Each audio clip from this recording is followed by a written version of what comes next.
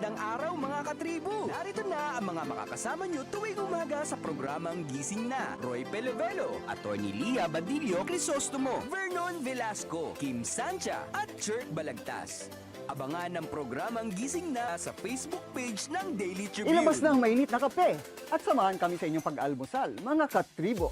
Simulan natin ang bawat umaga with good vibes sa mga informative and recreational segments ng aming programa. Maaari niyo rin ibahagi sa amin ang inyong opinion via Daily Tribune Facebook page at Tribune Now sa YouTube.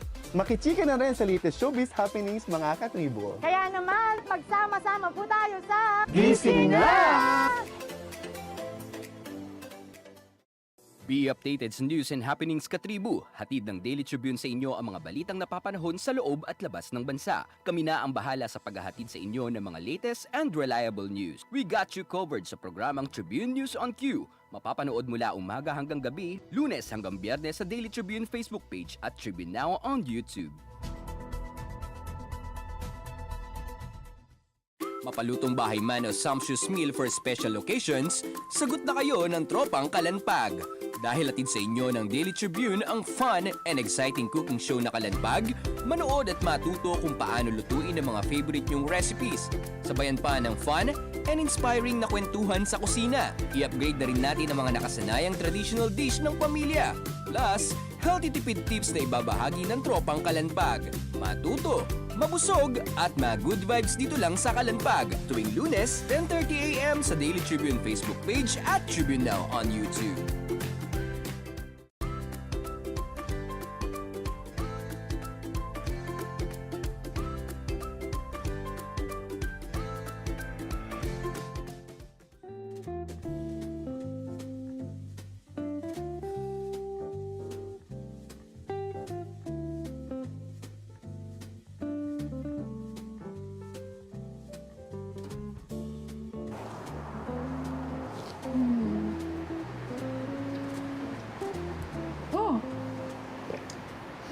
Sup mga katribo?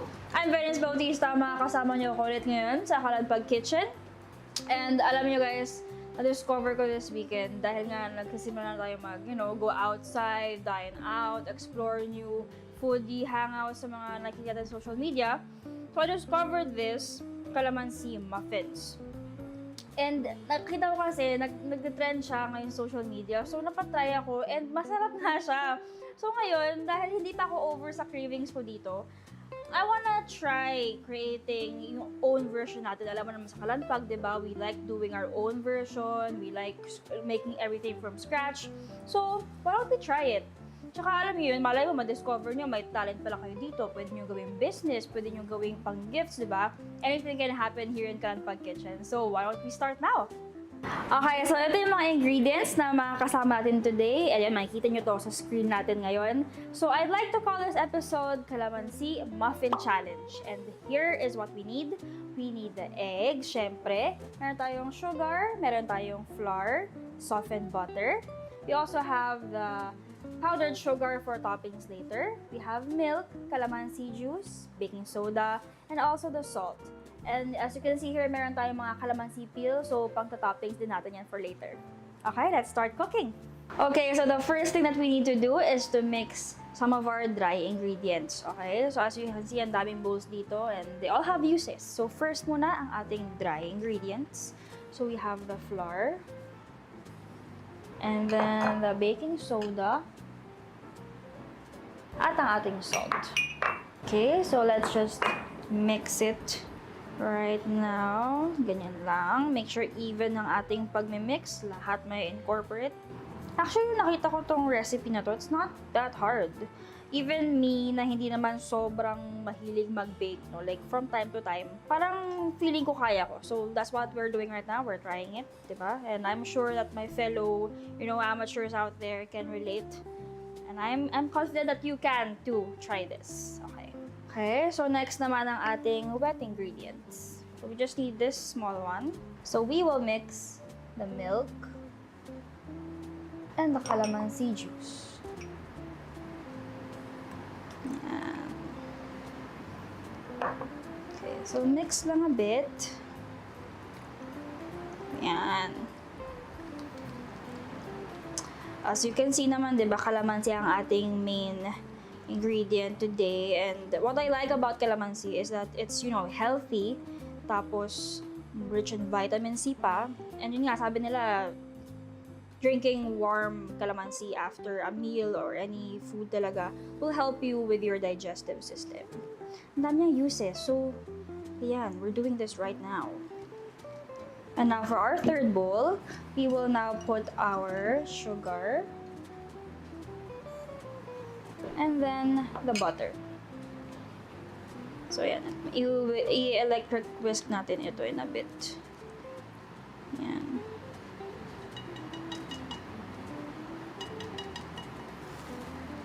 Okay. So let's start mixing.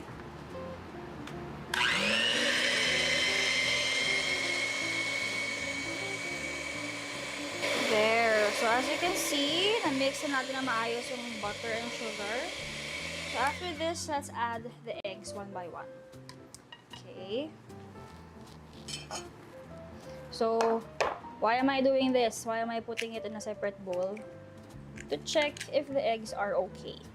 Especially, di ba, kapag minsan, mabilisan, trip to the sari-sari store or the grocery, you never really know if fresh pa talaga sila. Yan, okay. So let's just mix this first.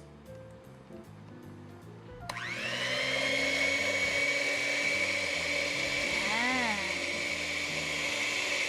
So mas nagiging maayos yung pag-mix natin because compared kanina, since nga may liquid na tayo here, mas madali na siya. Okay, so if nakita nyo na medyo nag-mix na siya well into the butter mixture, mag-add pa tayo ng isa. Yan.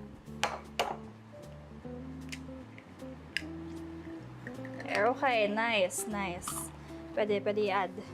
Yan. Okay, mix.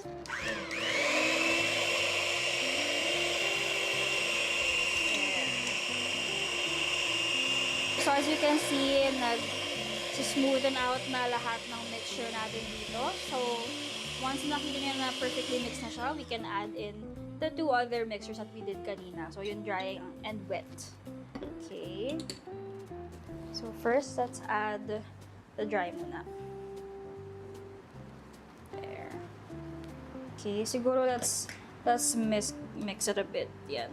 Para lang hindi ma-overwhelm later. Yan. Then let's add more. Yan. And more. Yan. Okay. So, medyo na-overwhelm na yung pagka-dry niya. So, let's add in some of our wet one. There.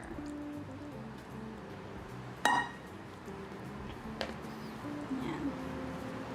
So, actually, itong calamansi muffin, it's originally made popular from the real coffee in Boracay. Pero yun nga, diba? Ang hirap ngayong pandemic na pumunta ka Boracay, tas not all the time naman we can just go and fly there or take a trip to anywhere we want, diba? So that's what we're doing right now. We're creating our own version and malay mo, diba? Mas masarap pala yung sa inyo. Yan. So let's add all of it completely.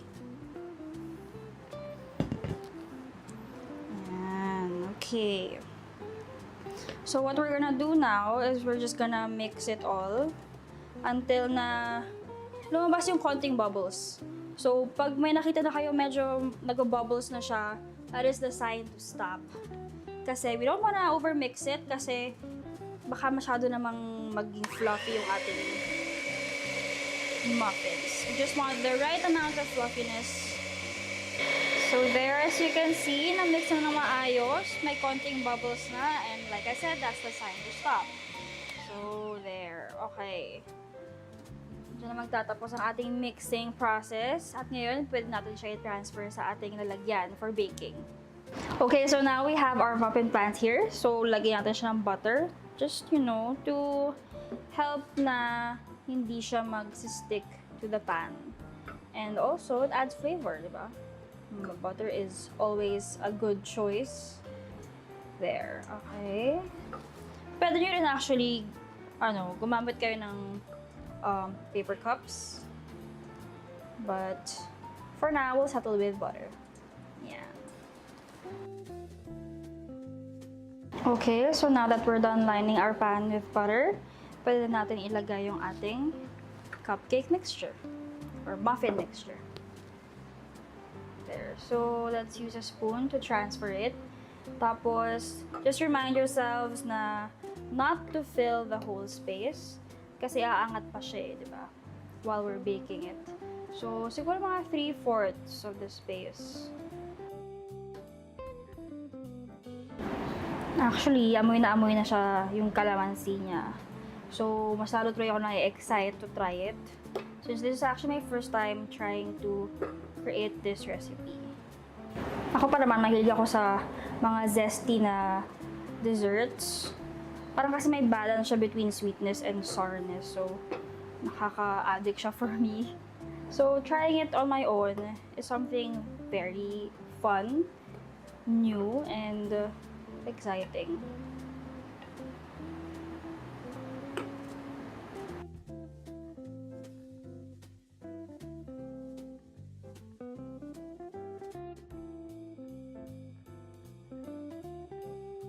Okay, so as you can see guys, nasali namin lahat ng laman na to dito sa ating muffin pan. So nakasya natin lahat siya saktong-sakto sa ating 12 pieces na muffin pan.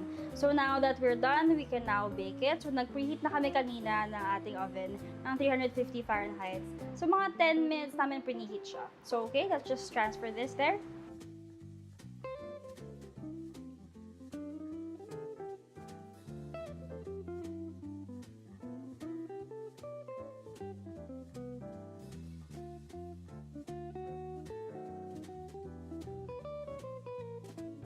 So here we are mga katribu. Here is the almost finished product that we have. So I'm very excited right now because it's my first time doing this. So okay, let's continue to our road to the challenge. So here, gusto ko yung mga medyo brown eh. Kasi andun yung may pagka-flavor and texture. Yan. O diba, ang dali-dali niya lang alisin sa ating pan because of the butter.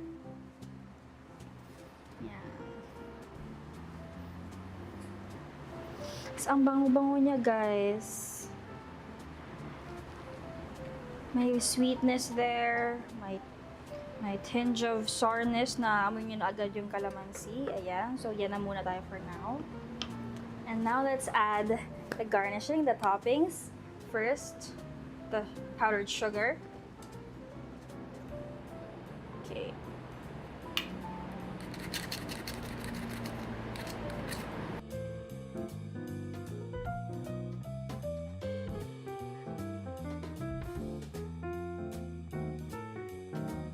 At dahil first time ko itong ginawa at nasobrahan tayo sa powdered sugar, let's brush it off. Yan. Konting brush. Para lang akong si Bob Ross. Ayan. Diba? Why natin kailangan bawasan? Kasi lalagyan pa natin yan ng konting calamansi peel for added flavor and aroma and art. Diba? Okay, let's continue with our calamansi peel. Yan. Bango!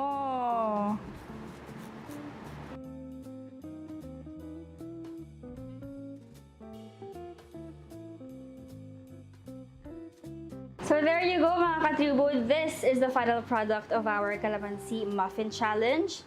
And as you can see, here's my second round of coffee dahil perfect partner. Okay, tikman na natin. Oh my gosh, I'm nervous and excited. Okay.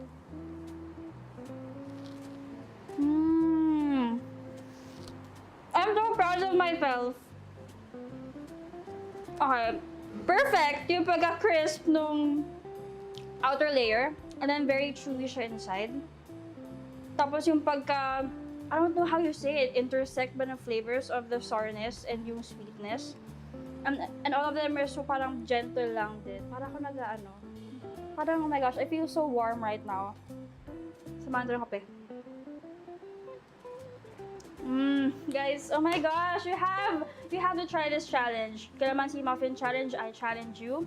So if you wanna try it out, please do. And send us some pictures, just feedback, experience nyo sa inyong challenge. And then, you can send an email to kalanpag_dailytribune@gmail.com, and we can always accommodate yung mga recipes na gusto nyo i-try namin. So, yun. I hope you try this. I hope you enjoy it na as much as I did. It's my first time, but as you can see, enjoy na enjoy ako. Sarap na sarap ako sa sarili kong gawa. Is that shameful? I don't care. It's all good. So there you go, mga katibu. I hope you enjoy. You can always catch fresh episodes of Kalampag every Mondays at 10:30 a.m. on Daily Tribune's Facebook page and also on Tribune Now on YouTube. Once again, I am Venice Bautista. Stay safe, guys. Enjoy!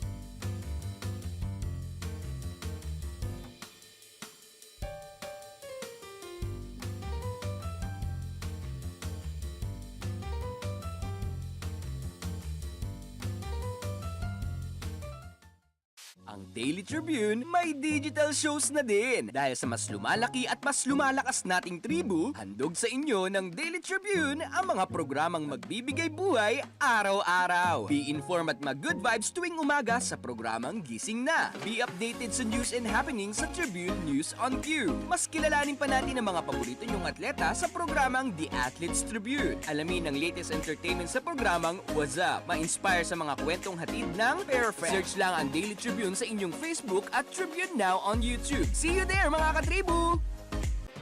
Mga impormasyong direktang makukuha mula sa sources at diretsahang usapan. Yan ang atid namin sa inyo sa programang Straight Talk. Samahan nyo kami sa makabuluhang talakayan live tuwing Martes alas 10 ng umaga sa official Facebook page ng Daily Tribune at Tribune Now on YouTube.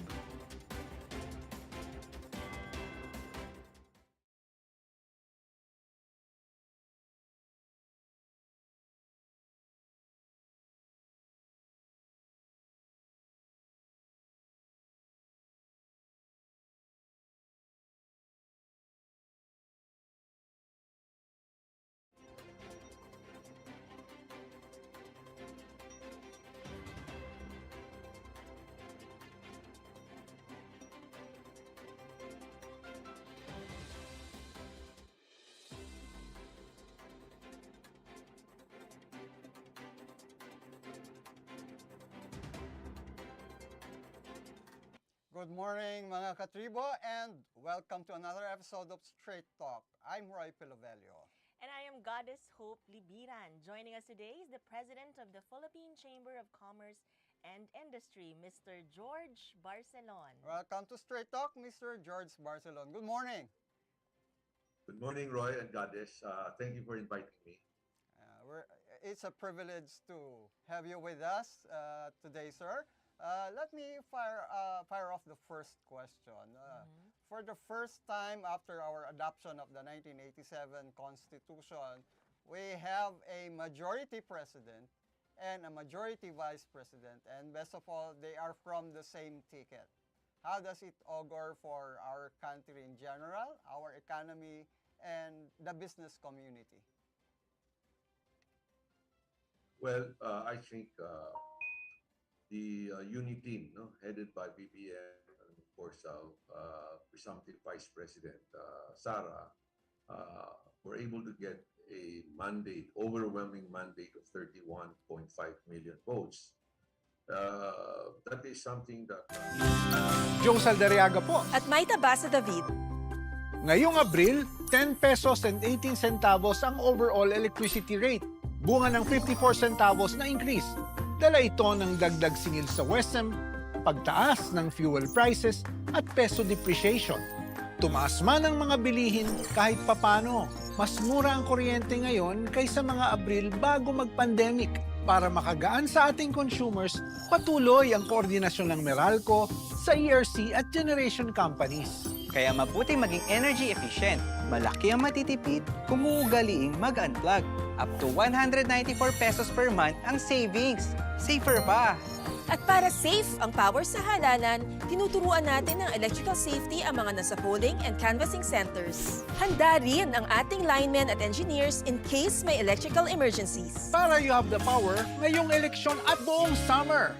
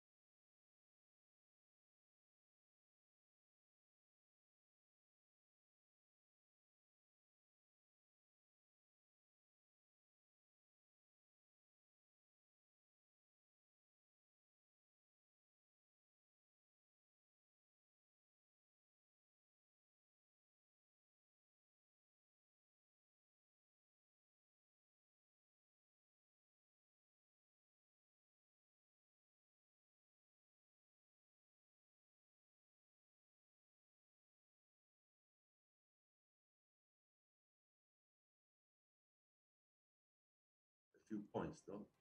Yung yung improve natin yung environment conducive for business man to work, no?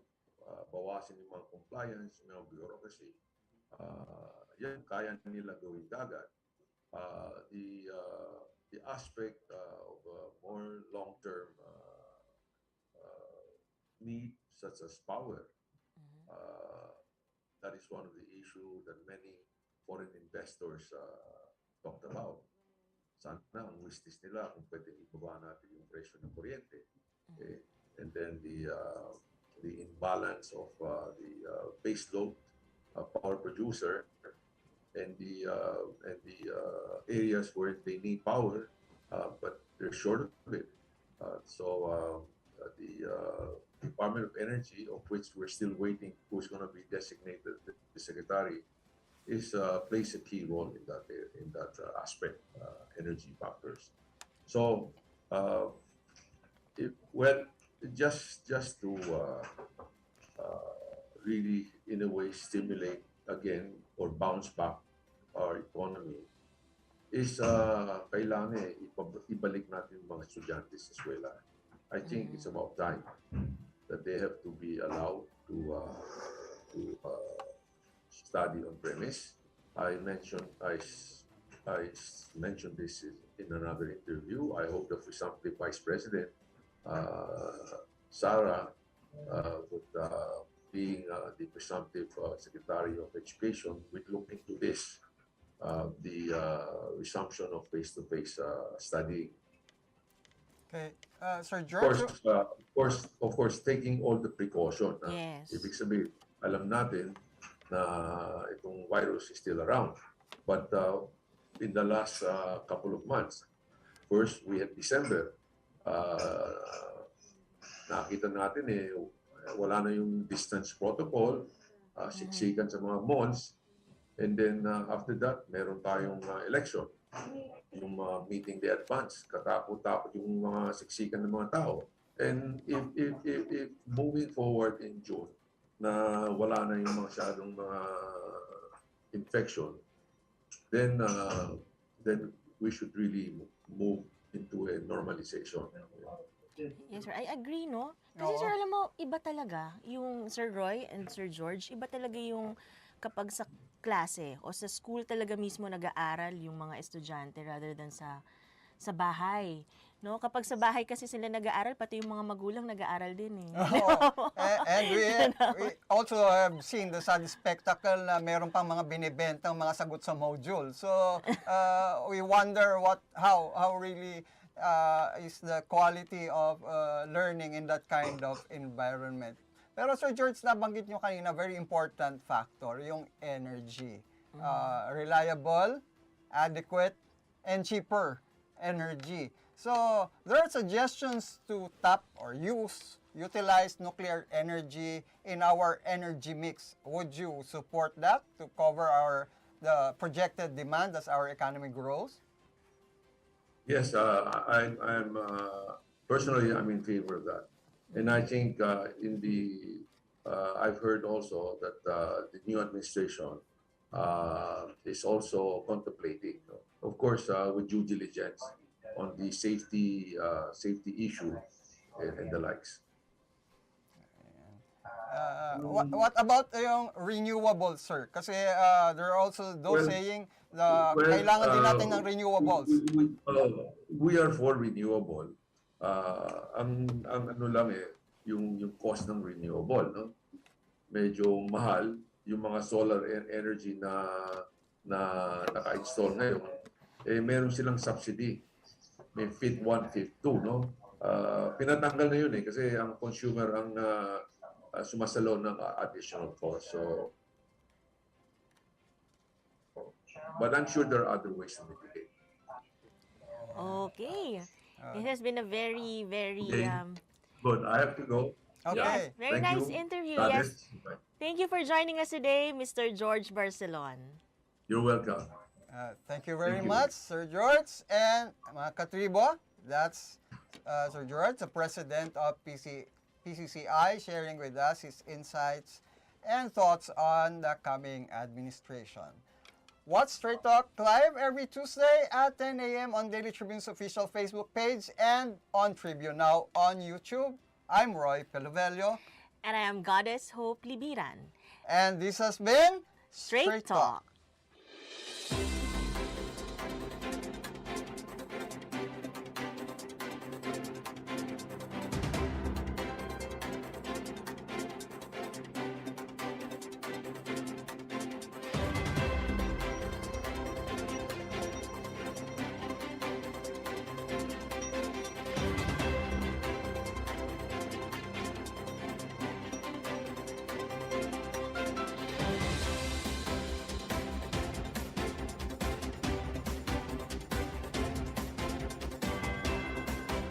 Be updated sa news and happenings katribu. Hatid ng Daily Tribune sa inyo ang mga balitang napapanahon sa loob at labas ng bansa. Kami na ang bahala sa paghahatid sa inyo ng mga latest and reliable news. We got you covered sa programang Tribune News on Q. Mapapanood mula umaga hanggang gabi, Lunes hanggang Biyernes sa Daily Tribune Facebook page at Tribune Now on YouTube.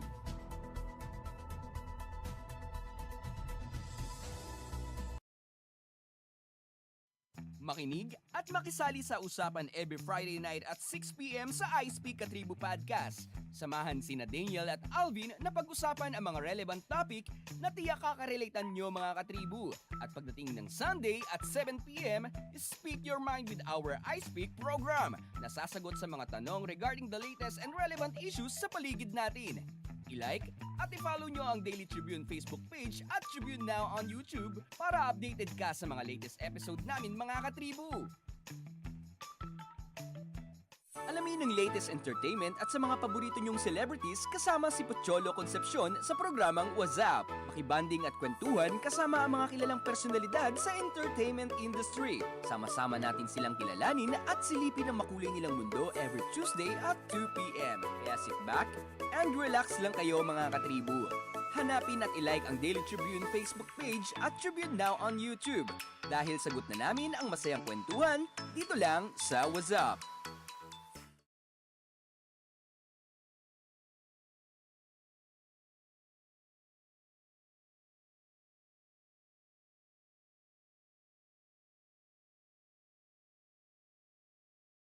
Alamin ang latest entertainment at sa mga paborito nyong celebrities kasama si Pocholo Concepcion sa programang WhatsApp. Makibanding at kwentuhan kasama ang mga kilalang personalidad sa entertainment industry. Sama-sama natin silang kilalanin at silipin ang makulay nilang mundo every Tuesday at 2 p.m. Kaya sit back and relax lang kayo mga katribu. Hanapin at i-like ang Daily Tribune Facebook page at Tribune Now on YouTube. Dahil sagot na namin ang masayang kwentuhan dito lang sa WhatsApp.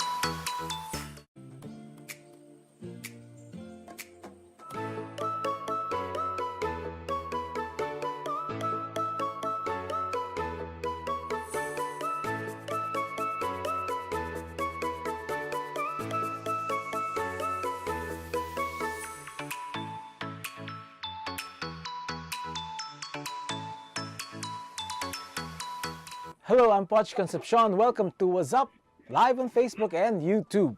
Today on the show, a band from Cebu.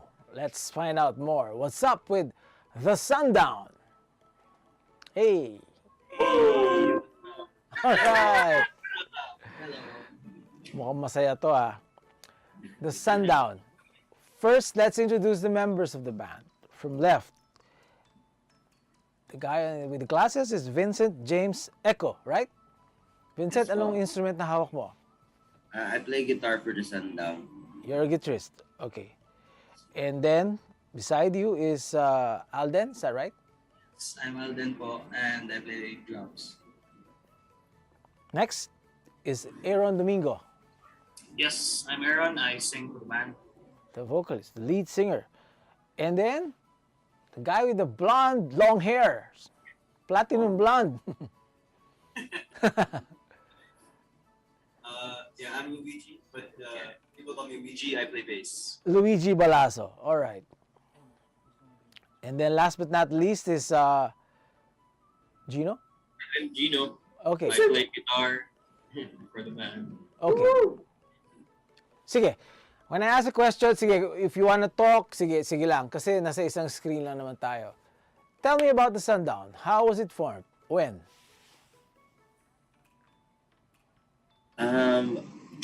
It was formed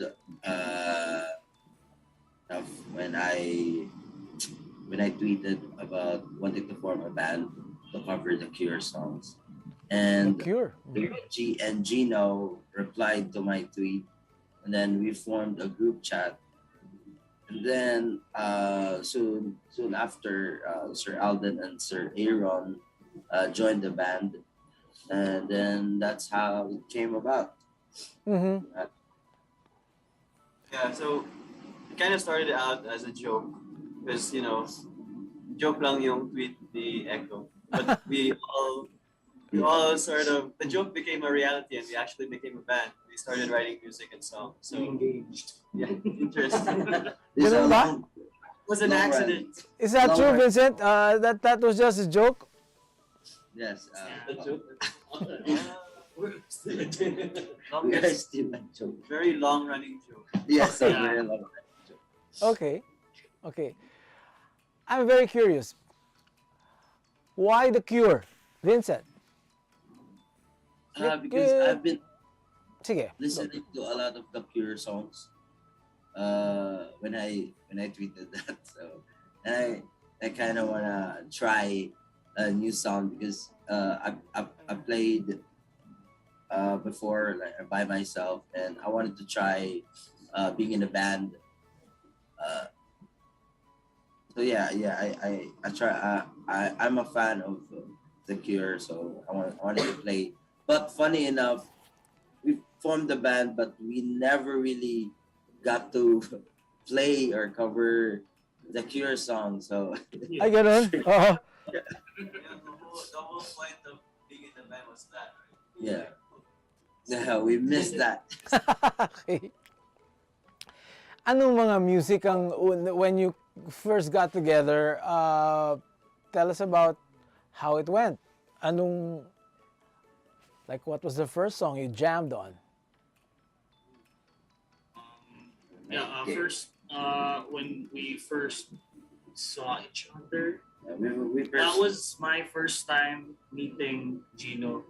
Okay. Oo. Officially. And we tried to jam, and we tried to write a song while we were drinking water. Oh, talaga? Water lang?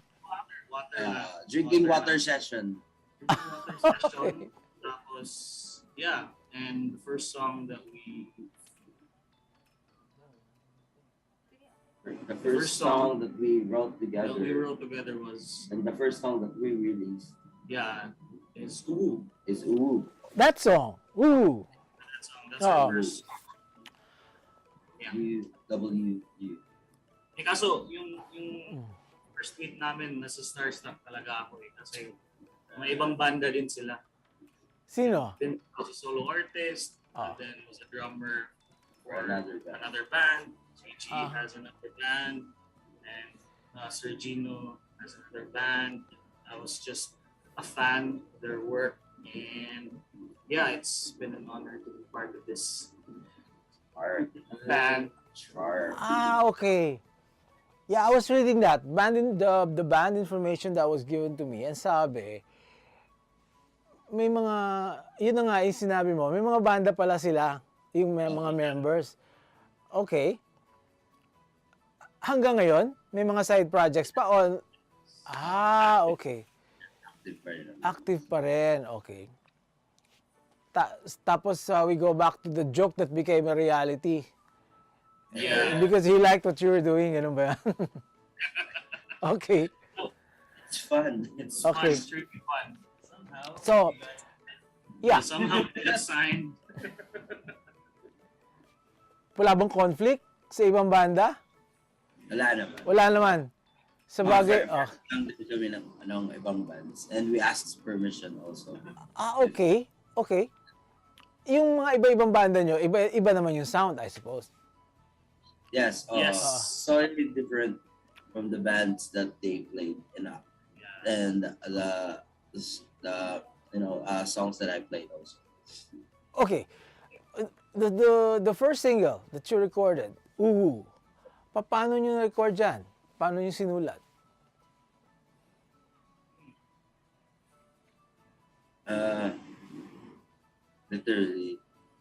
Literally started out with a bunch of playlists and late night talks in Inuman. Okay. Oo. So yes, we jammed in the house of Luigi. Okay. And we recorded all of it, diba? Yeah. And except for the drums and the vocals. It was in the studio. I recorded the vocals. Yeah, so I think it was just the drums that we went to the studio for. Yes. And then everything else we just made it at home. And then the production process for us, since it was the first song that we ever worked on together, Mhm. it was also a little bit of experimentation. Yes. In a way, because we wanted to figure out what kind of music we wanted to make Yes. and how it would sound. So we're kind of still figuring out everything Yes. at that point. At that point. We're still figuring out our sound. And actually, we did okay, I think. Oh yeah, it's a very beautiful song. I like it. While you guys were talking, I'm seeing footage, clips of your performances sa Facebook page nyo. Saan yan? Saan kinunan yan? This was in Cebu. Cebu. In our hometown in Cebu, Mango, during our gig. Our first ever gig after 2 years. Recent lang, after nung nag-relax na yung pandemic restrictions. Tama ba?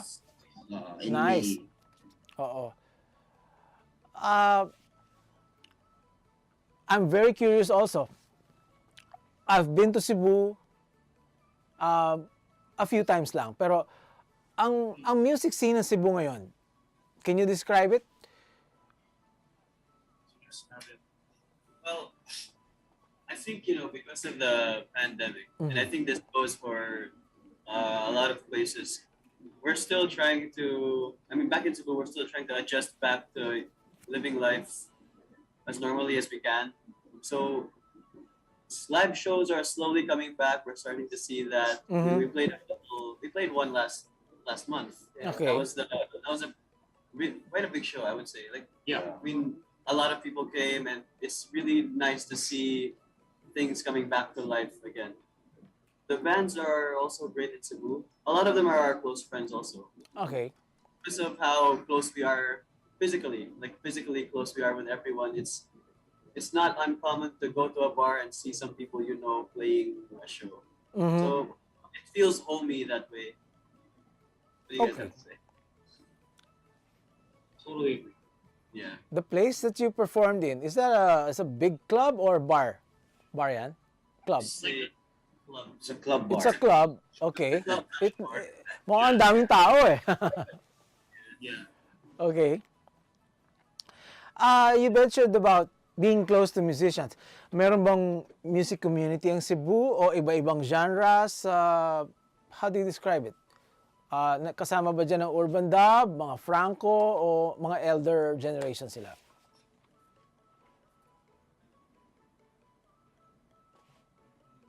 Well, the bands that we hang out with, the musicians we hang out with are more around our age. Okay. So new generation. New generation, ah. Oo. And up and coming, as well as those who have already built sort of a name for themselves. Mhm. And I guess one of the things that sets that apart from the older generations, it sounds more modern. We're embracing the electronic side of music and the non-organic side. We're also trying to keep connected to the organic side. But yeah, we're more of the new generation. All right. What's up? We'll be back with The Sundown after a short break. Joe Saldariaga. Mga impormasyong direktang makukuha mula sa sources at diretsahang usapan. Yan ang ating damin sa inyo sa programang Straight Talk. Samahan nyo kami sa makabuluhang talakayan live tuwing Martes alas 10 ng umaga sa official Facebook page ng Daily Tribune at Tribune Now on YouTube.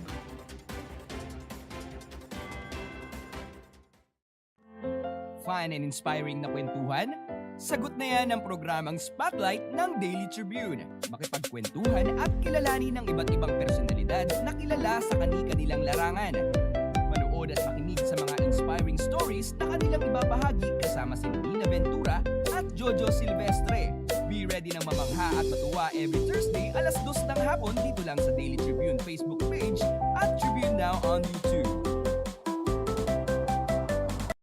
Alamin ang latest entertainment at sa mga paborito nyong celebrities kasama si Pocholo Concepcion sa programang What's Up. Makibanding at kwentuhan kasama ang mga kilalang personalidad sa entertainment industry. Sama-sama natin silang kilalanin at silipin ang makulay nilang mundo every Tuesday at 2 p.m. Kaya sit back and relax lang kayo mga katribu. Hanapin at ilike ang Daily Tribune Facebook page at Tribune Now on YouTube. Dahil sagot na namin ang masayang kwentuhan dito lang sa What's Up. Be updated sa news and happenings katribu. Hatid ng Daily Tribune sa inyo ang mga balitang napapanahon sa loob at labas ng bansa. Kami na ang bahala sa paghahatid sa inyo ng mga latest and reliable news. We got you covered sa programang Tribune News on Q. Mapapanood mula umaga hanggang gabi, Lunes hanggang Biyernes sa Daily Tribune Facebook page at Tribune Now on YouTube.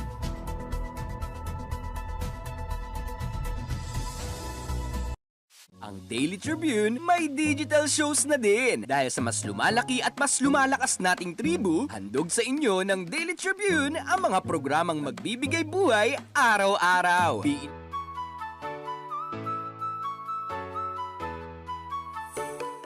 Welcome back to What's Up with The Sundown, live from Cebu. Are you in Cebu? Tama?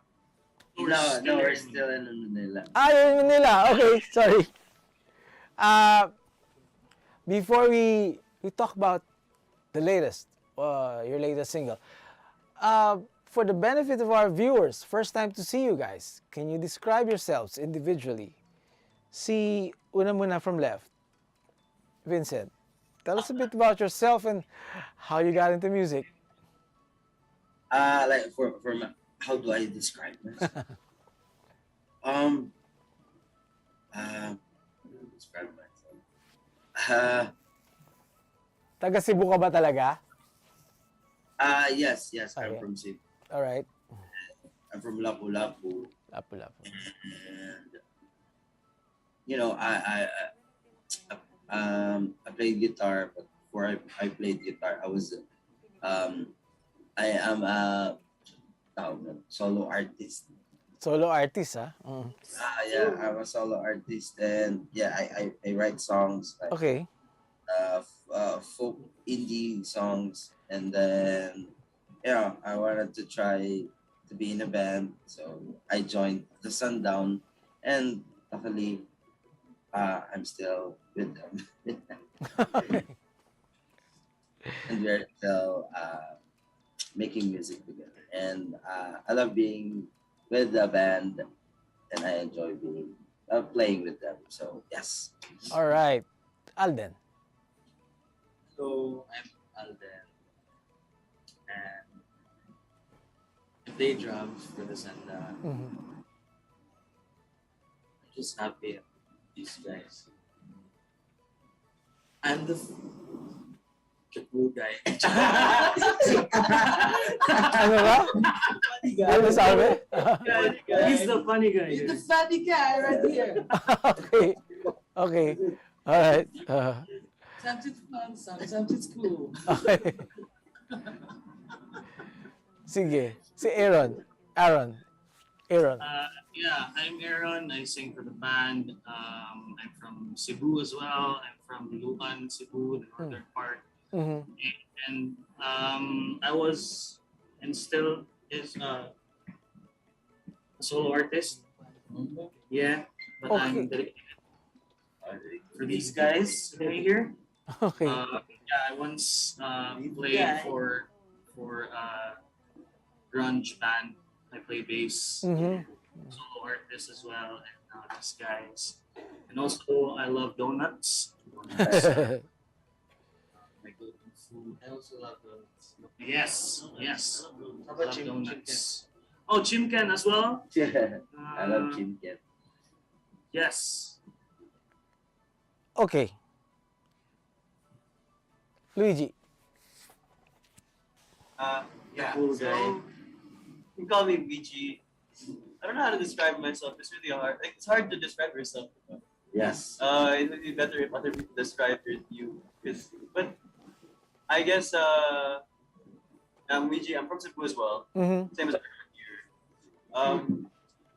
And I also play in a couple other bands. Okay. I play in an electronic band, electronic pop band, besides the Sundown. And I just like making music, pretty much. I guess in the group, I am the Yeah, the producer. Yeah, Sir Pete. The coolest guy. The coolest. Oh yeah. Would you like to tell us why your hair is dyed blonde?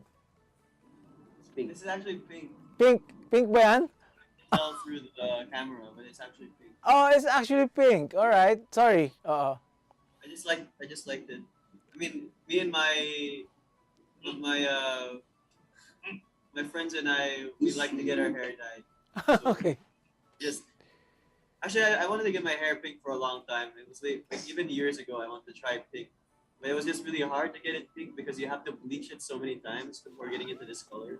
Ah, okay. And I was like, I finally decided, okay, yeah, I'm gonna bleach my hair 4 times, and then I'm just gonna get it colored.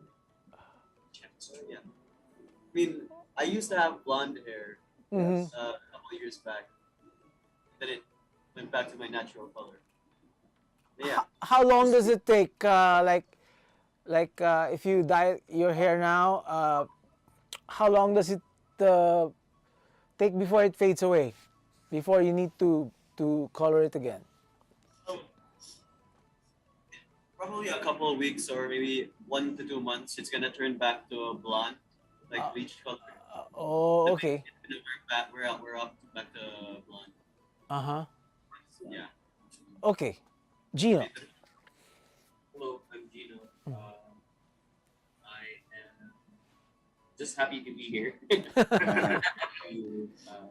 share music with these guys. So I also live in Cebu City, specific, and I love food.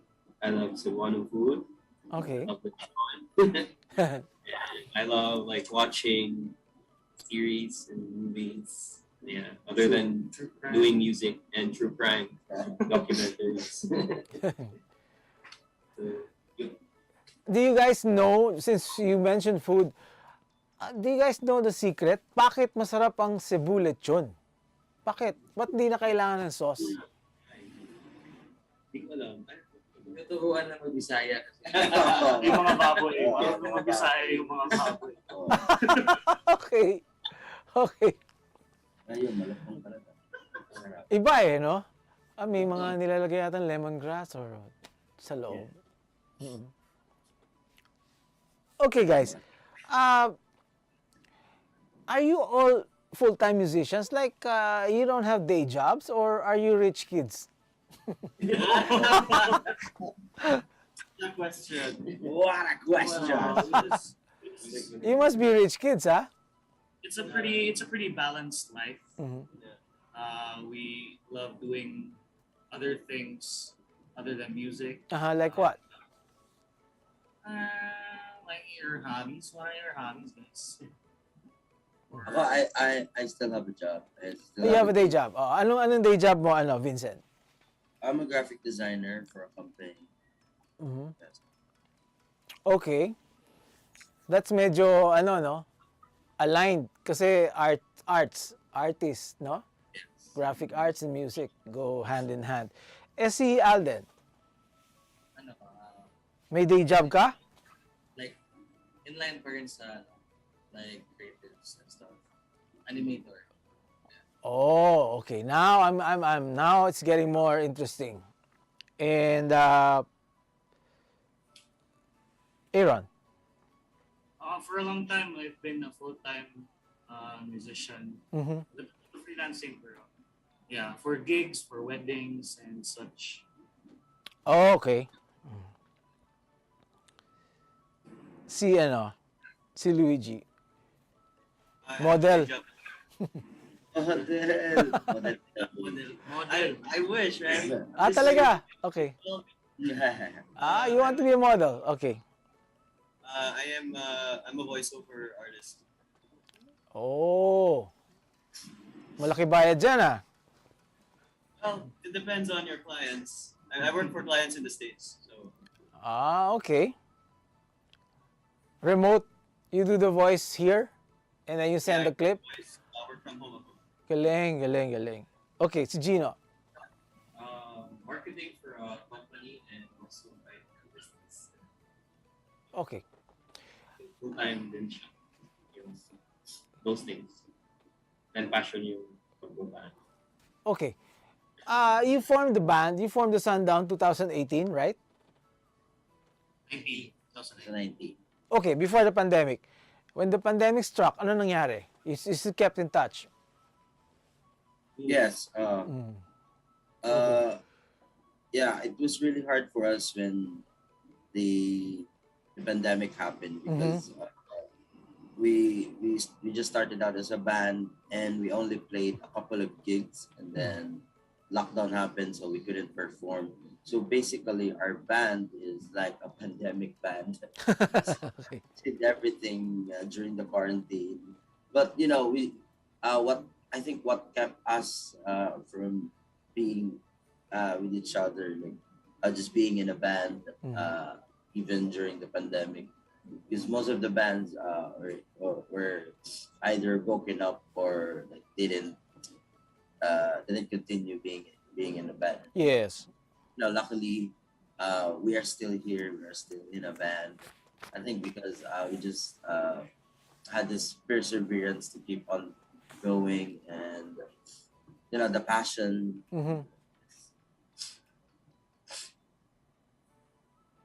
Yeah. Add more. You're. Sige, go on.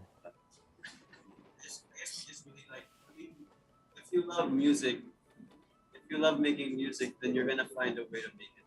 Yes. So, Tama. Oo. Or maybe also because you didn't lose your jobs, so that's why it was okay. Like unlike other musicians who were really full time when the pandemic hit, they had a hard time. Yeah, that's true. Yeah, that's true. That's like the pandemic hit everyone. yes. Yeah. Because the clubs were closed, the bars were closed. Yeah. There's no work, Yeah, no? bars closed in Cebu also, so it was really tragic and sad. Yeah. Now tell us about your new single. When did you write it? And is it out already? We just released this song a few weeks back. Okay. It's called Don't Stop. Don't Stop. It's simply just about a toxic relationship, but with a little twist from the perspective of the toxic person. So, yeah, para maiba naman. There's an untold story on the other side of the coin, which is, yeah, the toxic one. Okay. Who wrote the song? I did. You did. Okay.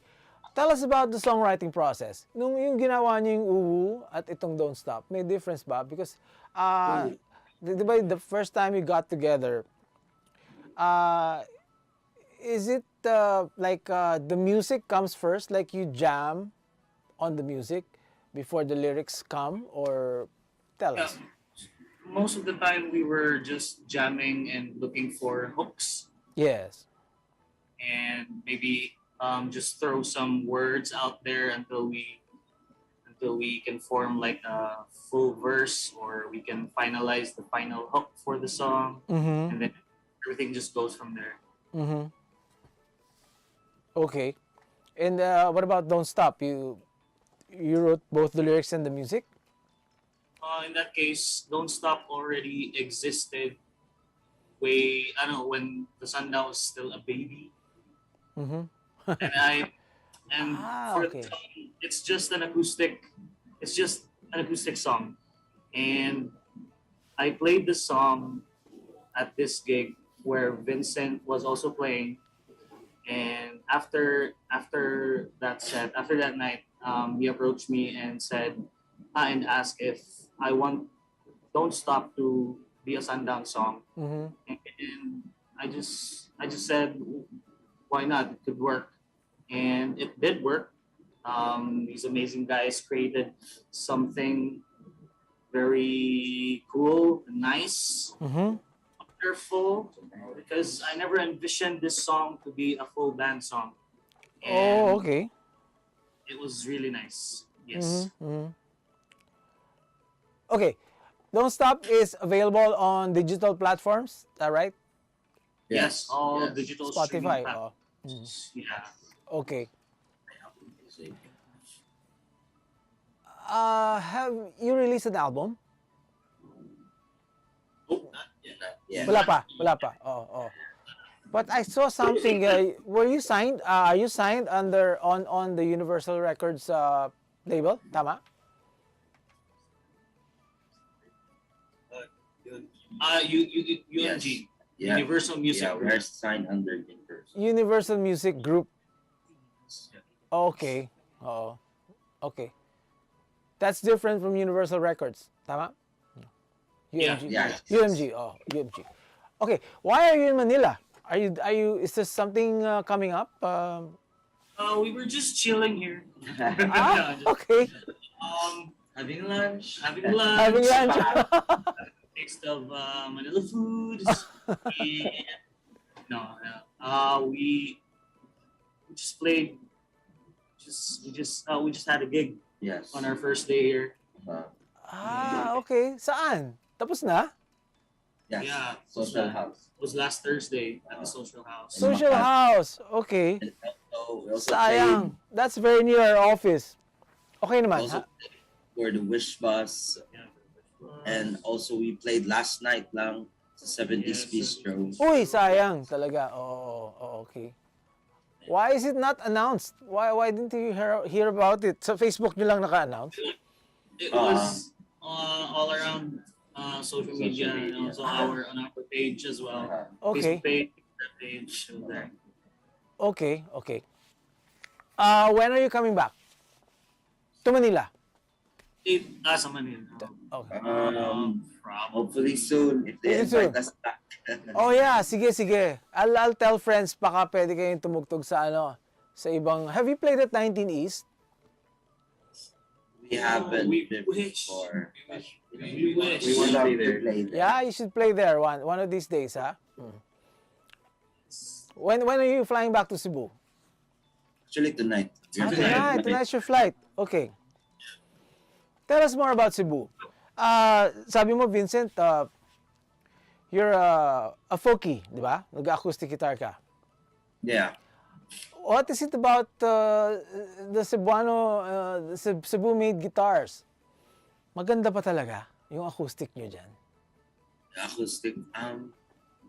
I think it depends on the luthier or the craftsman that made the guitar itself, because there are a lot of skilled craftsmen or luthier in Cebu. So I think that's what makes acoustic guitar great there. Because the people that made it great. Oo. Pero yung ginagamit mo dyan, yung you were playing, imported yan? Yan. I have one guitar. What I brought here. Yes. In Manila. I didn't brought any acoustic guitar. Okay. I only played electric guitar. Electrica, oo. Okay. Let's talk about influences. Sabi mo ikaw Cure fan ka. What about the rest of the guys? Sinong greatest influence mo, Alden? Drummer ba o ano?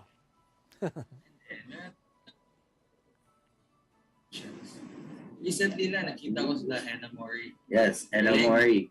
Mhm. You're a huge fan of Anna Mori. Fan. Okay. Inspired. Talaga. Aaron.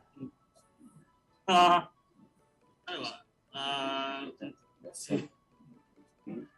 Yung number one influence ko as a solo artist is Def Cab for Cutie. Okay. Okay. Oo. Oo. Aha.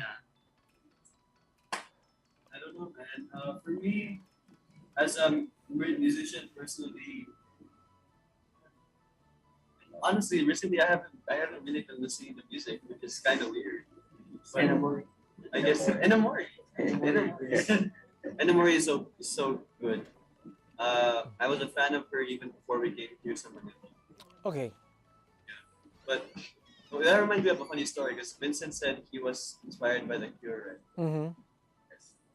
And then when your tweet was like, who wants to make a Cure cover band? But when I joined the band, I didn't listen to The Cure at all. Okay. Okay. Okay.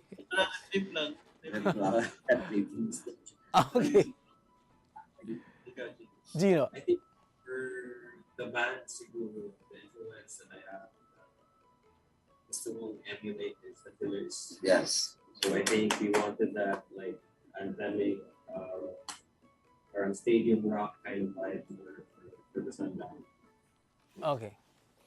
Who thought of the name The Sundown? Kayong lahat? Aaron. Okay. Okay. Oo. Parang hindi yung planado, parang it just came to came out of your mouth. Came out of my mouth kasi we were trying to find a name na best fit sa mga songs namin so far at that time. Like anthemic, nostalgic, so it's like city lights. Is it for nighttime? Is it for morning? And we decided that our song best fits to late afternoon. So so I just out of nowhere I just said, "Ooh, sundown." Tapos nagtitinginan kami, tapos yun na yun, the sundown. The Sundown. Hindi ba dyan sa Cebu merong ano dyan? They call it top something, yung sa top. So parang... Yeah, sa tops. Yeah. Sunset ba yung hinahabol doon? O gabi? It's sunrise. Sunrise kasi nandun yung side ng sunrise. Okay. Alright. Alright. We'll pause for one more break and then we'll be right back with The Sundown on What's Up. Mga katribu, tara na't makiisa at matuto sa mga public service programs hatid ng Kalingang Katribu. Tuwing Lunes, nandyan ang usapang business na magbibigay tips at inspirasyon sa mga aspiring entrepreneurs kasama si Vernon Velasco. Tuwing Miyerkules, usapang pangkalusugan naman ang tatalakayin ni Miss Cory Quirino sa Health and Wellness. At tuwing Biyernes naman, kung legal advice ang kailangan mo, sagot ka na ng Legal Diaries kasama si Elmer Navarro Manuel at mga guest lawyers. Lahat ng niya mapapanood tuwing alas 3:30 ng hapon sa Daily Tribune Facebook page at Tribune Now on YouTube. Non-stop showbiz update ba ang hanap nyo? Sagot na yan ang aming Tribune Extra. Balitang entertainment at lifestyle, mapalocal man o international, meron kami niyan. Manood at makichika na kasama si Kim Sancha, Lunes hanggang Biyernes, alas 5 ng hapon sa Tribune News on Q at separate premiere nito ng alas 7:30 ng gabi. Mapapanood sa Daily Tribune Facebook page at Tribune Now on YouTube.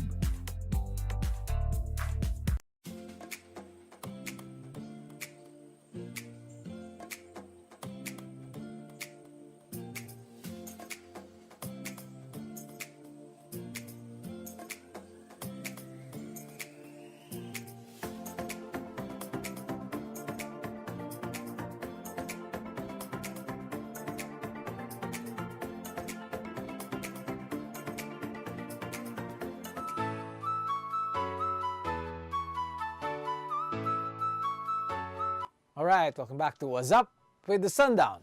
Guys, What's up? What's up?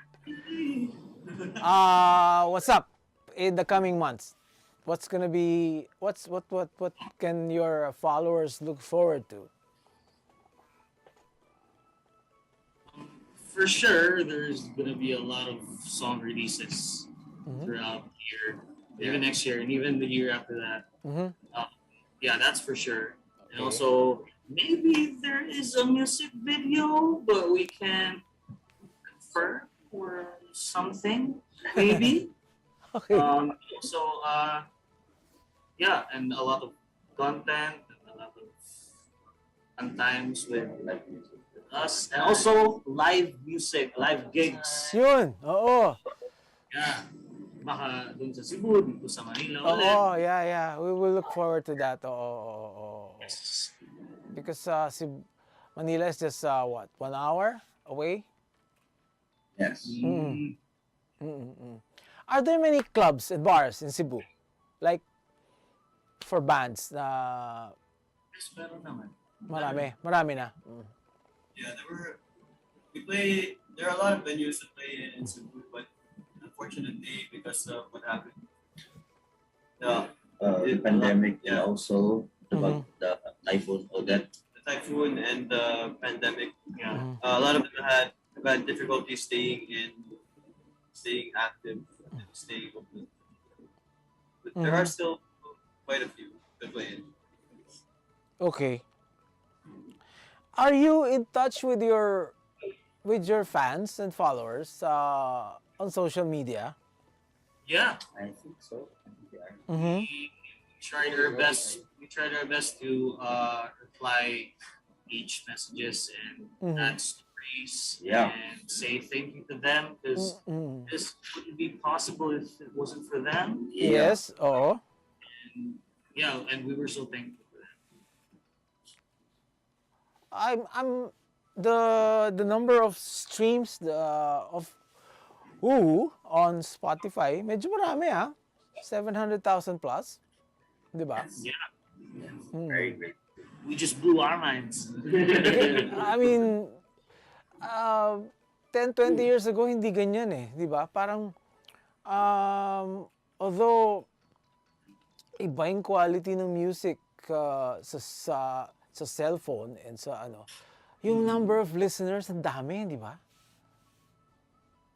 Yeah. Ang dami talaga. Oo. Didn't expect that. Yeah, we didn't expect that at all. Okay. Like we said, it was all just a joke. No. Okay. Looking back, guys, what does it mean to you now? All these things happening, the joke, the jams, what happened? You went through the pandemic, you survived, and then you're back. What does it all mean now?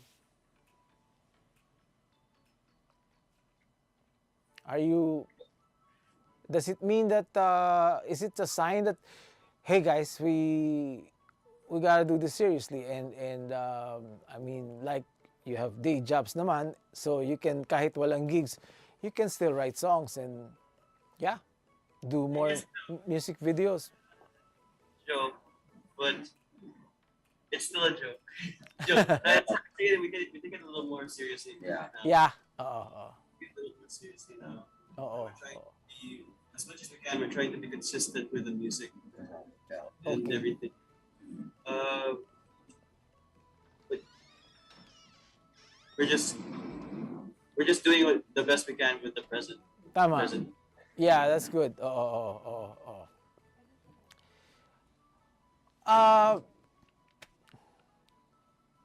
What this my question, my last few questions, you can answer individually, okay?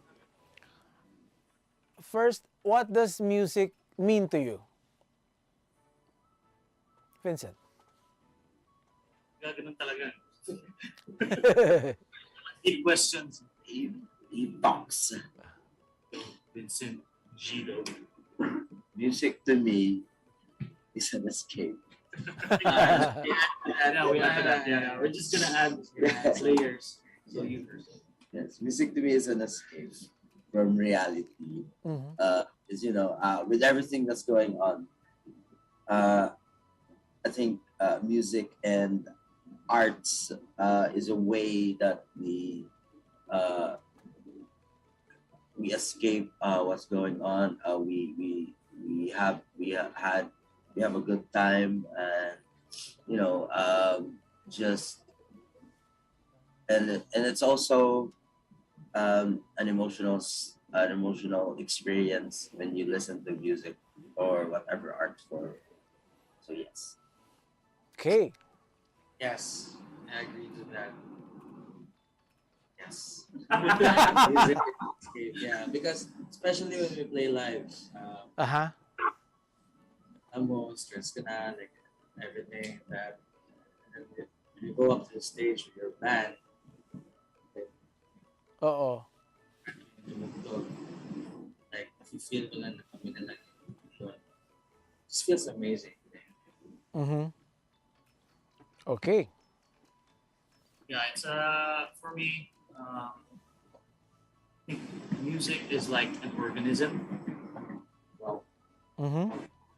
Everywhere you go, urban or rural places, music always exists and kind of creates like a sense of unity with each other. And it's a pretty amazing thing. And it is, it was, it is, and it always will be. How am I supposed I agree with everything they said. I feel like music is a lot of things for a lot of people. Mhm. And when I think about it from a listener's perspective, Yeah. music is kind of like a time machine or a time capsule. Mhm. Because I listened to a lot of music throughout my years of existence on this earth, and every song brings me back to a certain point in my life. So like there's even this album that I used to listen to, and it reminds me of this time when I was like in my teens and I was heartbroken over a girl. Mhm. Every time I listen to that album, it always takes me back to that part of my life. So yeah, music can like teleport you to a certain point in your life. Time capsule or time machine, like a lot like that. May I know what album is that you were referring to, or song? I'm gonna be hated on. It's like normally Day Parade, Monsters in the Closet, and what else was it? Here's the Veil. Ooh. Wow. Very low. I forgot the name. It was a Pierce the Veil album. So like pop punk. Punk, ah? Okay. Selfish Machines, yeah. Uh-huh, uh-huh. Yes. Gino. I think music is a connection. So it connects people, no matter what genre or kind of music they play, even if you have just like one listener, it's still a connection with someone. So you build that community with them. You share the love, you share emotions with certain people. So I guess that's why I guess people listen to our music because they can connect with us. Yeah. So I think that's Oo. Like more than 700,000 people connected to UWU. Yes. And I hope Don't Stop can do better. Mhm. We hope so. Okay. Parting words to the public and invite them. Where can people find you on social media?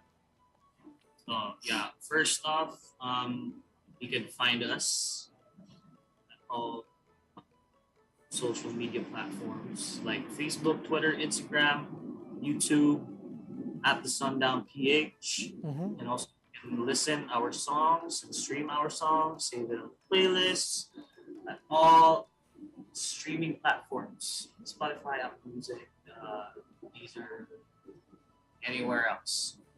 So yeah, messages Well, to the people. I think I speak on behalf of all of us when I say thank you to everyone who listened to our music. Thank you to everyone who supported the band. course, thank you to our management and label. We have Universal Music Group and Island Records under Universal Music Group, as well as Open Door. Yes, thank you. And of course, you guys. Thank you so much for having Yes, thank us you so on much the for show. inviting us to the show. All right, the Sundown, Pride of Cebu. Listen to the Sundown any time of the day, huh? Thank you. Thank you so much, sir. Really a pleasure. More power. We'll see you guys. This has been What's Up. Catch us every Tuesday at 2 p.m. Live on Facebook and YouTube Tribune Now. Stay safe and God bless.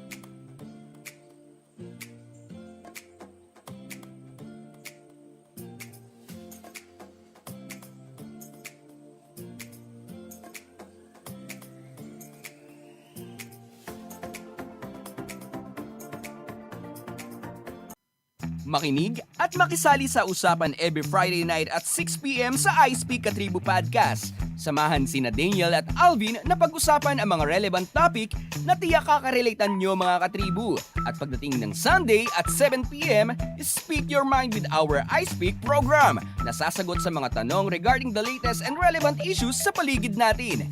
I-like at i-follow nyo ang Daily Tribune Facebook page at Tribune Now on YouTube para updated ka sa mga latest episode namin mga katribo.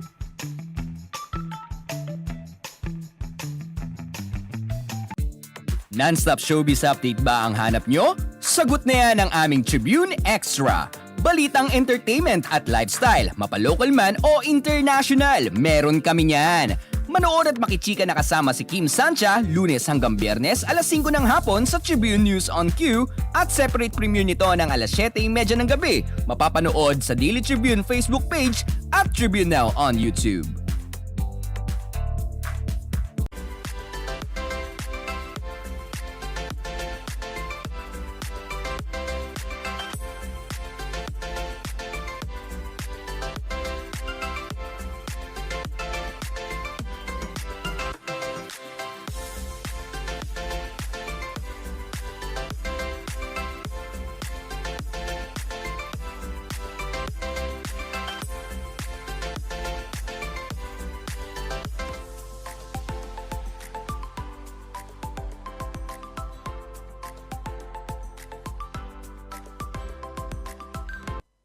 Hello mga katribo! Happy rainy Wednesday! It seems as if tapos na ba ang summer?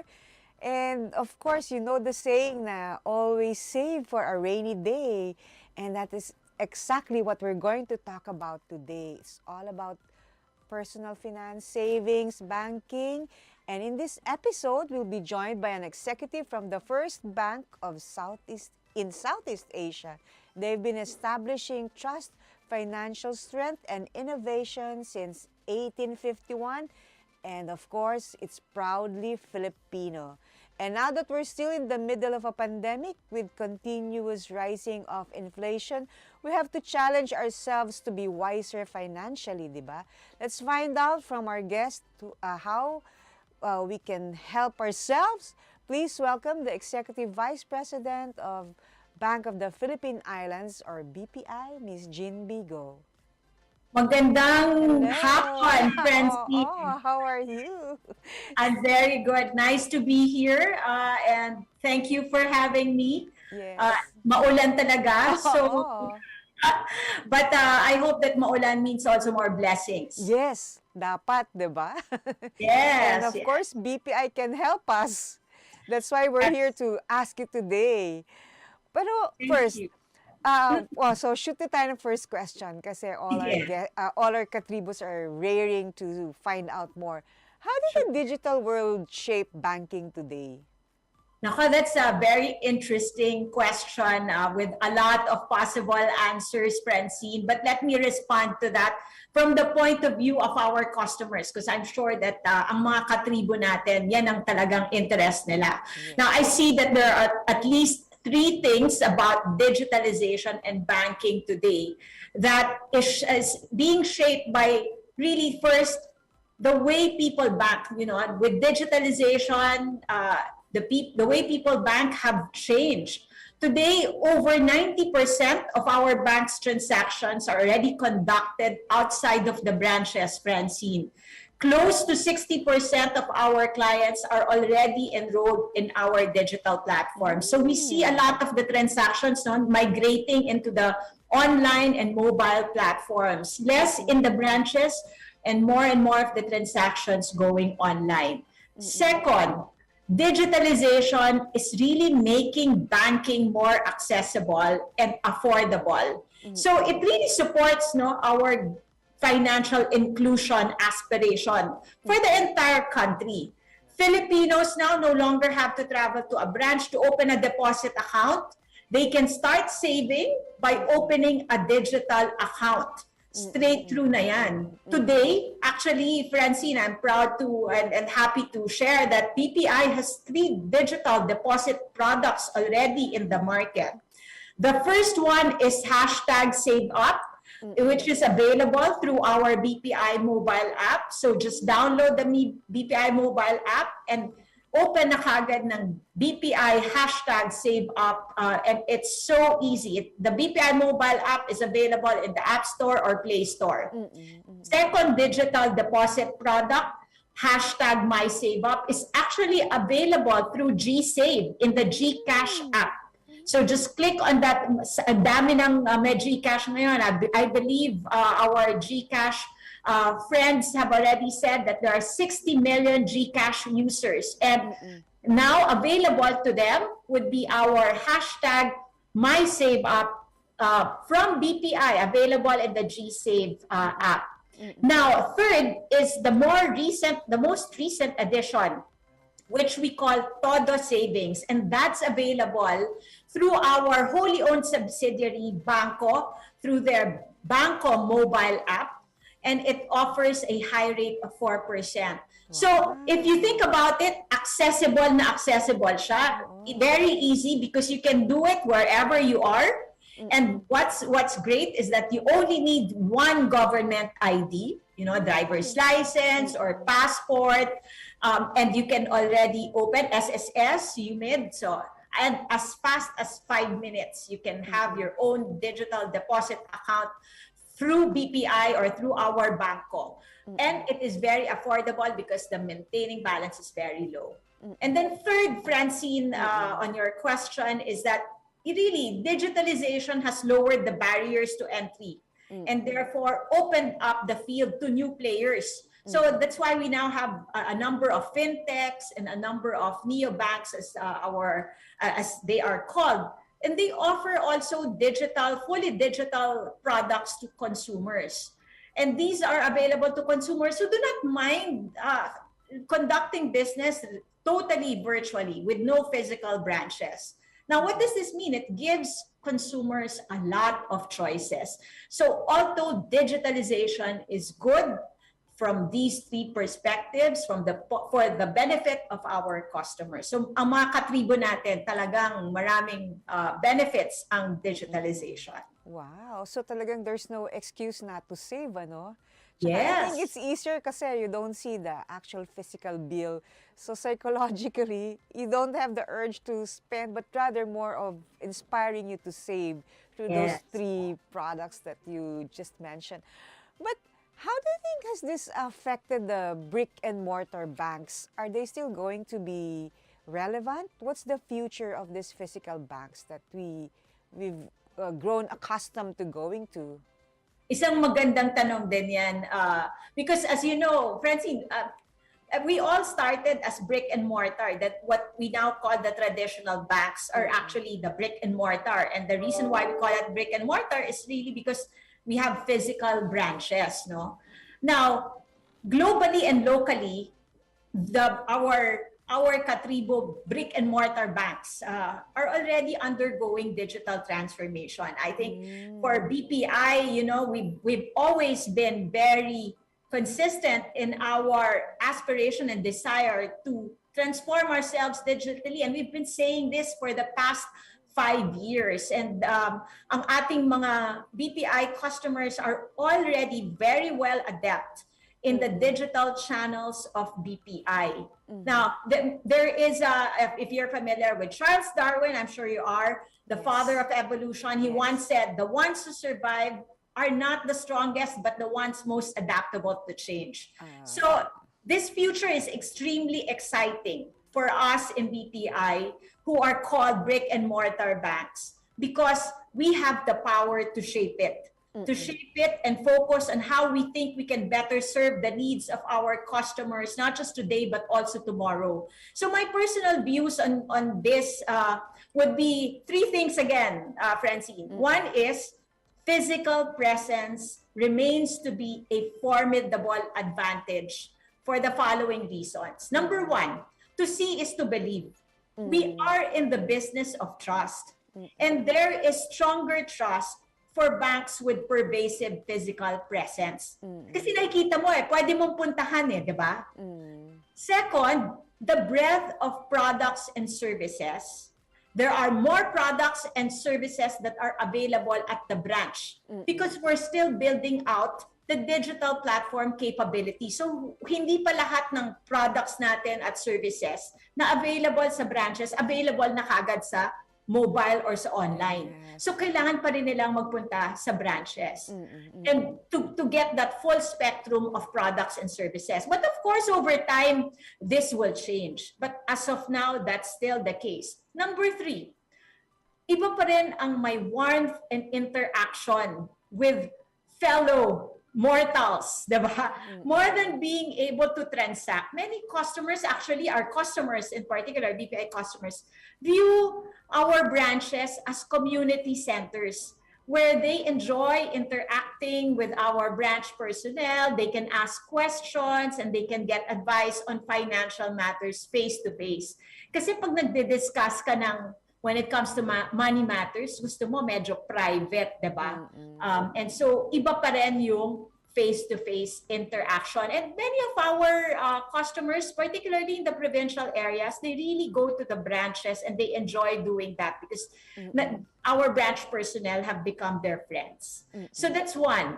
Physical presence will remain to be a formidable advantage. Second, my view again, you know, I don't think that we should call ourselves brick and mortar anymore. Rather, brick and click. You know, in BPI lingo, we refer to this as phygital. The traditional banks really have the opportunity to offer a more seamless omni-channel experience. Omni-channel because maraming channels ang pwedeng touch points ng ating mga customers. So our customers can choose in various ways by how they will interact and transact. No? So other than digital, and they can go to the branch, they can call the contact center, they can go to the ATMs and camps aside from the digital platform. So that variety of channels is still a very important interaction and transaction for our customers. So, hindi na brick and mortar, but brick and click. Lastly, more than brick and mortar, we are actually brick, click, and mortal.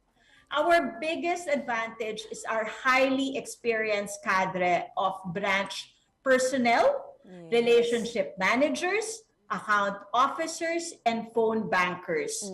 We currently have been expanding our capabilities to provide advisory. Hindi yan kaya ng mobile or online sa ngayon. Of course, it will change over time again.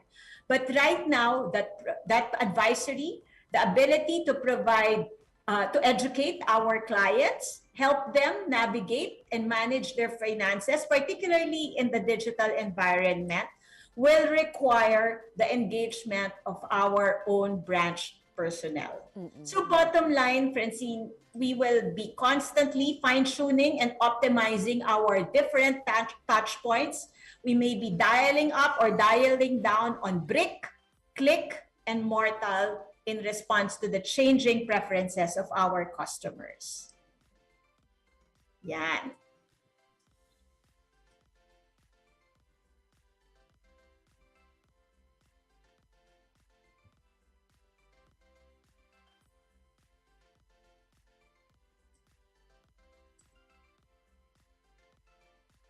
Experience the friendliness of the bank personnel na dati ay tawag namin bank tellers. Hindi na pala ganun. Yes, hindi na, marami Bank na. teller.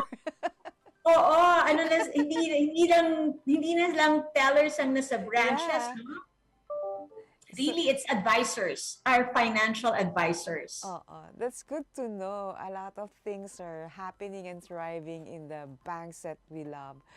Yes, Jindy, thank- how has one BPI improved the overall banking operations? Thank you for asking that, Francine. You know, for sa mga katribo natin, ang One BPI is actually the merger of BPI and BPI Family Savings Bank. And right now, the activities to integrate the two banks are still ongoing. We are already, in fact, feeling the positive impact of One BPI in the way that we serve our customers, because it allowed us really to consolidate our organization and manage the business, the consumer bank holistically. So we are more coordinated. Siyempre, pag isang team ka na lang, mas coordinated kayo. We are more coordinated in our go-to and in-market strategies and initiatives. So this allows us to provide a more seamless customer experience, because now we have expanded the number of branches where BPI customers can transact, and also former BPI family customers can transact. As of today, we have already converted 56 of the 162 branches of BPI Family Savings Bank. So aside from the over 700 branches of BPI, meron ng additional 56 BPI Family Bank branches na ngayon ay BPI na rin. Yeah, but Yeah. I wanted to find out, what was the original purpose of putting up the BPI Family Savings Bank? Yes. You know, it was also a result of a merger and acquisition. Dati ang BPI family, way back in the 80s, was actually Family Bank. It was a separate institution. And in 1985, it was merged and acquired by BPI. And BPI, we decided back then to maintain a separate entity primarily to service consumers, those who are really, especially in the provinces, no. Right now, di ba ang BSP meron yung different categories ng banks. Meron universal banks na nandyan ang BPI, and then merong mga thrift banks. BPI Family Savings Bank was considered a thrift bank. And what it does, it enjoys, for the BSP, thrift banks have lower reserve requirements. Why is that? Because thrift banks help the BSP at that time provide greater financial inclusion by, again, through lower cost to serve, because lower ang reserve requirements. But diba, now that there is greater digitalization, the cost to serve is coming down as well. So we felt it was time, given that over 90% of the transactions are actually already digital, over 60% or close to 60% of BPI and BPI Family Bank customers are already enrolled online. It is time to merge the two. And now take advantage of the efficiencies and the more seamless customer experience that we can provide to our customers. Ngayon, Francine, our customers can benefit from a wider array of products. Dati, we have this 5-year plan ahead deposit, and it used to be only available in BPI Family bank branches. Now it's also available in all BPI branches. And then we have this check accessible kanegosyo credit line product na dati nasa BPI rin, family rin lang, ngayon nasa BPI branches na. So more products available to more BPI customers. Third, for the employees naman, there are more career choices and broader experiences. Kasi now, because we've merged the two, before retail loans used to be only in BPI family. So now the BPI employees can also be cross-posted to retail lending if that's what they want. And vice versa, BPI family employees now who are BPI employees already can go to other parts of the universal bank, the Unibank BPI. So more career choices and broader experiences. Now, Francine, you might ask, kailan matatapos itong integration activities natin sa One BPI? We expect to complete it by the second half of 2023, at which time all the BPI customers will benefit from the combined and optimized resources of One BPI. I think that's the best move ever, and so much relevant to the needs of the times, no? Yeah. What I want to backtrack a little bit is, how was the performance of depositors during the pandemic and up to now? You know, we have experienced extreme, much improvement in the deposit levels. And I guess it's really owing to the fact that the pandemic was a time when customers really shifted priorities and reassess what's important and what's of importance and what is of value in their lives. So number one, we realized that customers have put more importance on health necessarily. So first, health is wealth. And many started to invest in achieving wellness, whether that be physical, mental, emotional, spiritual, or even financial wellness.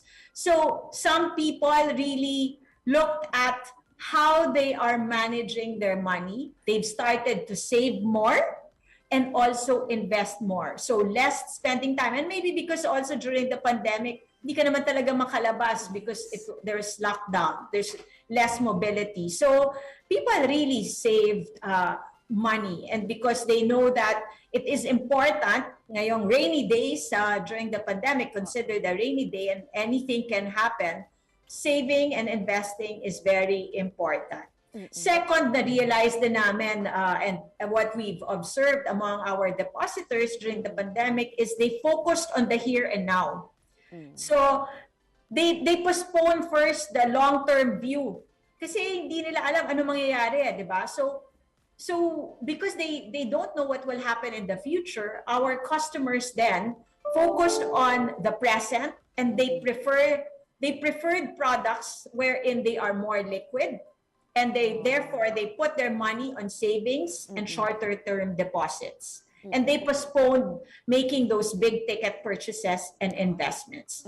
I think now that the economy is opening up, that would change. And with greater confidence in the economy, with how they are positioned in their respective employment or in their businesses, I think with greater confidence, that will shift a bit and they can look over the future with a longer term perspective. So, and then third, we have also seen a number of our depositors, in fact, not just a few, but a lot of them, with the lockdowns, it provided them the stimulus to go digital. Kasi they cannot go out diba? So they needed to manage their funds from their homes. And so we've experienced a lot of downloads of the BPI and mobile and online app. We've seen a lot of the transactions on interbank funds transfers, or within BPI also funds transfers happening, and bills payment also done online. So higher digital enrollments, higher digital transactions, more online commerce as well, which now led to better savings level. Kasi hindi na sila pupunta ng ATM at mag-withdraw ng cash. So that's how our depositors performed and during the pandemic. So I think at least with that awareness to save on a short term, no, eventually naman I hope it can snowball to the bigger purchases. Like maybe they're thinking now of buying a Yeah. home or buying a car for more mobility again, no? In fact, Francine, to your point, very good point. And I will confirm that observation because at the start of the year, after Omicron, our loan releases on housing and auto and personal loans and credit cards have actually shot up. I mentioned this in other interviews in the past. With the opening of the economy, consumer loans will recover faster ahead of the wholesale loans. And that's really because consumers now have greater confidence as the economy opens up. They have more confidence that they can keep their jobs, that they will still have employment, diba? So tama ka dyan. I confirm your observation there. And I think more people are more into maybe thinking of coming up with businesses, which is what happened during the pandemic. And I know BPI has been supportive of MSME efforts, right? That's right. That's right, Francine. The MSMEs had been really hard hit during the pandemic.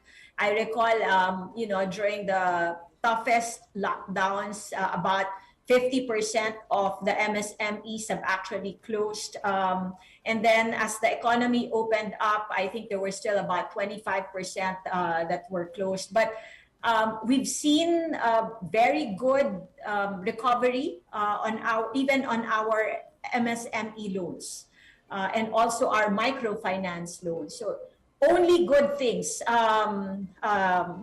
Early indicators, green shoots, definitely has been very good. I think the positive activity has only shown that depositors are more confident right now, diba? Parang they're no longer as afraid with threats like hacking or fraud. How else has BPI tried to strengthen the security and protection of its clients? Right. Again, another important question yan. Kasi with digitalization, cybersecurity risks have also increased. And PSP, in fact, have noted it. I don't know if you're aware that we've already taken out any embedded links in our emails or SMS or any messages because the BSP has already mandated that we cannot embed any links kasi nagiging source yan ng phishing at smishing, diba? And that's really a very proactive move of the BSP. Now, even before that, BPI already anticipated the need to invest in cybersecurity because we were going to transform ourselves in terms of becoming more digital, and therefore we see really a big shift in the transactions to digital. BPI, in fact, has invested in our own cybersecurity center, where we have a dedicated cybersecurity team monitoring potential attacks and fraud 24/7. We invested in our own fraud monitoring systems. We invested in technology such as the one-time PIN. And aside from the one-time PIN, which most banks have, we already have mobile key. So your security is linked to your device. Your bank account is linked to your device. So hindi basta SIM card yan, diba? It's linked to your device. Dapat hawak mo yan. And then there's also a month ago we also launched our card and transaction control limits within the mobile app. So you can set your own transaction limits in terms of online commerce, bills payment, transfers. You can set it lower or higher as the need may be. And most importantly, I think, Francine, and siguro marami sa mga katribo natin ang alam to, BPI continues to invest in consumer education and awareness on cybersecurity risks and advisories. In fact, just before the elections, we put out there, diba, in Facebook, you shouldn't let anyone else withdraw from your account, diba? So the combination of all these various levels of security is really a testament to BPI's commitment to protect our customers. Ultimately, itong security is a shared responsibility. Hindi lang to sa bangko. We cannot fully protect you if you allow, your account to be, if you share your one-time PIN, if you share your password, the bank cannot do anything. So it is a shared responsibility. Customers must always remain vigilant and ensure na nakataas ang ating mga radars constantly when it comes to fraud. And I guess it's really just awareness, no? Naku, thank you, Jinbi. So far, we're really being inspired to save and grow our money digitally and, of course, brick, click, and mortar wise. Yes. But before we continue, let's take a short break first. Sure. Magandang araw mga katribo! Narito na ang mga makakasama nyo tuwing umaga sa programang Gising Na. Roy Pelovelo, Atty. Lia Badillo Crisostomo, Vernon Velasco, Kim Sancha at Chirk Balagtas. Abangan ang programang Gising Na sa Facebook page ng Daily Tribune. Ilabas na ang mainit na kape at samahan kami sa inyong pag-almusal, mga katribo. Simulan natin ang bawat umaga with good vibes sa mga informative and recreational segments ng aming programa. Maaari niyo rin ibahagi sa amin ang inyong opinion via Daily Tribune Facebook page at Tribinaw sa YouTube. Makichika na rin sa latest showbiz happenings, mga katribo. Kaya naman, magsama-sama po tayo sa Gising Na! Non-stop showbiz update ba ang hanap nyo? Sagot na yan ang aming Tribune Extra.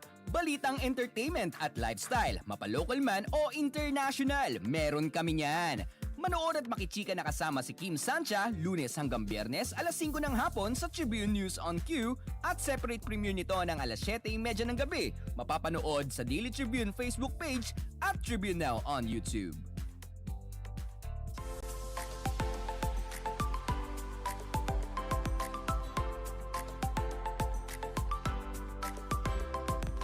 Hi, welcome back to Perfect. Still with us is the Executive Vice President of BPI, Ms. Jean Bigo. Hello, welcome back.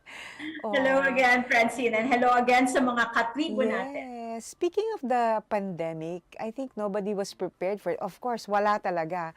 How can we be more personally, financially independent in these times of pandemic? And ayan, advice na from a banker.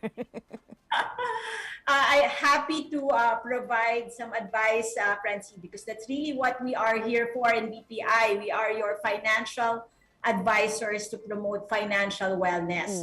And as you put it, financial independence. It's important, whether it's pandemic, even if it's not pandemic, even if it's not high inflation, it is important to promote financial wellness so that we are ready anytime. When there's an emergency, we're ready.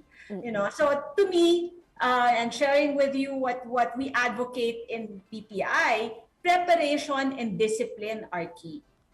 So what do we mean by that? Number one, we have to have a goal. We have to have goals. We have to have aspirations. How do we know that we are financially well if we don't have a goal? Diba? So dapat may goal tayo. And the good thing is recent, I think about 2016 or 2015, there was a study by the government on what are the aspirations of Filipinos. I think it was the 2040 aspiration survey. And the top 4 would be, 1, send kids to school and college. Siyempre, lahat ng karamihan sa mga parents, yan ang aspiration. Number 2, own a house, own your home. Number 3, drive their own car, own their own vehicle. And number 4, start, as you mentioned earlier, start a business or expand your business. Whatever your goal may be, it could be one of these 4, or for some, depending on your life stage, prepare for retirement, 'di ba? Iba-iba ang goals ng bawat isa sa atin. So, but it's important to have a goal. Second, once you have a goal or once you have several goals, you have to learn how to save. Kanina pinag-uusapan natin saving. Save first. Now, normally, when it comes to earnings, ang formula natin, 'di ba? Earnings less expenses equals income or savings, di ba? But baliktarin natin. Dapat, ang formula natin, income, less savings is expenses. What does that do in terms of your mindset? Ibig sabihin, may goal ka muna sa savings. How much do you want to save? And then, kung ano yung matira, yun lang ang pwede mong spend. So that is your target. You have a target for savings, and what's left will really be the amount that you can spend. Diba? Ang sabi nga ng ating mga lolo at lola, kung maikli ang kumot, kailangan matutong maluktot. Is that correct? That's how. Yes. So, yan, learn how to save and have a target in terms of saving. Third, hindi lang savings. Dapat meron din tayong investment. Invest. How different is savings from investing?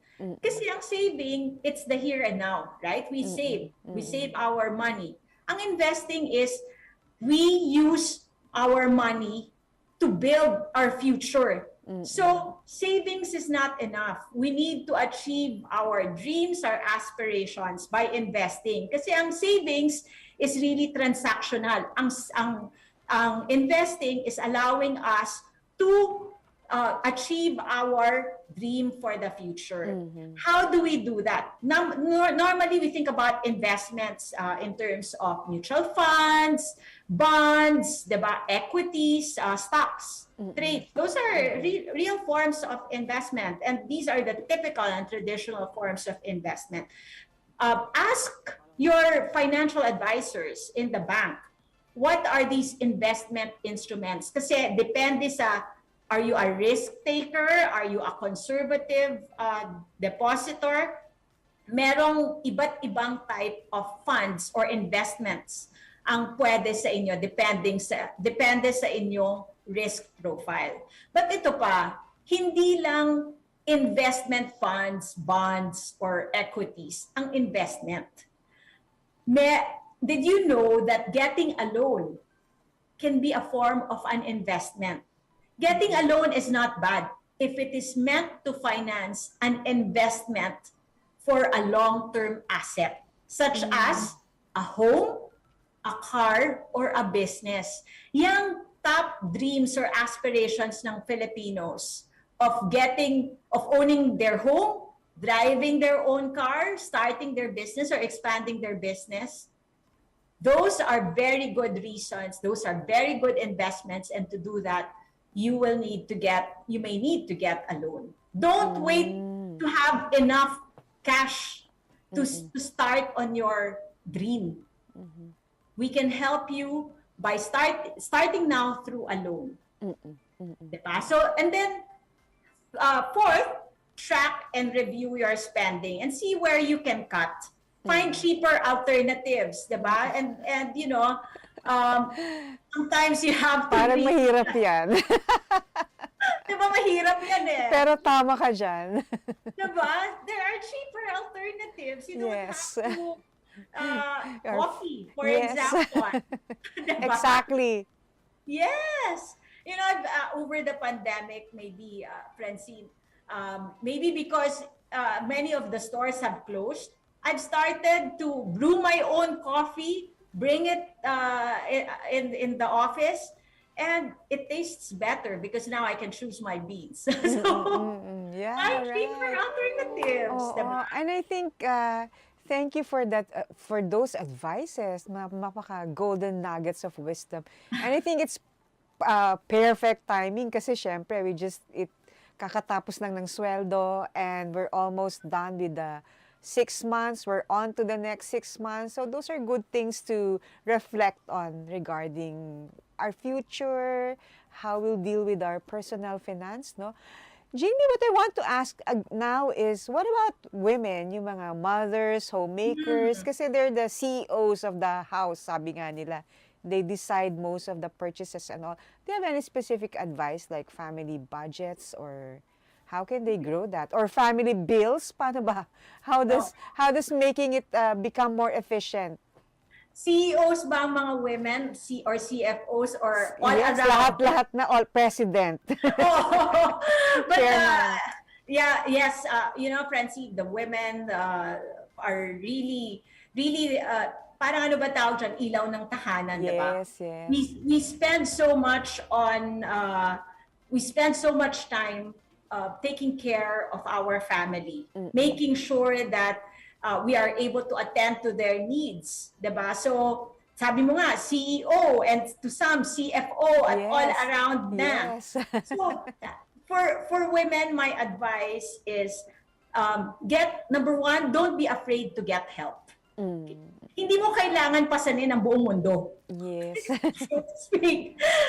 So, kailangan, you can ask for help. And for us in BPI, we have a lot of financial advisors. Wherever you may be, merong BPI branch at meron kang makakausap na financial advisor. It's our relationship managers, our business managers at the branches.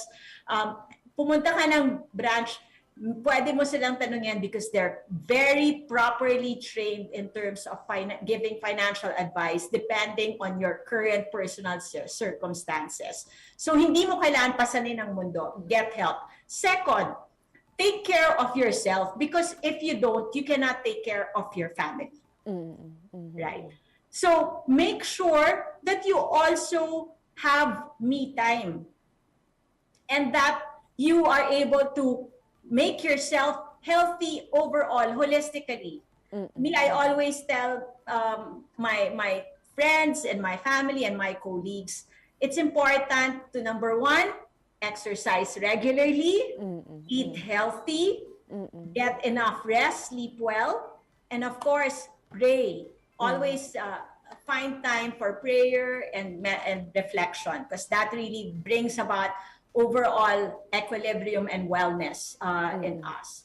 So for women, do not be afraid to seek help and make sure to take care of yourself as well. Now, there are bills to be paid. Yes.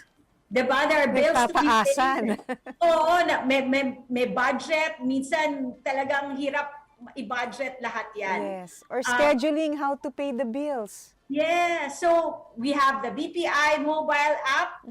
We know time is of the essence. Time is precious for many women who are multitasking. You don't have to travel far. You can do it right from your home. Just download the BPI mobile app, open a BPI account, and everything, all the bills that you need to pay, you can pay online. Oh, and I think that would be well for women, lalo na tayo, no? Multitaskers daw. Diba? Totoo naman talaga. And hats off to the women. Yes. Okay. Naku, thank you, Jean B, for joining us today. We learned so much. I personally want to go to a bank right now or maybe download the app already. But before we go, may we ask for some parting shots from you? Yes, again, Francine, many thanks for this opportunity to be able to speak to our Katribos. And to our Katribos, we have, BPI is here for you. We are here for over 170 years to service the changing needs of our clients, of our customers. And we are here to build a better Philippines. One family, one community at a time. And we're doing this by making sure that we provide you the financial products and services in a very relevant manner, servicing you in the best way that you want to be serviced. And so you've seen the evolution of BPI from being a branch-based bank to being an ATM bank and now to being an online mobile bank. And most importantly, to all our Katribos, what really defines BPI is not so much our technology, not so much the branch infrastructure, but really our people. Come to us, talk to us, ask us questions. We are here to give you the advice that you will need to be able to achieve your aspirations and dreams. So come to us, and we're happy to serve you. Thank you, Jean B. Naku, 173 years, heritage and legacy. What more can you ask, no, in terms of trust and, of course, service and the mortal aspect of banking. Yes, Thank that's you. right. Thank you, Thank you. Jinbi. Stay safe and stay dry. You too, Francine, and Sige. sa mga katribo, salamat. Thank you very much for this opportunity, friends. Thank you. And thank you mga katribo for tuning in. You can watch Perfect Live every Wednesday at 2 p.m. on Daily Tribune's Facebook page and on Tribune Now on YouTube. Once again, I'm Francine and this has been Perfect.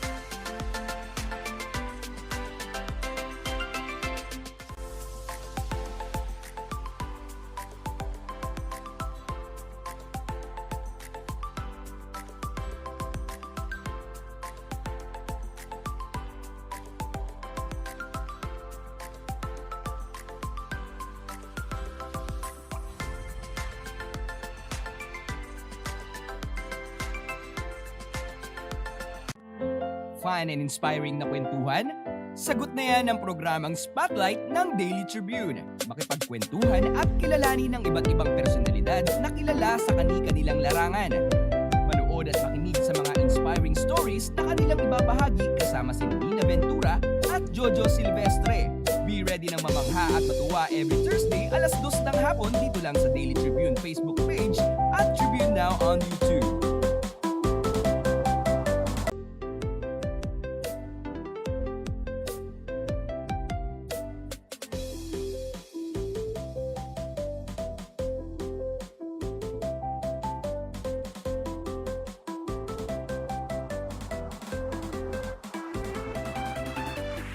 Let's go.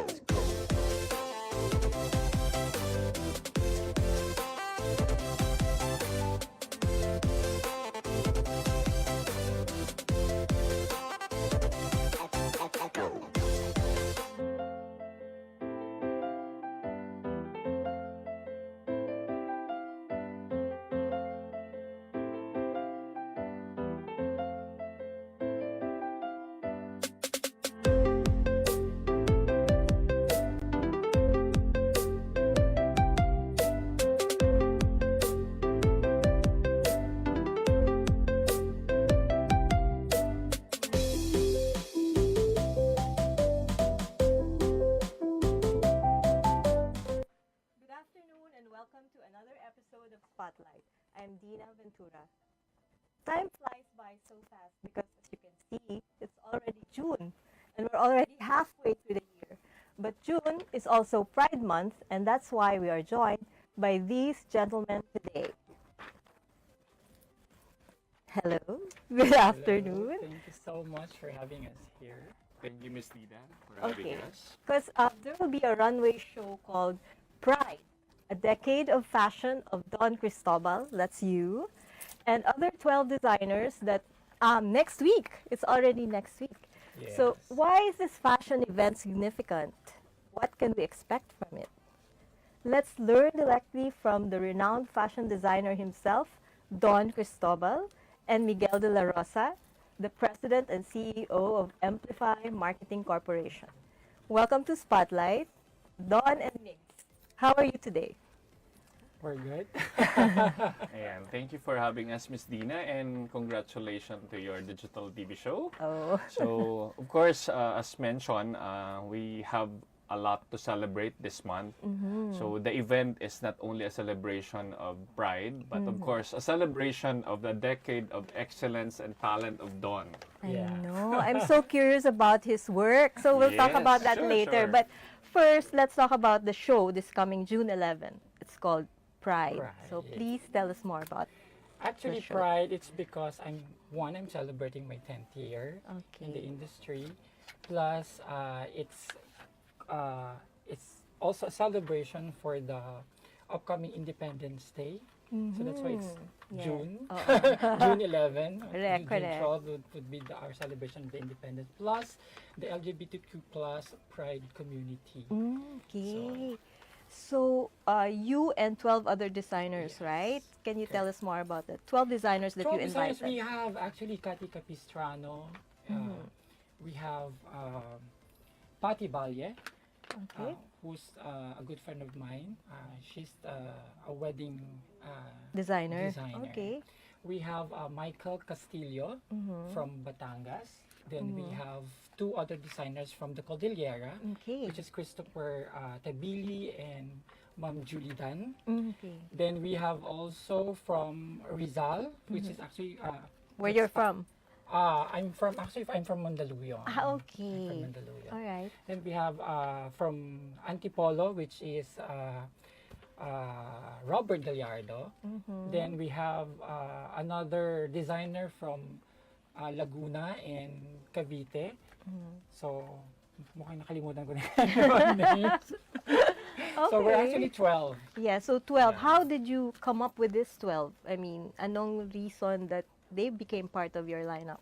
Actually, we before the conceptualizing the event, we wanted na magkaroon ng different designers from different regions. I see. So we try to check kasi yung mga kapatid natin to represent the Cordillera. Then we have also from Laguna, Cavite, para naman diverse yung ating ipapakita for the show. Yes, it's a very good concept, no? Yes. Pero, syempre, the Philippines has so many regions, di ba? So, parang, Correct. so, was it very hard for you to come up with your 12?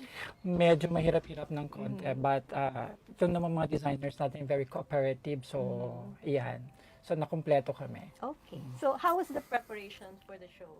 When did you start preparing, and what did it take to come up with your concept?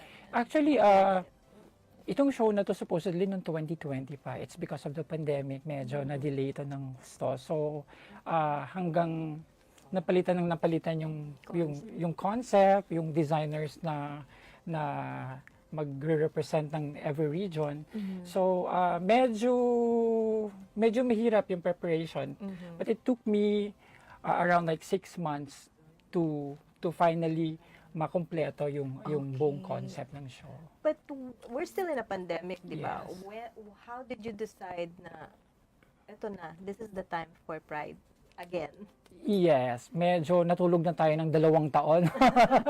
So maraming kating-kati na. No? It's about time to take pride with our works. Yes. At para na makita uli na bumabangon uli, lalo-lalo na ang events na medyo namatay ng 2 taon. Yes. Sobra. Medyo So, challenge pa kami na- talaga yung affected kasi, di ba? wala yung Lalo na yung show. mga designers, wala na magpapatahi ng damit para irampa dahil walang event. Yes. How did you survive? Anong ginawa mo? Nagluto ka rin? Actually, I'm one of the first na nag-produce ng face mask during the pandemic. Buti pa nga yung face mask natin nakarating iba't ibang bansa. During that time, I'm the first fashion designer who produced fashion face mask. Yan. Very good, Yes. diba? Make use of your time. Correct. Still design pa rin. Correct. diba? Okay, so did you always want to be a designer? I know you've been in the business only for 10 years, di ba? Pero how did that come about? Ano yung ginagawa mo before that? Actually, I'm into arts talaga. Pero nung bata ko, parang hindi ko naisip na maging fashion designer. Parang gusto ko lang maging isang display designer. Kasi pag pumupunta ako ng mall, nakita ko yung mga displays, very attractive sa akin, no? So parang sabi ko, balang araw parang gusto ko ding mag-put up ng mga mannequins, tapos i-design siya. So parang ganun lang yung una. Okay, your interest really was just designing, Yes. creating a look, Yes, di ba? correct. And then somehow you started making your own designs na. Yes. Oh, okay. Buti naman. Pero how did you two meet? Paano kayo naging magkaibigan, and how did you start working together? Yes. Sir Migs. Ako ata Favorite sasagot question. niya. Actually, I saw the talent and the creations of Don over the past 10 years kasi I'm in event management, I'm supporting pageant, I'm Yeah. supporting different brands. So, I see a talent when I see one. So, actually, I'm the one who reached out to him. Sabi ko, Don, I'm interested to support you with your event. So, I thought, dahil may pangalan na siya, hindi mamamansin. And I love the humility and greatness, Miss Dina. So, he's been accommodating naman. Sabi ko, it's not naman mahirap to support a talent. Kumbaga, you don't have to hard sell when a talent is really a talent. Yes. So, that's why we're here, because you also believe in the talent of Don, I assume, and thank you for having us. So, again, the tenacity, the longevity of somebody like Don, you know, may mga fly-by-night, may nawawala, sisikat lang ngayon. So, being in the industry for 10 years, speak highly of Don. Yes. And the relationship and the creativity, he dressed a lot of international designers. Before pandemic or during pandemic, nag-Miss Grand, sa Miss Grand International, he won the best national costume for Japan. So, you know, it's for I will echo the saying of Donna, kapag nananalo kasi yung design mo, di ba may sense of pride and tumataas yung value niya sa designer. And you know, moving forward, he tried to keep the relationship with everyone. I think one important element in the show, which I also appreciate, is Don is trying to nurture the young designer, the new model. So, paying it forward, Miss Dina, trying to make sure that everyone are covered, na kahit na nandun na siya, willing niyang i-uplift yung iba to be able to start on their own. Maganda yan. Mait mo pala. So, pag mabait, kailangan supportahan. Supportahan. So, Migs, talagang ang galing mo magsalita. Marketing guy ka talaga. Have you always also wanted to be in marketing or ano? Yes, ma'am. Sabi nga niyan is, if you love what you're doing, you really excel. I'm a graduate of marketing. So, I'm grateful that usapang edad, Miss Dina. So, I've been in the industry for 20 years and since birth, di ba?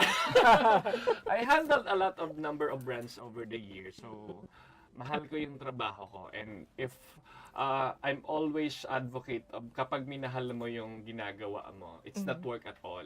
And Tama. passion will gonna speak for you. May isang somebody give me a tuted title, A Man of Marketing, Passion and Effort. Something to that effect na I try to pay it forward as well, the same way I'm doing for Don. Na I'm grateful enough to know how to start from nowhere, from scratch. So if we can empower and allow people to grow with us, then let us be the instrument of God's blessing to be of blessing to others. Speaking of which, kasi you're always willing to help people who are starting out or who deserve the support but are not getting the support, as you said. Yes. When you were starting out ba, was it hard for you? Did you get that kind of support from other people? Ba't tatanungin ko kayong dalawa dyan? Ako siguro, Miss Dina, I know the challenge around it. I'm a Bicolano, I'm a Provinciano. I started my career here in Manila in San Miguel Corporation, and it took me a lot of adjustment. But since anchored on a solid ground yung marketing foundation ko, dahil gusto ko yung ginagawa ko, hindi naman siya challenging technically about work. Challenge is to grow the connection, the network, and That to takes time. continuously innovate. Oo. And 20 years after, I'm still here. The longevity and the tenacity and, the love for work nandito. Okay. So, nakita ko yung mga protege ko, naging marketing manager na, naging entrepreneur na, naging epitome siya ng definition ko ng success, that if I see the people around me succeed, then that's my part of success. Okay. I'm part of their success. Congrats. So, kaya dun sa angle na yun, I echo yung ginagawa ni Don right now sa young designers, young models. So, yun. Kumbaga may principle kami to pay it forward despite our humble successes. If you are not afraid to see the people Other people around you, succeed. diba? I support that. Diba? Don, additional, sir. Oo. Nahirapan ka ba starting out? Mahirap kasi gustong-gusto mong maging designer. Pero nung unang panahon, nung time ko kasi na gusto kong maging designer, napakamahal ng education. I see. Tapos very few lang talaga yung mga schools Na na may- nag-o-offer ng fashion design. Tama. So, mahirap kasi walang pera. I mean, nanggaling ako sa isang, pamilyang sapat lang. So, kung meron kang gusto, parang you need to, Work paghirapan, for it. you work for it. Yes. Oo. Oo. So, nung una, mahirap kasi wala kang pera. Nung nagkaroon ka ng pera, nawalan ka naman ng time. So, yun yung challenge. 'Di ba? Kasi very busy ka na sa work, meron kang pera, pero hindi ka na makapasok sa school kasi divided na yung time mo. So, medyo doon ako nahirapan. I see. Pero how did you survive yung hirap na yon? At what point ba na-feel mo na okay na ako? Actually hindi ko na-feel na okay na ako eh. Kasi 'di ba ang education parang everyday you must learn, parang ganyan. You adapt things, ganyan. So, ako kasi hindi ako tumitigil sa pag-aaral. So, everyday is a learning experience. Okay. Parang ganun siya. So what kept you going when times were very hard for you trying to make it in the industry? Parang ko iniisip yung goal ko, yung target ko. Focus lang, no? Yes. Okay, so Then I make it a point na every work of mine is my last day na. Parang my talaga? last work. Oh, para maging maganda perfect yan. siya. Oo, actually, it's very hard to keep in mind, pero that's very good eh. Kasi you really will try your very best. And like they say nga, what doesn't kill you will make you stronger. Definitely. So we'll know more about Pride, Don Cristobal, and Mix De La Rosa when we return. Stay with us. Magandang araw mga katribo! Narito na ang mga makakasama nyo tuwing umaga sa programang Gising Na. Roy Pelevelo, Attorney Lia Badillo Crisostomo, Vernon Velasco, Kim Sancha at Jerk Balagtas. Abangan ang programang Gising Na sa Facebook page ng Daily Tribune. Ilabas na ang mainit na kape at samahan kami sa inyong pag-almusal, mga katribo. Simulan natin ang bawat umaga with good vibes sa mga informative and recreational segments ng aming programa. Maaari niyo rin ibahagi sa amin ang inyong opinion via Daily Tribune Facebook page at Tribune Now sa YouTube. Makichika na rin sa latest showbiz happenings, mga katribo. Kaya naman, magsama-sama po tayo sa... Gising Na! Ang Daily Tribune may digital shows na din. Dahil sa mas lumalaki at mas lumalakas nating tribu, handog sa inyo ng Daily Tribune ang mga programang magbibigay buhay araw-araw. Be informed at mag-good vibes tuwing umaga sa programang Gising Na. Be updated sa news and happenings sa Tribune News on Cue. Mas kilalanin pa natin ang mga paborito nyong atleta sa programang The Athletes Tribune. Alamin ang latest entertainment sa programang What's Up. Ma-inspire sa mga kwentong hatid ng Perfect. Search lang ang Daily Tribune sa inyong Facebook at Tribune Now on YouTube. See you there mga katribu! Alamin ang latest entertainment at sa mga paborito nyong celebrities kasama si Pocholo Concepcion sa programang What's Up. Makibanding at kwentuhan kasama ang mga kilalang personalidad sa entertainment industry. Sama-sama natin silang kilalanin at silipin ang makulay nilang mundo every Tuesday at 2 p.m. Kaya sit back and relax lang kayo mga katribu. Hanapin at ilike ang Daily Tribune Facebook page at Tribune Now on YouTube. Dahil sagot na namin ang masayang kwentuhan, dito lang sa What's Up.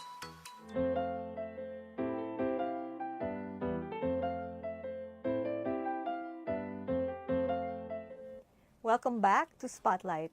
We're still with the international fashion designer Don Cristobal and Amplify Marketing Corporation's President and CEO Mix De La Rosa. Hello. So before the break, we were talking about the challenges they faced when they were starting out in their respective fields. But as you can see now, they are thriving. So Don, this is the 10th season of your runway show. How do you keep things exciting and fresh?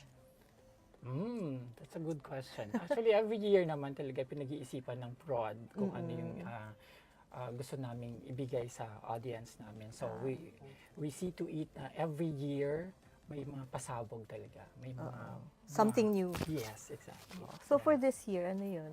Pwede ba i-reveal? Manood kayo. Yeah, this year we have a pet fashion show. So it's included in the segments. Ay, nice. Yes. Pero So So, in the hindi lang past? tao, Oh, pati may- pet. nice naman. Yes. How about in the past years? Ano yung mga highlights for you na parang, you're so proud of those things that you accomplished in past shows ninyo? Meron kayong mga designers na who's into body painting, so na-feature din namin siya with the clothes and also meron kaming mga specialized na mga designers talaga na magaling sa pagbuburda. So iba-iba talaga. I mean, very diverse talaga yung mga fashion designers natin. Magagaling talagang Pinoy. Yes. Yes. Parang feeling ko you never really run out of talent, di ba? Correct. To find, I mean, and build up. Speaking of, ikaw, Migs, mahirap ba? Did you find it a challenge to market this show this year because it's the pandemic?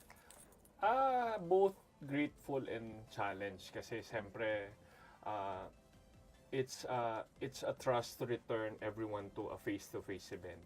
Gaya nga ng sinabi ko earlier, hindi naman siguro mahirap i-market ng isang talent. So, nakikita nyo naman sa tabi mo, the details in the creation. Tatanungin ko siya dito mamaya. So, somehow, I hope my humble reputation in the industry will gonna rub to Don to help him with his future endeavor. We are in agreement as new friends, as new partner, na this will not be the first and the last, Miss Dina. So, after this, we will have a plan of mall exhibits, hopefully Marami silang international. abangan. So, marami nga abangan. So, somehow, Maybe you should go to the provinces also. yes, diba? we discuss it. I'll try to bring him on my hometown in Bicol region. People are watching there. Dadalhin natin si Don doon. So, sa hometown ko sa Naga City. So, as a marketing person, Miss Dina, when I market a show, an event, it's anchored on the soul of the event, not on the commercial profitability. Yes, it's needed. But kung walang anchored on solid foundation of what is really the soul of the event, mahirap kasi siya to explain further. Kung nasa puso mo siya, madali lang. Oo nga. And besides, if you're marketing somebody like Don, mukha namang madali eh. Medyo mahirap mag-market ng hindi talented, Miss Dina. So, kaya nga, kanina ko pa to gustong itanong eh. Sure. Si Don na bahala dyan. So, Don, tell us about this very interesting, unique dress. It's actually part of my finale segment on the show on the 11th. Okay. This is made up from, actually the title of my collection is Sako at Banig. Sako at Banig. Because all the collections are made from the Sako and the Banig. Wow. Yes. Like this. And what you're wearing. Yes, Oo, also, tingnan niyo yung it's a Sako jacket Banig. ni Don is made of Sako or Banig? Sako. Sako. Wow. So, how does it, paano mo ginagawa to? How do you make a coat out of Banig? Yeah. Or Actually, Sako? I normally use unconventional materials talaga ever since. So, mas gusto kong mas nahihirapan yung utak ko kung paano mag-manipulate ng materials. So, yan. So, this year, napili ko yung Sako to promote na rin the environment kasi normally, di ba, yung mga plastics and all. So, very environmental friendly din siya. Yeah. So, this is your first time to use this material? Yes, for this year. How did you treat the material? Ano to? Where did you get the banig and the sako? Yeah, actually, marami naman tayong suppliers dito sa Pilipinas ng mga sako. No? So, yun lang, medyo pinasosyal natin yung gamit ng sako. Hindi naman siya, mahirap isuot. Hindi naman.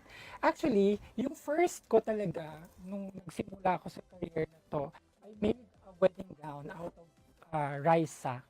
Okay.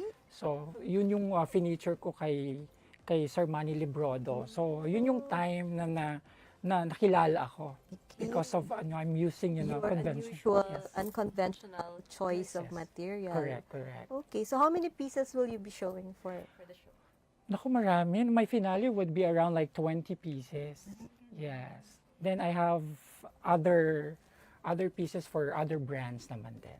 And then it will all be female clothes, or did you make also for men? For male and female. Interesting. Exciting. Yes. Kung ito pa lang, di ba, pasilip namin to.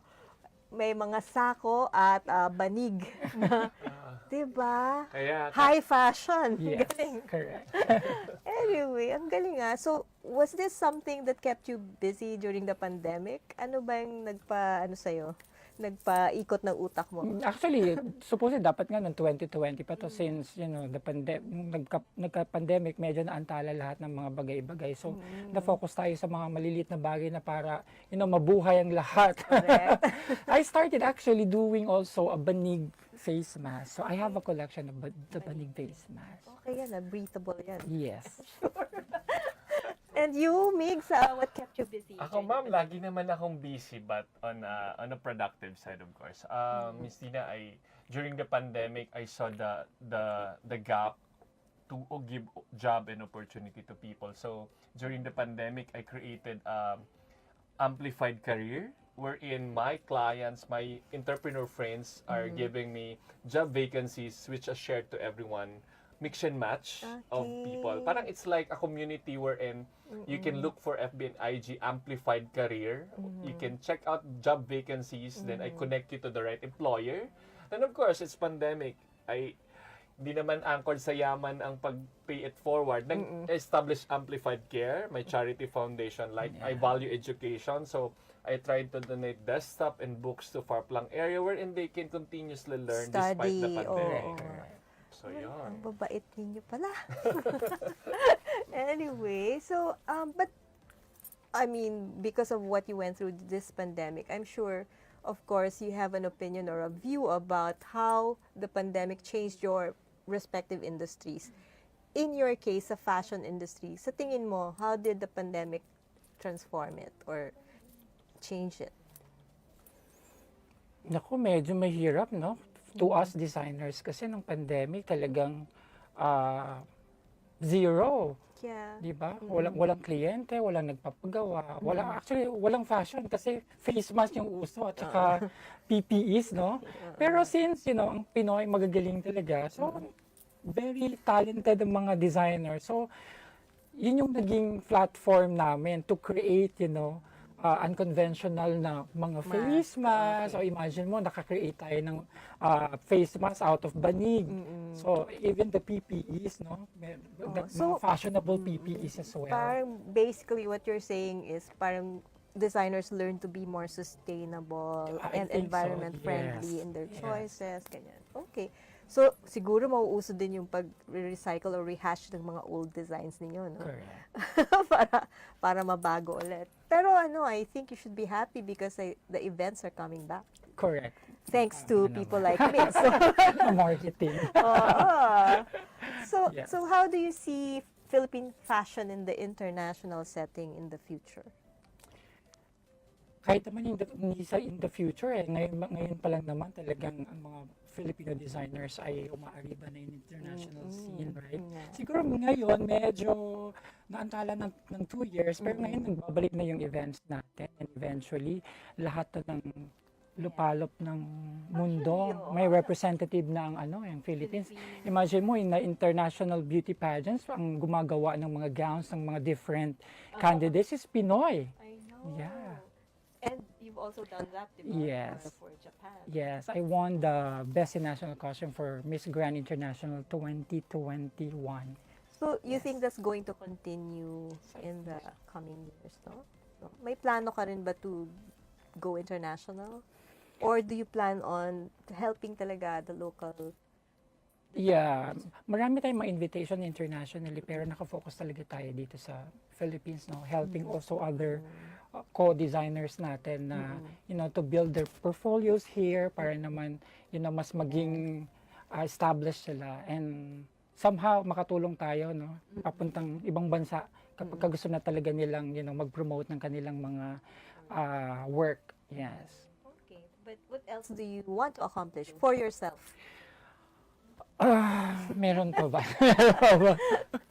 Of course, ma-establish ulit, kasi parang itong after the pandemic, parang start basically from zero from scratch ulit. So, ngayon bumabalik na si event, so ganun pa din. So, we try to collaborate with different people, different artists para naman mas maging solido yung pagbabalik natin in the business. Okay. So, maganda talaga itong ginagawa mo because I think we all need to support each other. Diba? Yes. And that's another thing about the pandemic. It made us parang work together sa community kahit na kung ano-ano pang industriya natin, diba? Correct. Wherever we belong.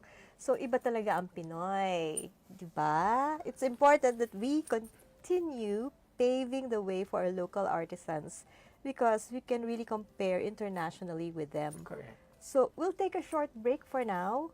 And when we come back, we'll get to know our guests better. Please don't go away. Makinig at makisali sa usapan every Friday night at 6 p.m. sa I Speak Katribo Podcast. Samahan sina Daniel at Alvin na pag-usapan ang mga relevant topic na tiyak kakarelatean nyo mga katribo. At pagdating ng Sunday at 7 p.m., Speak Your Mind with our I Speak program na sasagot sa mga tanong regarding the latest and relevant issues sa paligid natin. I-like at i-follow nyo ang Daily Tribune Facebook page at Tribune Now on YouTube para updated ka sa mga latest episode namin mga katribo. Mapalutong bahay man o sumptuous meal for special occasions, sagot na kayo ng Tropang Kalanpag. Dahil atid sa inyo ng Daily Tribune ang fun and exciting cooking show na Kalanpag, manood at matuto kung paano lutuin ang mga favorite nyong recipes. Sabayan pa ng fun and inspiring na kwentuhan sa kusina. I-upgrade na rin natin ang mga nakasanayang traditional dish ng pamilya. Plus, healthy tipid tips na ibabahagi ng Tropang Kalanpag. Matuto, mabusog, at ma-good vibes dito lang sa Kalanpag. Tuwing Lunes, 10:30 a.m. sa Daily Tribune Facebook page at Tribune Now on YouTube.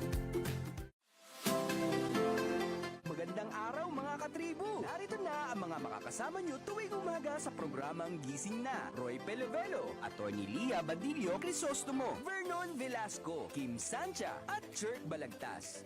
Abangan ang programang Gising Na sa Facebook page ng Daily Tribune. Ilabas na ang mainit na kape at samahan kami sa inyong pag-almusal, mga katribo. Simulan natin ang bawat umaga with good vibes sa mga informative and recreational segments ng aming programa. Maaari niyo rin ibahagi sa amin ang inyong opinion via Daily Tribune Facebook page at Tribune Now sa YouTube. Makichika na rin sa latest showbiz happenings mga katribo. Kaya naman, magsama-sama po tayo sa Gising Na! Mga katribo, tara na't makiisa at matuto sa mga public service programs hatid ng Kalingang Katribo. Tuwing Lunes, nandyan ang usapang business na magbibigay tips at inspirasyon sa mga aspiring entrepreneurs kasama si Vernon Velasco. Tuwing Miyerkules, usapang pangkalusugan naman ang tatalakayin ni Miss Cory Quirino sa Health and Wellness. At tuwing Biyernes naman, kung legal advice ang kailangan mo, sagot ka na ng Legal Diaries kasama si Elmer Navarro Manuel at mga guest lawyers. Lahat ng yan mapapanood tuwing alas 3:30 ng hapon sa Daily Tribune Facebook page at Tribune Now on YouTube.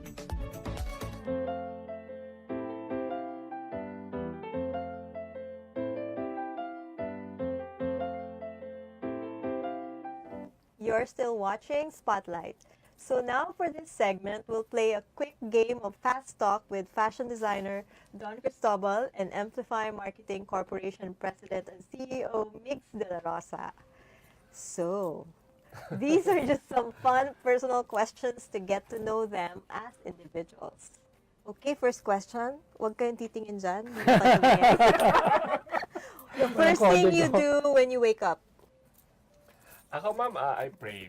Kasi grateful ako talaga. I always thank God for giving me another day to be a blessing for others. Sana all. After mag-thank you, Sana grab grab my phone. Grab your phone. Oo nga. Alam mo, lahat tayo ganyan. Okay. Last thing you do before you sleep. Ako, ma'am, I normally wash my face talaga. Kailangan you take care of yourself. You Tapos take care of ilapag yung phone, ganun. Meron naman tayong an hour before sleeping, binibitawan ng phone. Okay, I'm done. Ako nagsiset ng alarm. Phone pa rin. Okay. Third question, your favorite piece of clothing? Boxers ako eh. Ako siguro, I love jacket, Miss Dina.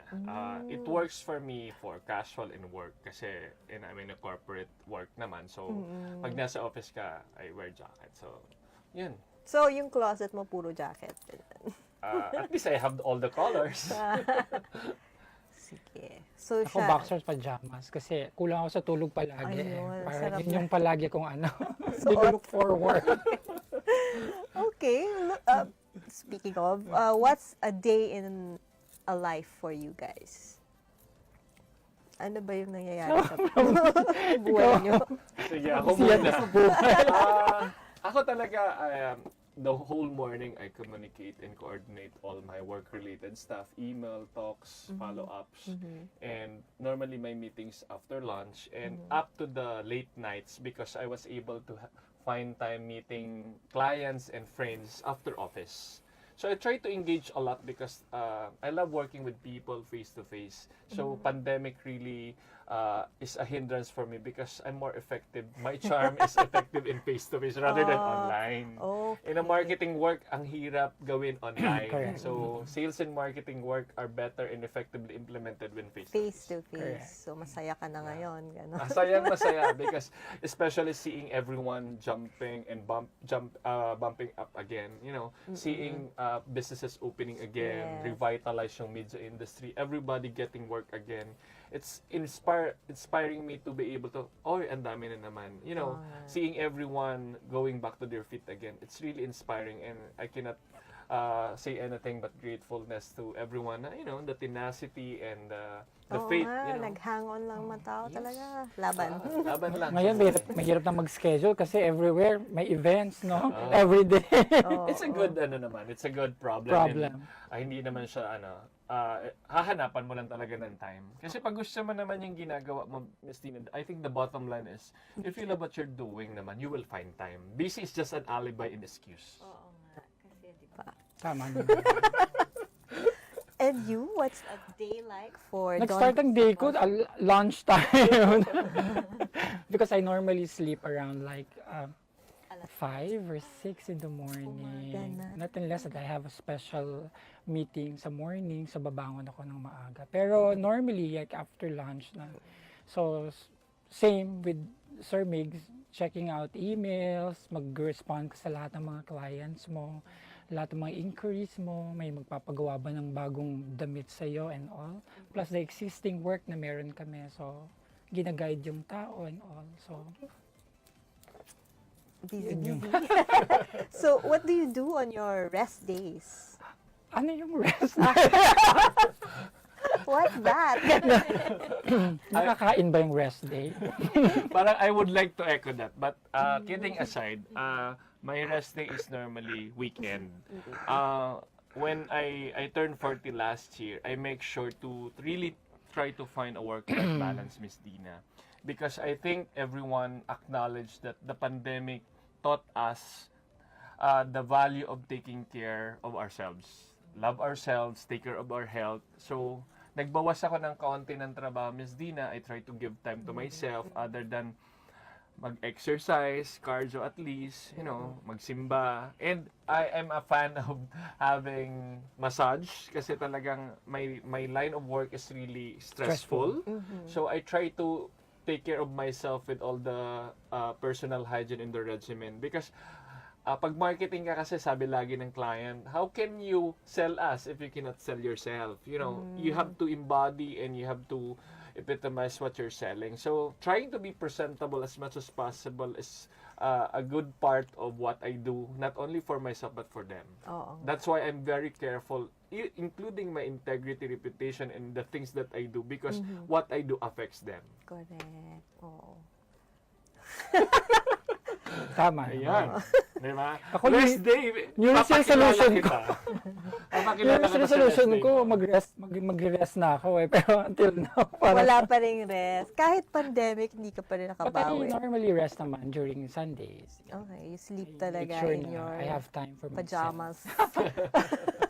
Yeah, sleep lang. Okay, sige. So, ito, next question. What's a fashion trend that you would like to return?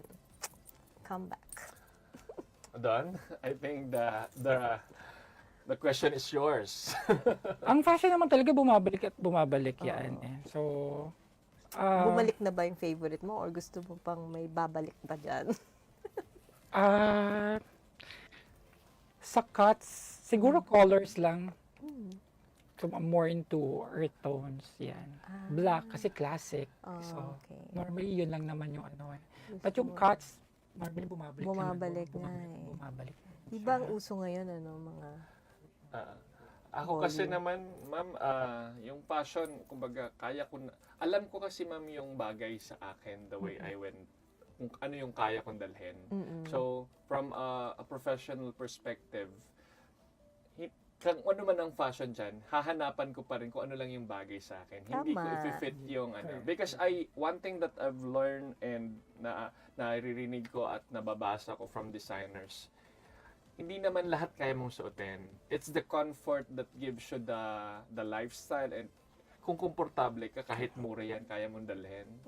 You can rock that outfit. Oo, di ba? So, yun. Personal style nga. no? Correct. What makes you feel good will Saka make kaya you kung ano man ang darating na mga fashion updates dyan, basta kaya ko, go lang. Pero Experimental wala ka naman naging tayo. favorite, like, some people, Bill di ba? Button, mga ganun. Ay, hindi naman. Wala namang usapang edad mo yun. Ang ira ko mga Metallica, mga maluwag na ano. Gusto mo pa yung super fit na ano, na So, yun. pants. Baston. So, may zipper sa Pag mga maluwag, mga edad mo yan. Pag medyo slim fit na, edad ko na. So bahala na kayo, yung mga viewers natin, maghula kung sino ang mas matanda. So, you know. So gusto mo lang mga relax na. Ano lang, siguro, basta as long as comfortable ako. Casual comfort. ganyan. Kasi ang hirap, ma'am, especially when you're walking, when you're working, kung hindi ka comfortable sa suot mo, it affects your performance. At least that's for my perspective. Yes, correct. And your mood. Yeah, tama ka dyan. Kasi pag makate, hindi ka makagalaw, or if people are staring at you because of the loud colors, you know, why people are staring? So you get uncomfort, gaze, etc. I think it's more of the character kasi ng tao and style. And speaking of that, Don will gonna be creating a suit or whatever outfit for that June 11. I don't ask him. Sabi ko sa kanya, Bahala na siya. i-surprise niya na lang ako. As long as there's one requirement na kaya kong dalhin, syempre. Kasi I want to wear it even after the event. Kasi syempre, I want to honor him about it. And biro ko nga sa kanya, para mas maibenta kita ng mas mahal at mas marami. Kasi pag hindi bumagay sa akin, ma'am, yung gagawin niya sa akin, magbabamerang yan sa kanya. Ay, Mix, hindi bagay. Ayoko bumili magpagawa kay Don. So, yun yung biruan namin. But Nako, siya yata pinaka-difficult customer no, mo. naman. I give my full trust to Don the same way that I'm pressure, supporting di ba? him. Oh, yeah. Lagyan natin ng konting pressure. May pressure nga akong Nako, bebenta ng ticket matagal-tagal siyang hindi magpapajamas dahil sa'yo. Wala siyang Ako, tulog. ma'am, the pressure is on both sides naman. So, dapat lang ipasa ko naman. Diba? Anyway, ang fun naman ito. So, thank you, Don and Migs, for being with us today, this afternoon. I really enjoyed our conversation, and we're definitely looking forward to Pride, June 11. So, before we let you go, would you like to say something to our viewers? Yun. So please come celebrate with us. Celebrate fashion with Pride this coming June 11 at exactly 6 p.m. At Crown Plaza Manila Galleria. Ayan. Samahan niyo po together with all the 12 featured designers. Yes. Okay. Exciting yan. Ano ako sa what kind of creations they will come So, up ako with. naman, as ang role ko dito, of course, sa event is I'm the marketing partner, our humble company Amplify. So, we're celebrating 4 events on that evening, on that day. Please support Don because it's also his birthday month. So, maawa na kayo sa kanya. Bumili po kayo ng tickets. You can PM him or PM me or contact Amplify PH on FB and Instagram. They can get their tickets. You can reserve your tickets. So, we have VIP tickets and regular admission. Please do support because this is a very good opportunity for you guys to meet the industry stockholder. And of course, let's celebrate Independence Day and the beauty and the talent of our designers. Thank you very much for having us, Miss Dina. Thank you so much, Miss Dina. Spotlight. Oh, thank you for being with us this afternoon, and good luck with the event. We'll see you there, di ba? Yes. And of course, thank you to our Katribus for tuning in today. Watch Spotlight live every Thursday at 2 p.m. on Daily Tribune's official Facebook page and on Tribune Now on YouTube. I'm Dina Ventura, and this has been Spotlight.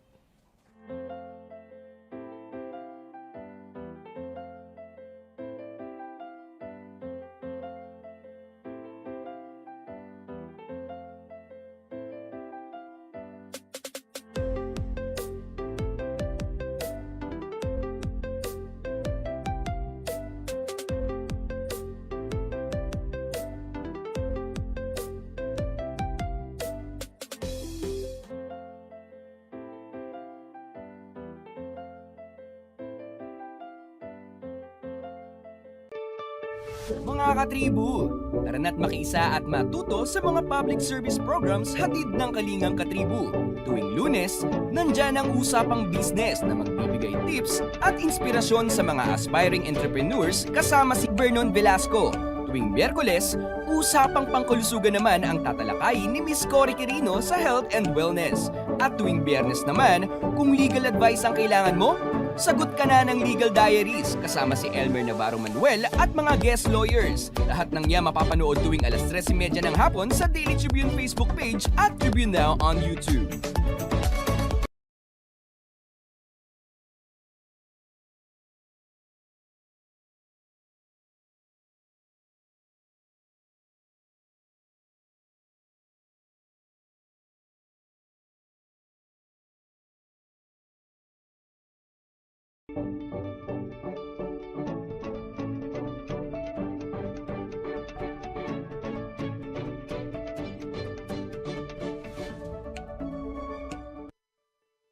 Magandang hapon po mga katribu.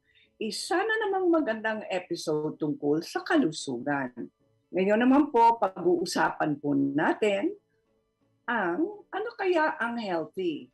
What's healthy and what's not? Please welcome our special guest today, Juvie C. Siya po ay Chief of Nutrition and Dietetics ng Asian Hospital and Medical Center at PRO ng Nutrition Dietitians Association of the Philippines. Hi, Juvie. Hello, Cory. Good morning and maraming salamat sa muling pag-imbita. Ayan, Juvie, eto na, matanong ko nga. Kasi sa panahon ng pandemya, syempre patapos na yung pandemya, no? Pero sa panahon ng pandemya na hindi natin malalaman kung ano pa ang darating, napakahalaga. Alam na natin ng buong mundo na napakahalaga ang kalusugan ng isang tao na siyang panlaban, pangdepensa sa mga karamdaman tulad ng mga viruses at bacteria. Ngayon, how important is nutrition? Kasi pag sinabi natin healthy, ano bang ibig sabihin o tunay na kahulugan ng healthy at yung hindi healthy? Okay, so isimplify natin no kung ano yung sinasabi nating healthy. Sa nutrition principle, so meron tayong mga parameters na sinasabing para malaman natin kung healthy tayo. Lalo na nung nagdaan yung pandemya, may mga grupo, no, individuals, kain lang ng kain kasi wala nga po, we stay at home. So umpisahan po natin sa assessment ng, yan po yung sinasabi nating basic na BMI. Yung timbang at ang height ay hindi sosobra according po sa criteria ng BMI. Nandiyan po yung sinusukat na ano, napaka-basic tool po niyan, nakukuha po yan sa website na nalalaman na tama yung timbang po natin ayon sa ating edad or sa activity at sa height. So BMI is the body mass index. Kino-compute po yan kung ang weight at ang height ay within, nagpo-fall po sa normal, overweight, or obese. Or either naman, kulang ka sa timbang, yan po yung underweight or extremely underweight. Meron din pong sinasabi ang individual, physically healthy, pero po meron tayong sobrang kinakain na nutrients. Yan po yung sinasabing toxicity or deficient. Kulang tayo sa nutrients or sobra ang nutrients na kinakain natin. So, kino-consider po natin yung healthy and not unhealthy. Meron din naman pong sinasabing everything is okay, pero po meron naman related sa mental capacity po ng individual. So nagkakaroon tayo ng related naman na apektuhan yung nutritional status natin. So yan yung appetite, sumusobra or kulang naman sa kain. So depende po yan sa origin, no, or cause nung naapektuhan ng ating nutritional status. Okay, kasi ang daming nagte-text sa akin ngayon. Ayan, ang dami ng mga katanungan. Kaya ayan, pinatingin ako sobra. Hindi yata natin masasagot lahat ng mga katanungan dito. But we will try, mga katribo. Yes. Ito, pag let's say nasa grocery ka o nasa palengke ka, paano man malalaman sa listahan mo kung anong dapat mong i-prioritize sa pagbiling ng pagkain? Yes, so Yan. napaka-simpleng tanong pero yan yung pinaka-importanting accountability ng isang parents or kahit sa sinong naka-duty dyan.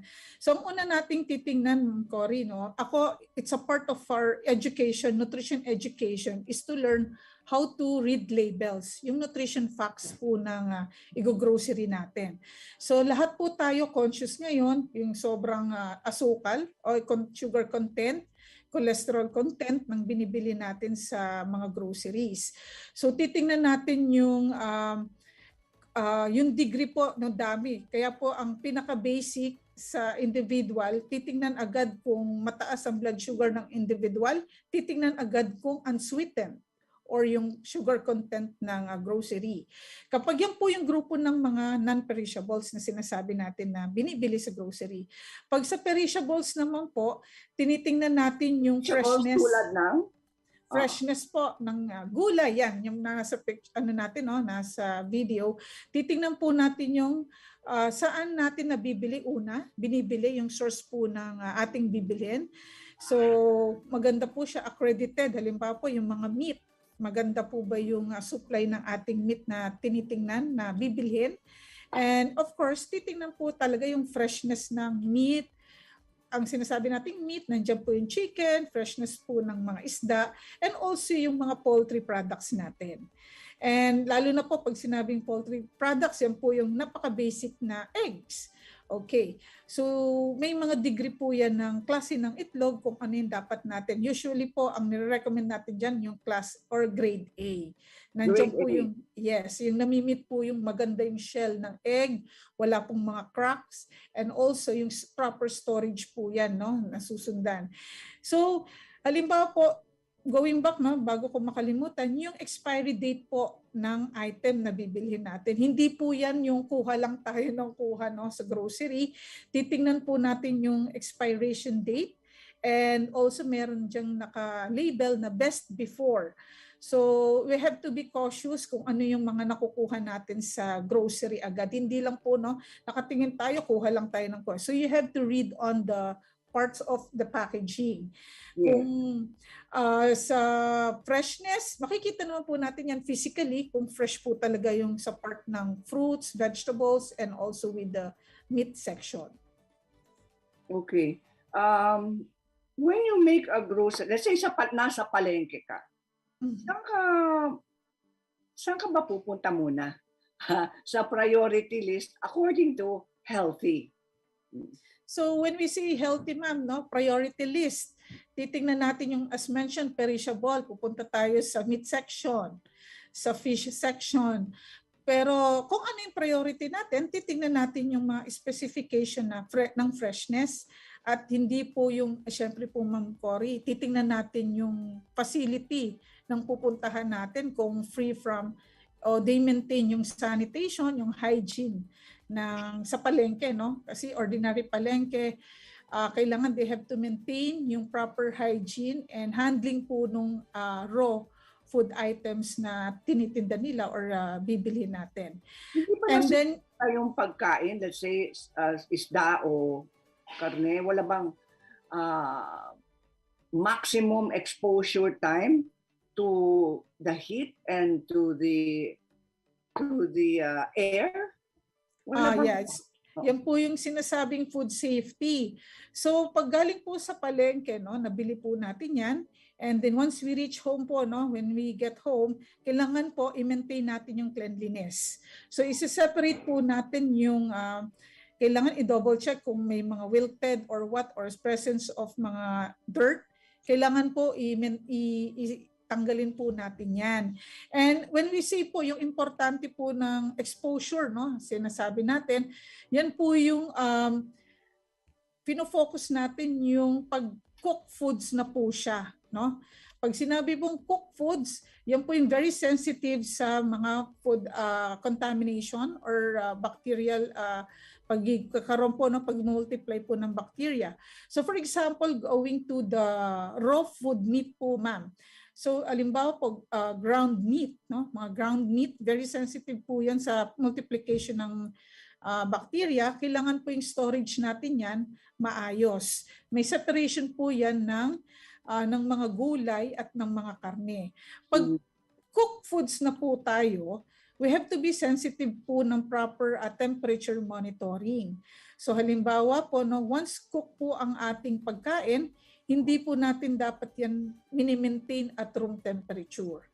Yung po papasok yung danger zone na komplikado po siya, but there is a recommendation na hindi po siya tatagal sa room temperature. Ibig sabihin, yung iiwan lang po siya sa table pagkaluto, no? Dapat po niyan within 1 to 2 hours pagkaluto at hindi pa nakakain, kailangan po siya i-refrigerate na po siya to avoid the multiplication po ng bacteria, ng mga disease na cause of the presence po ng diseases.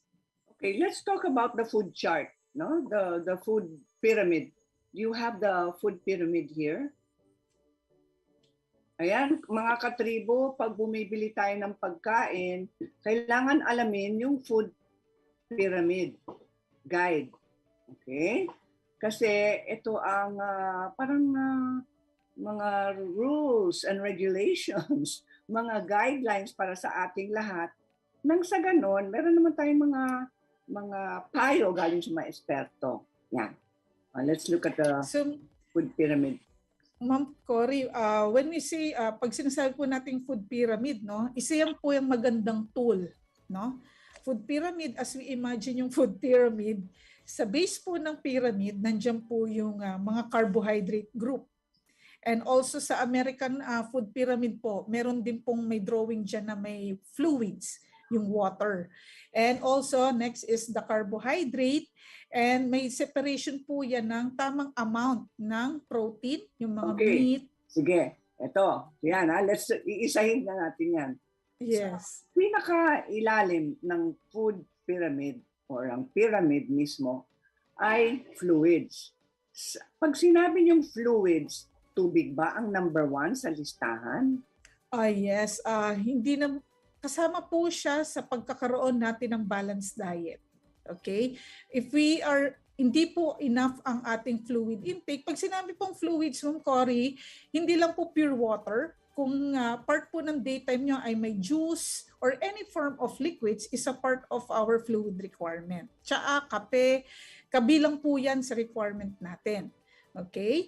So, syempre po, kahit tayo kumain ng kumain, minsan po ang individual nakakalimot uminom, no? Kain lang ng kain until na... Tamayan! Yes. So hanggang ma-feel niya na, ay para akong parang may kulang sa akin. So doon lang po tayo nakakaalala na uminom ng tamang fluids natin or yung a number of glass of water natin per day.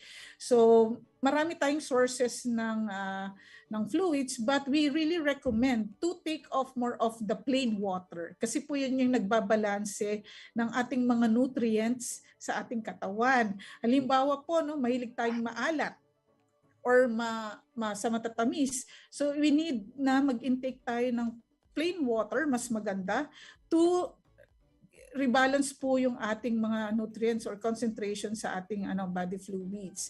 So next po, Ma'am Cory, sundan ko na ng carbohydrates, no? Yung carbohydrates, isang basong tubig sa isang araw. Ang common po ay nasa 8 to 7 glasses of water. Minsan po, depende po yan sa individual. Kasi po, the younger the individual, at the older, depende po yan sa actual weight natin. Nako-compute po namin yan yung tamang inom po ng ilang baso ng fluids po natin sa pang-araw-araw. So, hindi po natin kalilimutan dapat uminom. But, inaano po natin, ina-advise din na wag din pong sobra. Kasi po, nadadilute din naman yung ating yung mga nutrients sa katawan. So, nagkukulang naman siya. So, we have to know, it's the average of, it depends on the individual, but other requirement, kailangan po 10 glasses. Sa iba naman po, 7 glasses. Okay.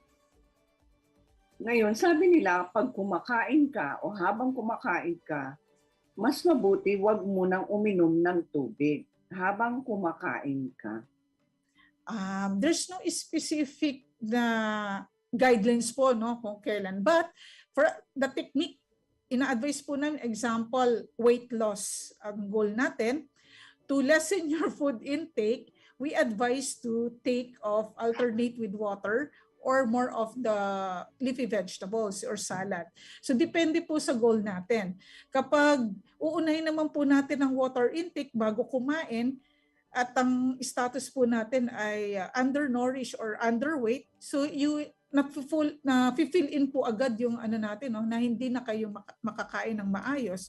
So it depends on our goal, but as a general guidelines, as you are in need po na uminom, kailangan po nating uminom. Kasi to avoid choking, so yun po yung natin, no, yung ina-avoid, yung choking, yung mga aksidente or what. Kaya we advise to chew the food properly as basic po, no, wag yung nag-uusap, kumakain and then usap. So, oo nga, kasi pinapasok ng gas. Yes. So we eat, kaya po pag pag other nationality, they advise to chew it properly, but it's a basic po natin, no, advice. Chew the food properly as needed. You drink fluids to avoid any choking accidents po natin. Okay, sabi nila, kailangan nguyain ng pagkain 18 beses bago lulunukin. Tama ba yun? Ako po, I recommend sa mga talagang ang goal is weight loss. Kasi po it makes us less appetite, pinapagod. Kumbaga yung effort po natin mag-chew, it's a technique of lessening our food intake to lessen the calorie intake. Kung ang weight loss program po ang ating pag-uusapan. But in terms of weight gain, as long as ang standard po natin na makapag-chew tayo ng maayos and it's a normal bolus po na sa swallow natin, it's a good practice na po yon. Hindi po until we chew, we comply with a specific number of chewing. Medyo hindi naman po ideal yan or advisable until na mapagod ka, no? It depends on our technique, Ma'am Cory. Oh, kasi may mga tao pag gutom na gutom, let's say kakain sila ng hamburger, halos hindi na nila ninunguya ang kanilang pagkain. Talagang diretso na sa tiyan. Yes. Di ba apektado yung digestive system natin kung ganon? Yes, ma'am. No? So, first of all, hindi talaga siya advisable. And because of the risk of choking, at saka yes, ma'am, no? Kasi pag na-choke ka, you cannot manage it by your own. Kailangan mo ng individual to do the maneuver. And second, ang digestion po natin, with the proper chewing and swallowing, ang pagkain po nadadigest yan ng 4 to 6 hours. So yung mga carbohydrates, proteins, nadadigest po yan, natutunaw po yan until we absorb the nutrients, 4 hours po yon. Ang pinakamatagal pong na-digest or na-absorb is the fat, within 6 hours po siya. So because of their mga structure, no, technical, but that is the standard of digesting of macronutrients, the carbo, protein, and fats. Okay. Oh, that's only the first base, ha? Tubig lang yon. Next base sa pyramid, second tier, ay carbohydrate. Yes. Okay, bago nyo sasagutin yan, Juvie, sa aming pagbabalik po, wag po kayong aalis, mga katribo. Magandang araw mga katribo! Narito na ang mga makakasama nyo tuwing umaga sa programang Gising Na. Roy Pelevelo, Atty. Lia Badillo Crisostomo, Vernon Velasco, Kim Sancha at Jerk Balagtas. Abangan ang programang Gising Na sa Facebook page ng Daily Tribune. Ilabas na ang mainit na kape at samahan kami sa inyong pag-almusal, mga katribo. Simulan natin ang bawat umaga with good vibes sa mga informative and recreational segments ng aming programa. Maaari niyo rin ibahagi sa amin ang inyong opinion via Daily Tribune Facebook page at Tribune Now sa YouTube. Makichika na rin sa latest showbiz happenings, mga katribo. Kaya naman, magsama-sama po tayo sa Gising Na!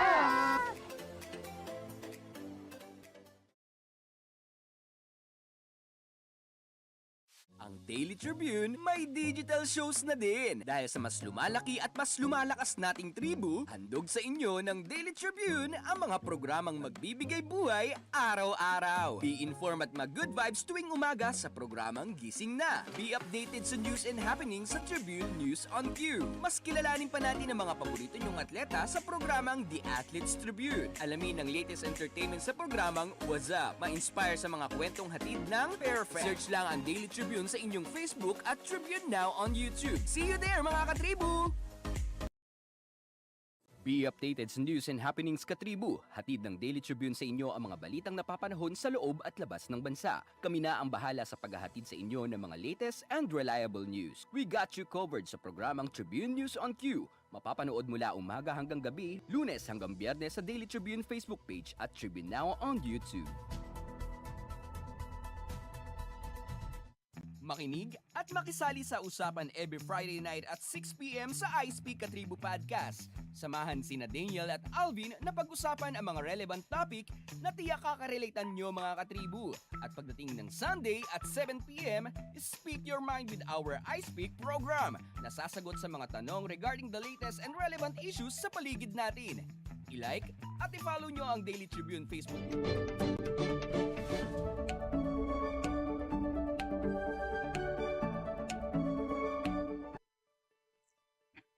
Ayan mga katribo, pinag-uusapan po natin ang what's healthy, what's not. Meron bang ganon? Meron bang bawal sa pagkain o sa pagpili ng pagkain? Yun, Ma'am Cory, nowadays, the way we educate individual, hindi na po totally bawal lahat. So we give allowances. That's why we always campaign. We better consult the dietitian, nutritionist dietitian. Kasi we always assist you based on the, for example, ma'am, napaka-komplikado ng diabetic diet, and also po yung sa renal, yung sa kidney. So nalulungkot po ang pasyente. Dati po nung unang panahon namin, nung kabataan kong dietitian, Ma'am Cory, ang lagi nasa isip namin, bawal. Even the doctor sinasabi, bawal. But kapag if you encounter us, the nutritionist dietitian, na i-individualize po natin yung requirement. Okay? So depende po yan sa resulta ng laboratory results po. Dahil pag wala po kaming reference ng resulta ng blood sugar, cholesterol, mas ini-encourage po namin ang individual to have that kahit po yung annual check-up nila para po alam namin ano lang yung sasabihin na pwedeng bawasan. Kasi po, yung iba, pag sinabing diabetic, babawasan na rin po yung ibang pagkain or protein. So may mga individualized po tayong allowance. Kaya po, sa akin, ang pasyente, unang tingin, Ma'am Cory, parang kaaway niya ako kasi ang thinking nila, pag nakipag-usap sa nutritionist, bawal lahat. So the way we handle it, kino-compute po natin yan sa edad, sa timbang at sa height. Kung anong calories para po yung kanyang favorite na kinakain ay nababagay po sa aming calories. Example po, ang isang diabetic, bawal na po ba yung kumain ng matamis? So depende po. Let's say mangga. Yes, yan po. Punta tayo sa mangga. Pwede po siyang kumain ng kahit anong prutas. Basta po susundin niya ang aking portion. Ayun, portion control talaga. Yes, ma'am. Yan na po yung focus ng ating education. Hindi po yung mataas ang blood sugar mo, lahat ng prutas bawal. So the way we give advice, ang mangga, hindi po yung dating kinakain niya 5 piraso. Yun lang po, mag-a-adjust siya sa servings. Yun po yung isang pisngi. Yun lang, ma'am, no? Isang pisngi, isang kain. Hindi na po yung... saging? Ang saging, ma'am, pwede rin po yan isang haba, pag ganon. Yan po yung sinasabi nating portion. Servings na pwede in a day. Halimbawa po, Diabetic ka. Kung diabetic. Yes, ma'am. So yan po yung nagkakaroon kami ng ng alignment ng doktor. Sa doktor, general lang po yung sasabihin, o bawal ka nito. Kaya po nako-confuse yung pasyente. Pag kami nang kausap, ina-allow namin siya pero may tamang sukat. Ayun. Okay po. Yung saging po, di po ba may saging na malaki? Hahatiin po natin yon sa isang kain. So, Bumili ka lang ng latundan. yes. Sakto po yung size na yon. So, halimbawa po grapes. Kaysa po yung kinakain yung isang upuan na half kilo, may bilang na po yon. So, still, ma-enjoy pa rin po yung pagkain ng grapes, pero po 8 pieces. Yung mga ganun pong education ang ginagamit natin para po the individual can still enjoy kung ano yung mga dapat niyang makain. Yun po, no? At saka ito, kasi para sa mga diabetics at sa mga walang diabetes, walang limit pala ang gulay. Yes. Ine-encourage po natin ang gulay na maging part po ng meal. Kasi Ma'am Cory, no, dati talaga, as you mentioned, the food pyramid is the previous tool na po yan. Ngayon po yung pinggang Pinoy ang ginagamit nga natin, kahit sa Amerika is the My Food Plate. So yung gulay po doon is the part of ng pinggan natin na regardless healthy or unhealthy or what, or may disease tayo, kailangan po siya maging parte kasi po ang gulay, it serves sa fiber sa katawan para ma-avoid or magkaroon tayo ng normal bowel motion. Ayan po yung isang function niya. And second, it's a good source po ng antioxidants. Ang magkaroon po ng iba't ibang kulay ng gulay or prutas, yun po, no? Imagine po natin yung rainbow. Kapag yung rainbow na po yun, na may as part po ng selection natin ng gulay na nabibili, you have a good source po ng antioxidants and also vitamins. So hindi po natin namamalayan. Full of supplements tayo, pero we can still get that from the natural type of vegetables. Yun lang po, no? Ang servings niyan, nagkakaroon po tayo niya ng 4 to 5 servings. So depende po as part of the meal. Hindi po isang kain, pwede po yan tuwing lunch and then dinner as part of your reference. Preference po, no? Salad or cooked vegetables. Kaya lang po, ma'am, ang vegetables, hindi po yan ina-advise natin, parang binablanch lang po ang way of preparation. Hindi po yung half-cook. Yes, half-cook. Hindi po yung overcook. Kasi po yung vitamins yan and minerals, may mga vitamins po kasing water-soluble na ano na po agad yan. And sa exposure po ng heat, na ano po siya, naapektuhan yung quality niya ng pagkain. So we advise to have the half-cook or yung pagbablanch, no? Yung pagbablanch po, yung iano lang po natin sa hot water na a few seconds and then a cold water para po maganda rin yung ano niya, yung brightness ng kulay po niya, yung pagiging dark colored po niya. Para sa carbohydrate, sabi daw nila, i-control ang portion daw ng kanin, tinapay. What can you say about that? Same din po yan ng prutas. So health or we have a diabetes or what for general guidelines po, no? Carbohydrates, it has equivalents.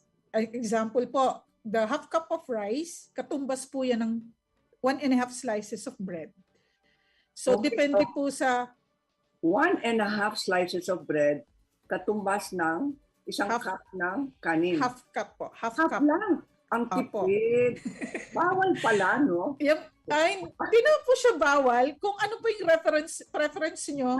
Pero same calories po yun. Kaya lang po, may mga individual na confuse. Ayaw po, iniiwasan nila yung rice. Gusto po nilang mag-weight loss. Kakain po sila na maraming tinapay. No? Pareho rin. Yes. So, nagtataka sila bakit walang weight changes because of the calorie intake. It's the same. Okay, tapos papalaman po, no? May palaman sila spread na matamis or what. So, Matamis na bao. yes, ma'am. Coconut jam. Mayroon din pong practice na yung rice, ang ulam niya ay noodles to, yung mga pansit canton or what. So doble yung carbohydrates. And also to clarify po, no, ang 1/2 cup of rice, hindi naman po yan yung ating requirement talaga. So kino-compute po natin yan. Ang average po niyan, 1 cup per meal, lunch or dinner. Depende po, the higher the individual, mas marami pong calorie requirement. So pwede po yan maging 1.5 cups of rice or 2 cups. So kino-compute po natin siya. Okay. So, tubig o juices, healthy juices, hindi yung juice galing sa lata na may maraming asukal. Di ba? Tubig Yes. at healthy juices, freshly juiced juice. Okay. Tapos, carbohydrate. Pagkatapos nun ay We have yung pyramid natin, hahatiin na yan sa gitna, yung haba po ng carbohydrates, pahaba yan eh. Okay, hati sa gitna, andyan po yung part ng fruits and vegetables. yun. Okay, so ang fruits and vegetables po, they are almost same po ng number of servings as a part of our diet. Ay Ma'am Cory, no, i-remind ko lang, as mentioned kanina, yung sa fruits po natin, ang once we take po ng juice, no, wag po yung juice na buong baso. Kasi po, it's the same number of too much servings po ng prutas. Di po Pero ba? kung ang juice natin ay gulay, Gulay po is, ano po yan, wala pong calories yan, napaka-konti. yes. Kunwari po, kaya po in-encourage natin, no, kung limited tayo sa fruit intake or fruit juices, it's a good option po yung kamote tops juice, carrot juice, lemon, pre-food po yan, at saka yung cucumber. Celery. Yes, so any celery, a good Tama. source po. Yes, yan pong mga gulay, hindi po yan as same po ng prutas na masyadong mataas ang fructose or fruit sugar. Kaya you have an option to consider that as in the form of juice po. Tama po yan. Pero So, may mga prutas na mababa sa sugar tulad ng dragon fruit. yes, ma'am, but we have a specific measurement po na equivalent ng isang prutas. So, ng serving. So, meron po yan listahan kaming binibigay sa individual, lalo na po no, sa mga diabetic. Pero sa mga general na healthy tayo, we don't need to be masyado So, na conscious, pupok-pok. Oo, hindi naman. So, as long as... ng mga tao pag kumakain sa labas o kumakain, pumupunta sa mga piyesta. Ang hirap na, no? Maninervyos ka na kung nasa harap ka ng buffet.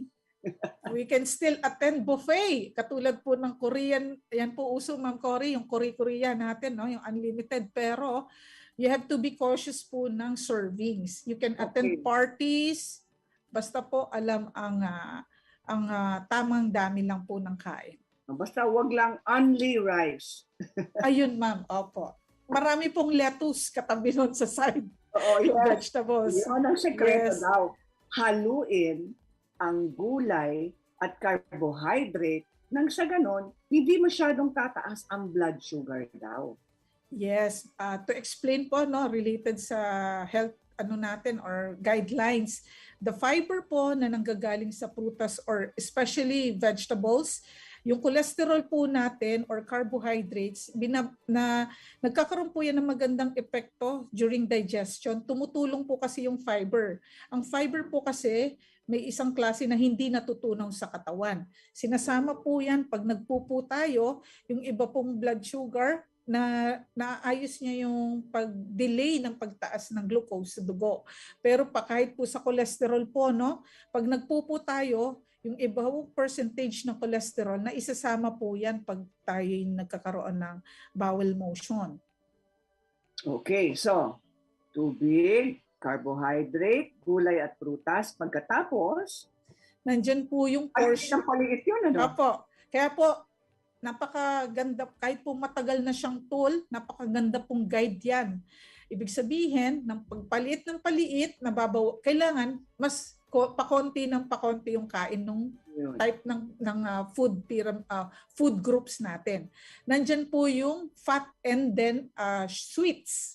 Okay? Oh. Yon. So yung sweets and fats halos magkapares po yan. Yan po yung ano no, yung pinakatuktok ng pyramid.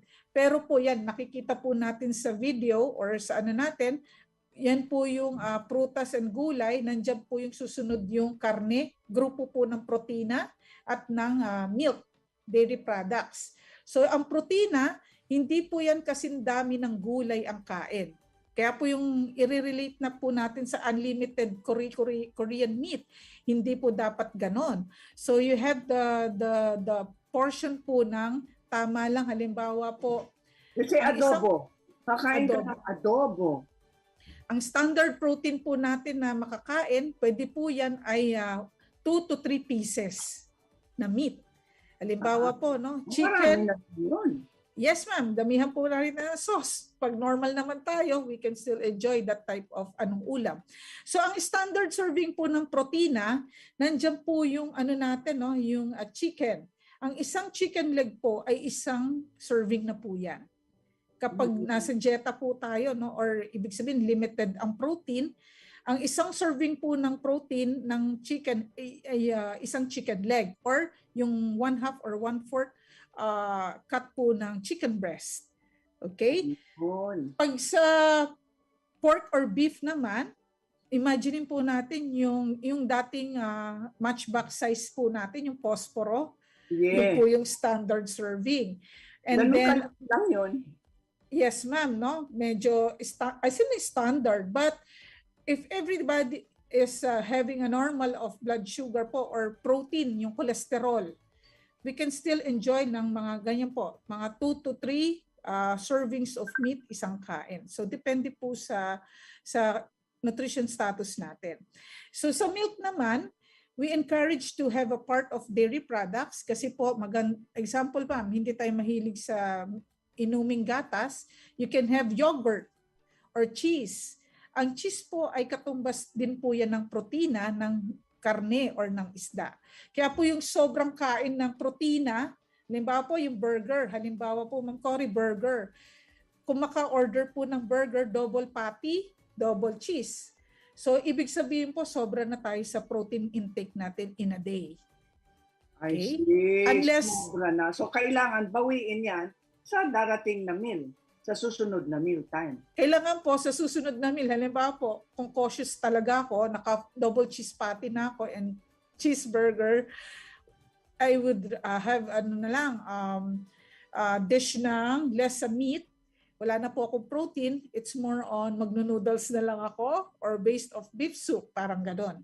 If you want to be cautious with your diet. Okay. Pero, yes ma'am. Next level, wala na. Ubus na. Sugar and fats. No? Yes. Yan po yung pinapakita po ng pyramid. Yan na po yung pinaka-peak or tip of the pyramid, yung sugar and sweets. We can still have allowance. That's why it's still part of the pyramid. Pero hindi po siya ganun kadami na parang kadami ng prutas or gulay or ng carbohydrates. Ayun. So we still enjoy different food groups as part of our meal, basta po tamang portion lang. Yun po yung pinapakita yung goal ng food pyramid. As a guide sinasabi nila, everything in moderation. Yes. Yes, tapos, pwede ba kayong magkonsulta? Magpakonsulta yung mga katribo namin sa inyo? Yes, ma'am. So, ini-encourage po natin. Yes. Minomotivate po natin ang lahat ng to be healthy. Hindi po natin kailangan magkaroon ng sakit para magkumonsulta sa nutritionist, dietitian.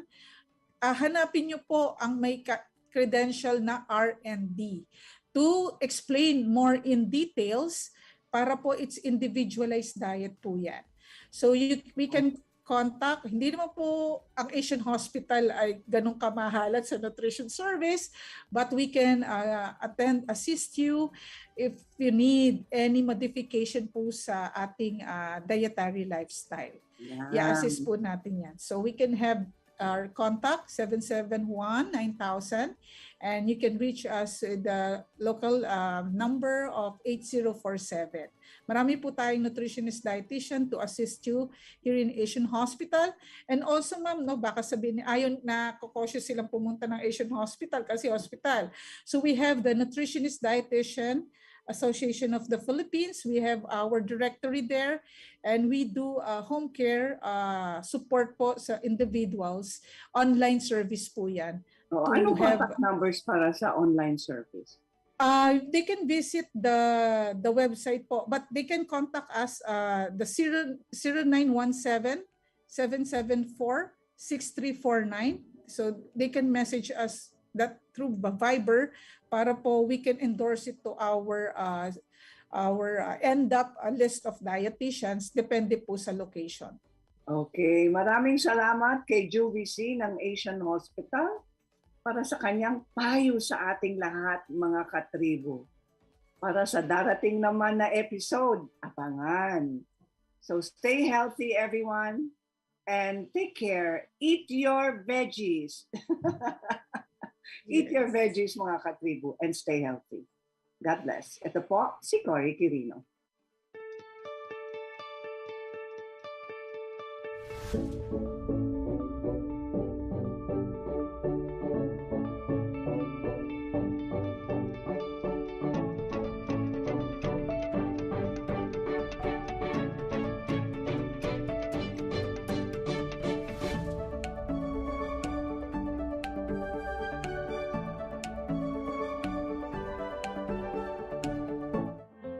Fun and inspiring na kwentuhan? Sagot na yan ang programang Spotlight ng Daily Tribune. Makipagkwentuhan at kilalanin ng iba't ibang personalidad na kilala sa kani-kanilang larangan. Manood at makinig sa mga inspiring stories na kanilang ibabahagi kasama si Nina Ventura at Jojo Silvestre. Be ready ng mamangha at matuwa every Thursday alas 2 ng hapon dito lang sa Daily Tribune Facebook page at Tribune Now on YouTube. Alamin ang latest entertainment at sa mga paborito nyong celebrities kasama si Pocholo Concepcion sa programang WhatsApp. Makibanding at kwentuhan kasama ang mga kilalang personalidad sa entertainment industry. Sama-sama natin silang kilalanin at silipin ang makulay nilang mundo every Tuesday at 2 p.m. Kaya sit back and relax lang kayo, mga katribu. Hanapin at ilike ang Daily Tribune. Mapalutong bahay man o sumptuous meal for special occasions, sagot na kayo ng tropang Kalanpag.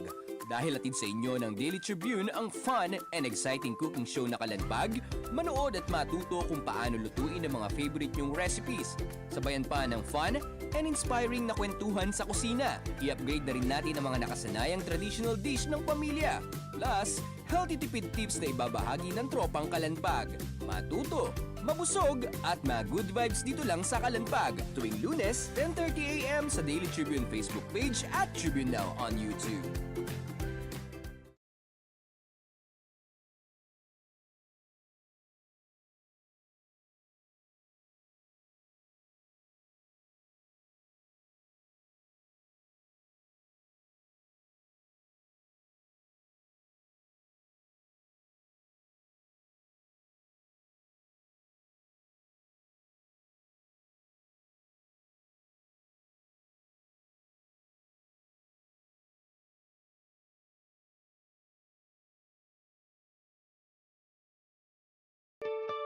Mga katribu, tara na't makiisa at matuto sa mga public service programs hatid ng Kalingang Katribu.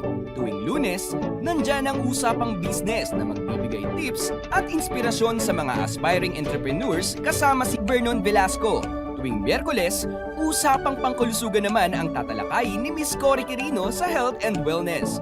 At tuwing Biyernes naman, kung legal advice ang kailangan mo, sagot ka na ng Legal Diaries kasama si Elmer Navarro Manuel at mga guest lawyers. Lahat ng niya mapapanood tuwing alas 3:30 ng hapon sa Daily Tribune Facebook page at Tribune Now on YouTube.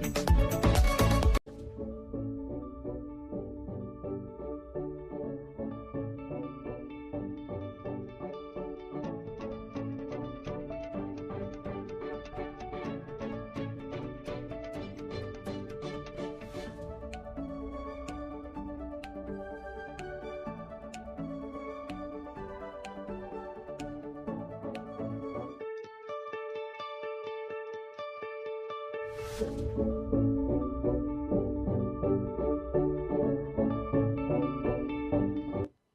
afternoon, everyone. I am Venice Bautista and welcome to another edition of Kalingang Katribu Usapang Business. So mga katribu, matatakam na naman tayo sa guest natin today dahil sila ang owners ng Macy's Egg Drop Sandwich. So makikita nyo yung mamaya kanilang mga selection ng menu at sure ako mag-crave din kayo nito dahil nung nakita ko, alam ko agad na mag-crave tayong sabay-sabay. So for now, let's welcome muna ang ating guests, si Ann Camille Tejedor and also Marie Joyce Hoya. Welcome, ladies, and good afternoon. Good afternoon, ma'am. Hello, ayan. So, when did you guys establish this business? Actually, nag-start kami online. Kasi before pandemic, we used to have an online business talaga. Then, pandemic came to, so yung unang online business ko na okay naman. So, start na. Then, sabi namin, we need a physical store. So, one time, nanonood po kami ng Korean novela, which is competing again. Nakita namin yung egg drop sandwich na pinakain ko sa market. So, sabi niya sa akin, gawa ka naman, gusto ko rin yan. So, naggawa ako ng mga sample egg drop sandwich. Tapos po, ayun, pinost ko sa Facebook, sabi ko, sino may gusto? Friends lang. Tapos marami nag-comment po order. Then may time na nagsabi sa akin, or go sell your egg drop sandwich. So, dun siya nag-start. So, February 15 po, nag-online sa village namin. Then, yun, may mga pupunta po dun sa house namin, gusto nilang mag-dine. Eh, wala naman po kami space for them to dine sa house namin. So, we decided, why not po sa I see. So, you went with this business kasi marami na agad natakam. Yes, ma'am. Actually, we tried online first. Parang select muna namin if may kakagat ba, if ever pinost natin. And eventually, marami naman po dun sa village pa lang. Ang dami nang gustong bumili. Ayun. So, do you guys cook talaga? Or parang, ano lang, by experience na hubog? Actually, kasi yung family ko po sa akin, food business po sila. Pero wala akong background sa cooking. Like, siguro yung taste buds ko lang talaga pinaparte ko kasi sa mga food. So, parang yun, pinapractice ko. Lalo na nung pandemic, na-practice ko yung skills ko. So, yun. Natuto na ako mag-experiment ng mga ibang dishes. Tapos yun nga, yung sa extra, parang sariling version. Kasi di ba yung extracts may yung focus Korea. So, we all know that all Filipinos naman po part of Korean place po talaga. So, sinabi ko, why not na gawin natin Filipino version po yung extract. Ayun. Pero grabe, hindi mo akalain na talagang kaka-study mo lang kung paano magluto or paano gawin ito. Kasi when it comes to the presentation, tsaka yung itsura niya, talagang parang pro, parang nakikita nga natin sa K-drama. Kaya nagulat ako. So, did you guys have like any parang work besides this? Yes po. Ako po, meron pa rin po ako on the side work. Yun talaga yung pagpapanyag ko rin ako. Kasi nag-focus sa business namin. So then ito lang. Wala akong work talaga. More on, this is our second business. Kaya ako yung nakatutok dun sa social media. With nothing design ko. I'm on the media. Parang kami, teammate. So dun sa menu, ako dun sa execution, yung social media. Yeah, when it comes to marketing, ganon. Yeah. So how did your different work experiences from the past like influence or mold yung pagiging business partners nyo ngayon when it comes to the management? I'm a graduate from CSB.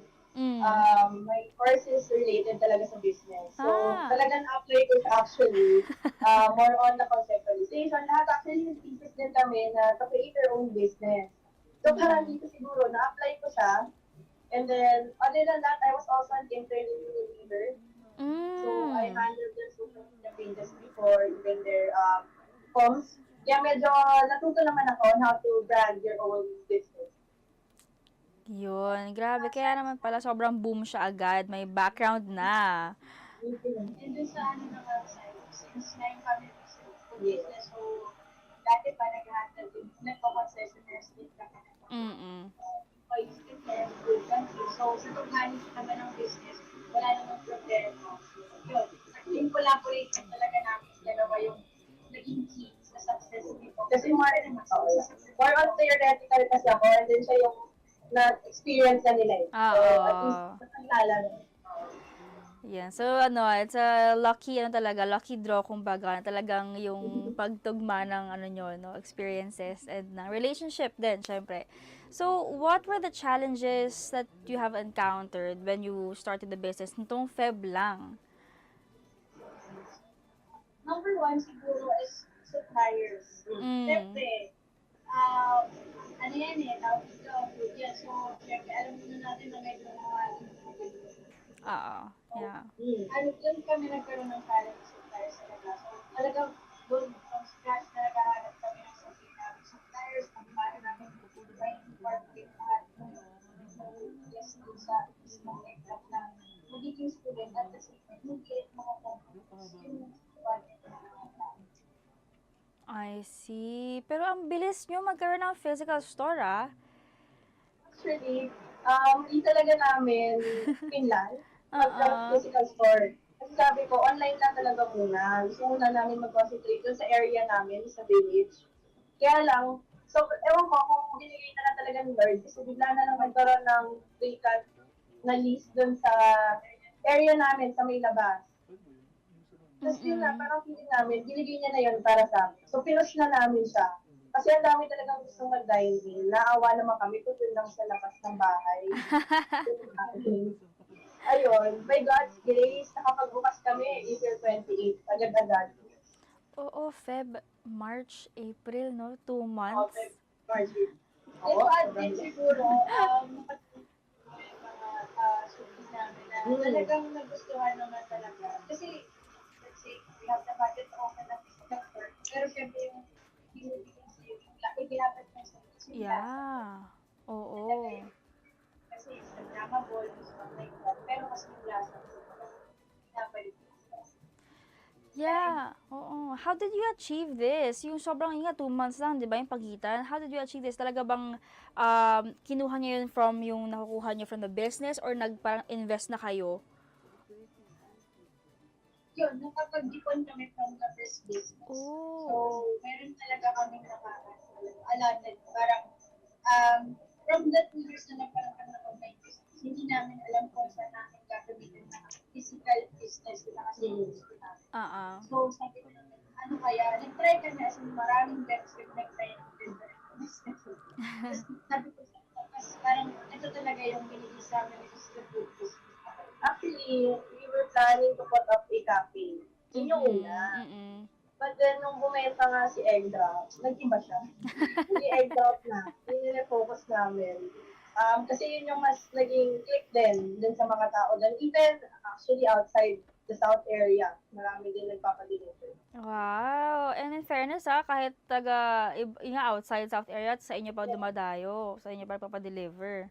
And yun din, the thing is, iba kasi pag very personal touch ng folders.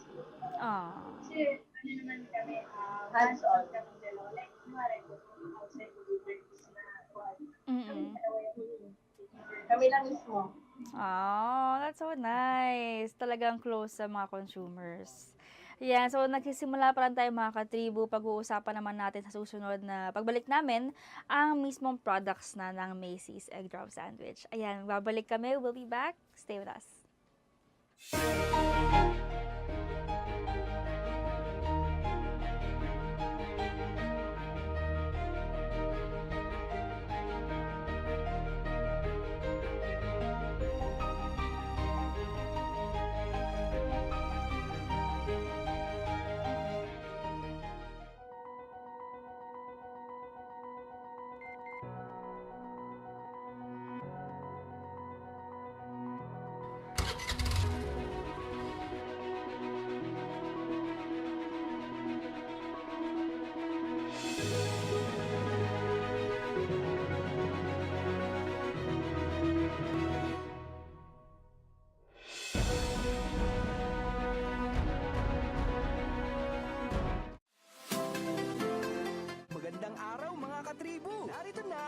makakasama nyo tuwing umaga sa programang Gising Na. Roy Pelovelo, Attorney Lia Badillo Crisostomo, Vernon Velasco, Kim Sancha at Chirk Balagtas.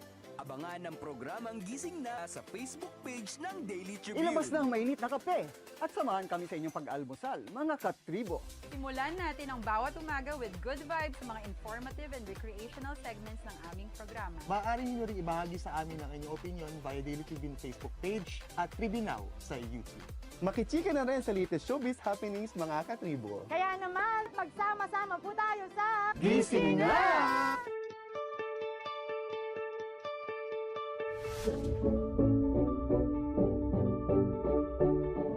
Welcome back to Usapang Business, mga katribu. So still with us is the owners of the Macy's Egg Drop Sandwich. Ayan, so si Anna, Camille, and si Marie Joyce. So guys, explain nyo kanina yung why Macy's, yung pangalan ng store nyo. From our nicknames, kasi Macy, ako si Ace. So, hindi na kami lumayo, Macy's. Actually, nag-isip pa kami ng other names. Kaya lang sabi ko kasi, as we all know, marami na talaga yung egg drop sandwiches na kilala ngayon. So sabi namin, malilito pa sila. So lagyan na lang namin yung name namin. Para medyo cute. Pero yeah, mag-cute nga siya. Tsaka parang, yung ang catchy. It's not a difficult, Hindi siya mahirap, alalahanin. Oo. So, ano ba ang mga nasa menu natin? Sige na, simulan natin itong nakakatakam na usapan. For now, we have 8 flavors. Starting off with our bestseller, which is the BLT, bacon, lettuce, and tomato. Then followed by the ham and cheese. And we have the chicken cashew. Breakfast steak. Yan, yung breakfast steak, anong trade right now. So, dati ulam ka. So, Dati ulam lang kami siya everyday. Ano na siya? Tapos ginawa ko na ng standing fruit. Tapos masarap na sa ulam ka. Tapos you have your cheese egg, the normal one, your sausage, spam seed. Yun din, yun yung parang kakaiba din sa menu namin. Spam seed.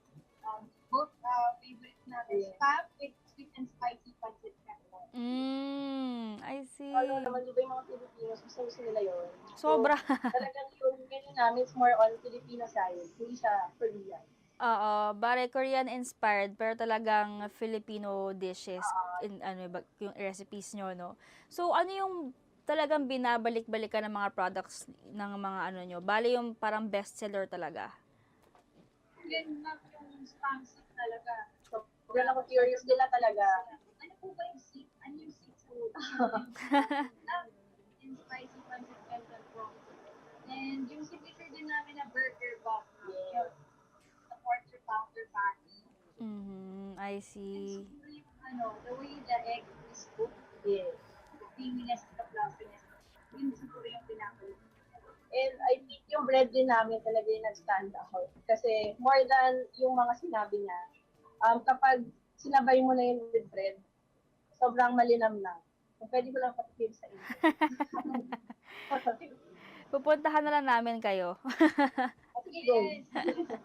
Yeah, so how do you create the recipes? Yun nga, di ba, parang lahat talagang research, study. Like, paano nyo nako-conceptualize na parang, ito yung gagamitan ng main ingredient, tapos sasamahan natin ito. Paano yun? Natatawa lang kayo kasi everyday, may set siya ng meeting lagi sa akin. Kami dalawa na sa meeting. So, dito namin, may meeting tayo later. Sige, anong idea mo? Bigay mo sa akin. Siya, ipapati niya lahat. Ito yung kakalabasan na idea mo. So, doon, pinag-ano namin. Pinag-drive namin yung ideas namin. And kasi nga, since meron din akong background sa business, I think it's important na kunin muna natin yung opinion ng other people. So, actually, pinatry natin sa family and friends namin, hindi lang 8 flavors, mga 15 yata yun. Nadami nila tagkat sa menu. Nadami hindi lang kasama. Kasi syempre, you have to make sure na okay din sa panlasa ng iba, hindi lang panlasa. Kaya the majority na panlasa yung hahanapin. Ayun. So, alam mo, from the time na ako yung gumagawa ng egg drops, hindi pa ako nakakatikim. Ngayon lang kami nakatikim. Hindi kami nakatikim. Okay, so talagang involved ang marami dito tsaka talagang ginagastusan niyo yung process, no? Yes, Talagang ma'am. investing. Trial and error talaga siya. Oo. Nakakatuwa naman na at least 'di ba, talagang pinapakinggan niyo yung feedback. So kapag may mga feedback ba yung mga customers natin, talagang ina-apply natin sa ano. Yes, ma'am, kasi sila naman yung boss namin sa restaurant. Hindi naman din sa atin. So, sila yung inaalagaan na para bumalik at bumalik. Actually, as of now, kasi kami yung nasa cashier. Yes. Kasi we want to put our personal touch. Saka mas nakakakwentuhan namin yung customers, ano yung gusto nila, ano yung gusto pa nilang i-add. Actually, more on the recommendations. As of now, gusto nila magdagdag pa kami ng flavor. So, sabi namin, sige, wait lang. Mag-expand rin kami ng menu. Ayan. Pero do you have people who help you in the store, like staff, ganyan? Ay, meron naman. Meron kami sa kitchen. So, sa kitchen naman, hindi na kami yung magkakalan sa kitchen. So, for hand-up training naman sila. So, nakuha naman nila kung paano prepare. Base naman, effective pa rin ako to guide them. Pero, sa kitchen side, yan may staff naman. Pero sa front naman, sa cashier, sa pag-entertain ng tao, is on us na. Okay. So, do the customers know na kayo yung owner? Siyempre, kayo nakaharap, kayo nasa cashier. Yes, kami alam naman po niya. Kami yung That's nice. Talagang getting to have like a real relationship between the owners and the consumers will really help the business grow. Ayan. So, do you offer like non-sandwich products right now? Yes, ma'am. We have rice meals din. So, dun sa mga, siyempre, hindi naman lahat iba fond of eating sandwiches. So, ang ginawa namin, yung mga toppings dun sa sandwich namin, nag-offer kami ng the variants of the rice mix. So, we have the breakfast steak pa rin, with the rice and sunny side up egg. And then the chicken katsu pa rin, meron kami nun, rice meal din. All rice meal comes with sunny side up. And yung invention ko is the ultimate breakfast. So, consists of sausage, bacon, and sunny side up. So, yun yung mga favorite. Then may ano pa yun? May cheese sauce pa yun. Okay, no lie, nagugutom ako ngayon. Diba kasi yung mga menu nyo talagang panig sa Filipino tastes. Diba? So talagang nakakagutom siya, my gosh. Okay, so... Pictures on the menu, siya lang din kumuha. Ako lang yun. Talagang... Sariling sikap yun. Oo, talaga may experience talaga. Na-apply talaga siya. Ayan, so what can we expect from Macy's Egg Drop Sandwich anytime soon?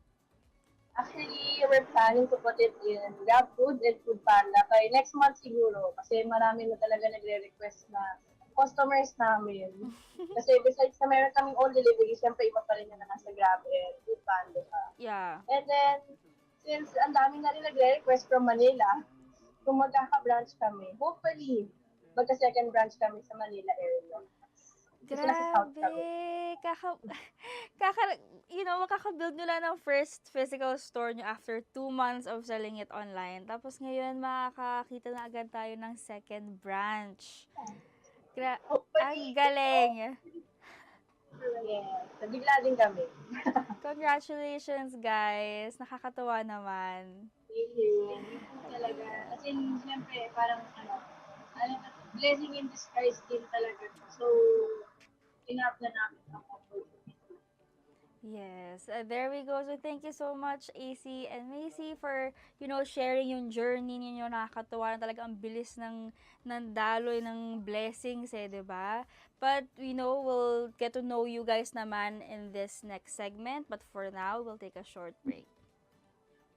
Ang Daily Tribune may digital shows na din. Dahil sa mas lumalaki at mas lumalakas nating tribu, handog sa inyo ng Daily Tribune ang mga programang magbibigay buhay araw-araw. Be informed at mag-good vibes tuwing umaga sa programang Gising Na. Be updated sa news and happenings sa Tribune News on Q. Mas kilalanin pa natin ang mga paborito nyong atleta sa programang The Athletes Tribune. Alamin ang latest entertainment sa programang What's Up. Ma-inspire sa mga kwentong hatid ng Perfect. Search lang ang Daily Tribune sa inyong Facebook at Tribune Now on YouTube. See you there mga katribu! Be updated sa news and happenings katribu. Hatid ng Daily Tribune sa inyo ang mga balitang napapanahon sa loob at labas ng bansa. Kami na ang bahala sa paghahatid sa inyo ng mga latest and reliable news. We got you covered sa programang Tribune News on Q. Mapapanood mula umaga hanggang gabi, Lunes hanggang Biyernes sa Daily Tribune Facebook page at Tribune Now on YouTube. Mapalutong bahay man o sumptuous meal for special occasions, sagot na kayo ng Tropang Kalanpag. Dahil atid sa inyo ng Daily Tribune ang fun and exciting cooking show na Kalanpag, manood at matuto kung paano lutuin ang mga favorite nyong recipes. Sabayan pa ng fun and inspiring na kwentuhan sa kusina. I-upgrade na rin natin ang mga nakasanayang traditional dish ng pamilya. Plus, healthy tipid tips na ibabahagi ng Tropang Kalanpag. Matuto, mabusog at good vibes dito lang sa Kalanpag tuwing Lunes, 10:30 AM sa Daily Tribune Facebook page at Tribune Now on YouTube.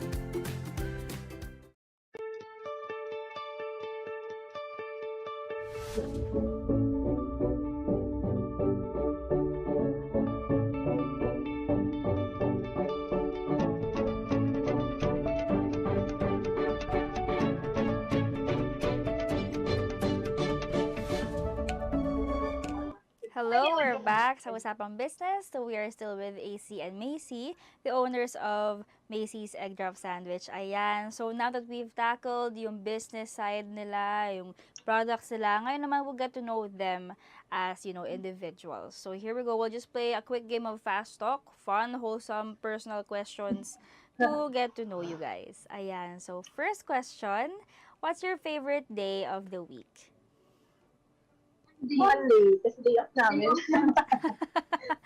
I see. Bakit Monday yung napili nyo? More kasi ma'am, checking the food natin. So, check namin every Monday, so hindi naman ganun for businesses. So, tsaka meron din ako work din on the side. So, yung Mondays talaga yun nag-motivate natin to an hour later. I see. Okay. So talagang it's making the work efficient, kumbaga. Yeah. Kailangan mo ng rest. Sabi ni God. May Sabbath. Hindi nga lang Sunday. Oo, okay lang yan. Ayan. So what's the best drink to partner with Macy's Egg Drop Sandwich? Iced coffee. Iced coffee. Meron kaming iced coffee pala. So, may mga drinks din kami. And as of now, yun yung pinaka-best seller. Pinaka-na-best pa. May signature iced coffee. Yeah. Oh, matakawang Pilipino sa kape. Bihira ka makakamit ng tao ng Pilipino na hindi mahilig sa kape. Ayaw. Oo. Yeah. Kami din. Super lalo na ako. Twice a day, minsan. Ako nga nilimitahan ko na lang sa one pero minsan nagta-twice talaga. Ayan. Ayan, okay. So next question, ano yung latest K-drama na napanood nyo? Dr. Roman. Oh, ako din napanood ko yun. Yeah. So waiting kami sa season. Waiting lang kami sa season 3. Meron na ba? Wala announcement na? Meron daw. Sabi nila. Sana soon kasi excited na nga ako nakabitin yung second season. Okay, anyway, balik tayo. So, how do you unwind from the stress? Syempre, 'di ba? New business, it's not easy tapos nag-work ka pa AC, 'di ba? How do you unwind? Siguro yung stress ko namin is yung 3 dogs na. Hindi namin sa bahay, may sasalubong sa amin, kahit stress din. Masaya na kami. And Mall, gano'n. Kumain. Actually, kain talaga. Yeah, the ultimate bonding, kain. Yes, kain. Ayan. So, what's a Pinoy dish naman that you love? Adobo. Number 1 adobo. Ako yung nilaga ng papa ko. May specific. Iba pa rin. Yes, iba pala ng luto ng tatay ko. Ayun. Kaya naman pala, siya ang taga-formulate ng recipes. Nakakaisip siya kasi talagang sanay siya sa good food. Yes. Okay, so last question. What's your advice for couples, doing their own business or starting their own business? Lagi namin parang remind you sa sarili na always believe in yourself and don't give up. Ako, sobrang daming challenges. Hindi mo maiwasan yan kahit saan, kahit hindi sa pagtayo ng business. Everyday life may challenges ka, pero you just have to push through and remember why you're there, remember why you did it, and remember what's your passion, bakit mo ito ginagawa. And kung masaya ka, tuloy mo lang. There we go. Great advice. Thank you so much. Ayan, meron pang pahabol. Yes, magkakalimot kay God. Yes. Of course. Yan ang hindi dapat talaga kalimutan. There. Thank you so much, AC and Macy, for joining us today. Nakakatuwa yung usapan. Yes, but before we let you go, baka gusto nyo i-invite yung ating mga viewers to try your products via online or pumunta sa inyo, dayuin kayo dyan. Yes, so for sa mga South friends namin yan and to all South viewers, we're open from Tuesdays to Sundays, 1 to 10 p.m.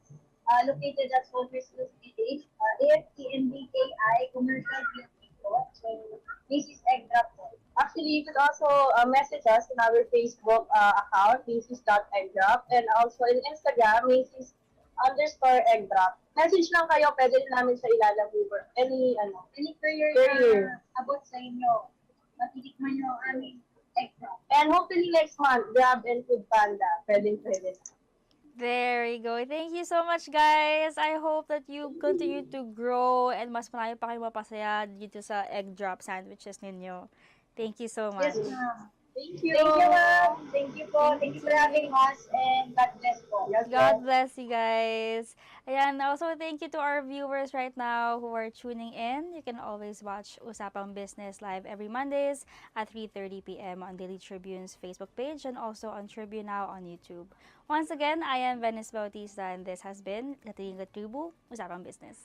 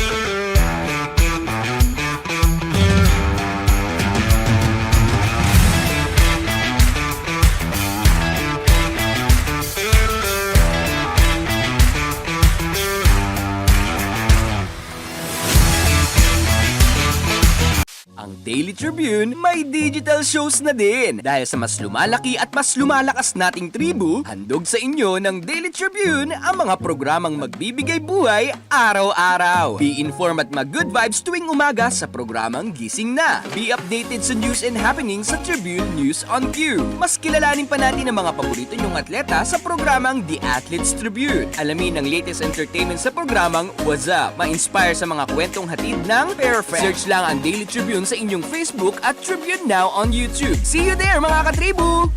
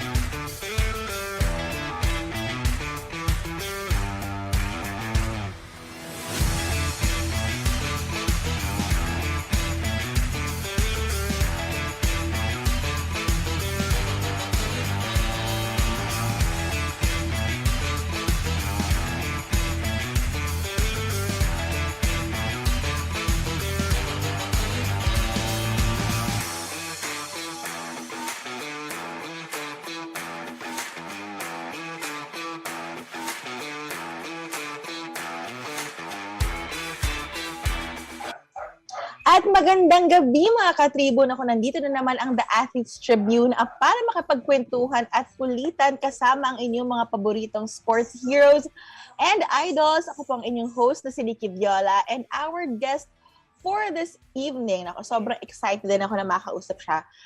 Of course, she bagged a bronze medal in the latest Southeast Asian Games and a gold medal back in the 2019 edition of the prestigious biennial sports event. And you know, at such a young age, she has brought so much pride and glory to our country. So ngayon, mas makikilala natin siya for tonight's episode of the Athletes Tribune. So I'm sure all of you are excited. Hindi na po natin patatagalin pa. So kilalanin na pa natin siya lalo dito sa ating show. Please welcome Jamie Lim. Good evening. Hi, Nikki. Thank you so much for that introduction. Na-touch naman ako. Thank you. Thank you. Ayan. We're very excited, of course. Siyempre na parang kakatapos lang ng SEA Games, but for sure busy ka rin. But you took time just to be with us for tonight. So thank you so much. Ayan, Thank you. Ayan, so how was the recent SEA Games in Hanoi? Like, kamusta? Kamusta yung experience mo doon? Actually, not so good. Parang, especially for the karate team. Yung sport kasi namin, yung scoring is based on the referees and the judges. And napansin namin, especially on the first day, na they were very biased towards Vietnam. As in, kahit hindi tumatama yung punches ng Vietnam, they give them a score. Kahit yung kicks hindi tumatama, binibigyan ng score. So parang kami, we try to take our scores, pero babawian lang kami ng referees. And so parang we have, parang yung power namin hanggang doon lang. So, it's sad kasi none of us got to the finals sa individual categories. So, we were really hoping to get the gold again, just like in 2019. And we believe na kaya because I studied the competitors, everyone, and it looked like kaya. But then, it was a different story in Vietnam. But I'm very proud of how everyone fought because kitang-kita yung best effort namin and we really trained hard for this. It's just sad how it ended. It was run, yeah. Ganun. Yeah, yun lang. But wala kaming regrets on how we performed and how we trained for the SEA Games. Yeah, and no matter naman what the results are, we are all still proud of you. Kaming mga supporters ninyo. And like what you've said, nakita mo talaga yung, alam mo yung effort ng bawat isa. Lalo kami na parang spectators lang, talagang nanonood lang. Kung san-san lang kami nanonood ng mga links of your fights and everything, but we are parang nakikita namin yung hard work ninyo, and we are very, very grateful for that, of course. Ayan, so, syempre, upon entering the SEA Games this year, parang, di ba, syempre, alam naman natin lahat na we're on a lockdown, nag-pandemic. So, kamusta ba yung naging training ninyo during those trying times, during lockdown and then pandemic? Kasi for sure, with your preparations sa SEA Games, nagte-training kayo parang hindi pa tayo sobrang luwag, di ba? So how was it? Yeah, actually, okay yung training ng karate team because we started doing the bubble since September last year. So from September hanggang SEA Games, nagte-training na kami. And it was very tough on our part because bubble siya eh. So parang nasa Baguio lang kami the whole time. Except kapag may competitions like nung World Championships ng November and Asian Championships, nakalabas ako. But mostly, we were inside the training camp, just training. So that was very difficult and grabe nga yung sacrifices namin for the SEA Games. And I think that was enough time. Okay siyang boot camp in preparation for the SEA Games. So parang hindi pandemic, just the bubble part. But the training was good enough, I would say. Ayan, okay. So, ito naman, parang I'm sure a lot, especially mga talaga nakatutok sa team mo and sa'yo, are really curious about this. Parang, can you share us or tell us your decision on switching from yung division mo? Which is, di ba, parang sa plus 61, di ba? Tama ba? Tama yeah, ba? Okay, that's correct. So I started sa national team noong 2019. Nasa plus 61 kilogram category ako. At doon ako compete nung SEA Games 2019. And I did well. So gold tayo doon. And then the next competition I joined was in 2021 na, which was the Olympic qualifying tournament. And doon, yung mga kalaban ko, very big.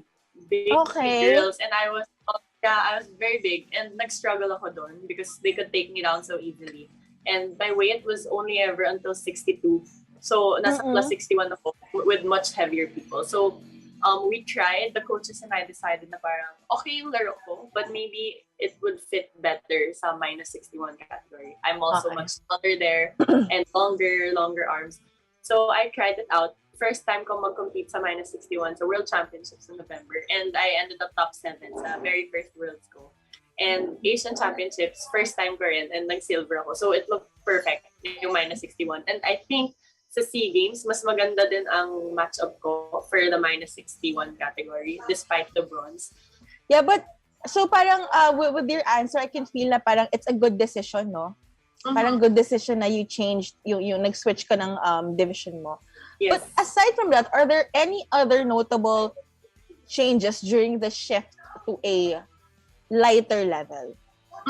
I actually did lose some weight, although hindi masyado halata kasi from 62, parang yung playing weight ko naging 60. So 62, 63 noon, ngayon 59, 60. And so I'm more in control and I'm faster compared to before. So hindi lang bagay sa category, pero it's a better fit for my body also. Okay, so with that, sorry, I'm curious kasi ako, I have no idea on how you do these things. You switching of divisions and category and all. Is it like a long process na parang when you decide to switch divisions pag karate? Actually, no. For me, no. Parang ganun lang. And then, Parang, sige, try ko nga to. Parang ganon. Okay. It wasn't a big shift for me because nga I was already at 62, so I didn't have to lose much weight. So, parang nung 62, 63 ako, hindi lang ako kumain as much kasi sobrang takaw ko as a person. And at 62, kain ako ng kain. So, if I just ate enough, naging yung normal weight ko talaga dapat, I think, is like 60. So, perfect yun if I just ate enough. So that was a big change for me. So, in a way, parang you can also say na contented ka naman with the results. Yes, I'm not happy about SEA Games, but the way I played, the way I, parang overall, like so Worlds, like the improvements mo. Yeah, much. Oh. Okay. So, ayan, so with this, parang ako, I'm really interested to get to know more of, your sport and you also, and sobrang, ako natuwa ako with your sharing palang with SEA Games, and you're very honest at that. Yeah. Parang, and gusto namin yun dito, diba? Parang, it's not all madali naman and everything, and masaya, diba? So, yung mga sports fans natin, they have to see that as well. Ayan, sir. Pero anyway, Jamie, bago natin pagpatuloy yung kwentuhan natin ngayon dito, we'll take a short break. So, to everyone who's watching, please do stay with us. Ang Daily Tribune may digital shows na din. Dahil sa mas lumalaki at mas lumalakas nating tribu, handog sa inyo ng Daily Tribune ang mga programang magbibigay buhay araw-araw. Be informed at mag-good vibes tuwing umaga sa programang Gising Na. Be updated sa news and happenings sa Tribune News on Cue. Mas kilalanin pa natin ang mga paborito nyong atleta sa programang The Athletes Tribune. Alamin ang latest entertainment sa programang What's Up. Ma-inspire sa mga kwentong hatid ng Perfect. Search lang ang Daily Tribune sa inyong Facebook at Tribune Now on YouTube. See you there, mga katribu! Alamin ang latest entertainment at sa mga paborito nyong celebrities kasama si Pocholo Concepcion sa programang What's Up. Makibanding at kwentuhan kasama ang mga kilalang personalidad sa entertainment industry. Sama-sama natin silang kilalanin at silipin ang makulay nilang mundo every Tuesday at 2 p.m. Kaya sit back and relax lang kayo, mga katribu. Hanapin at ilike ang Daily Tribune Facebook page at Tribune Now on YouTube. Dahil sagot na namin ang masayang kwentuhan dito lang sa What's Up.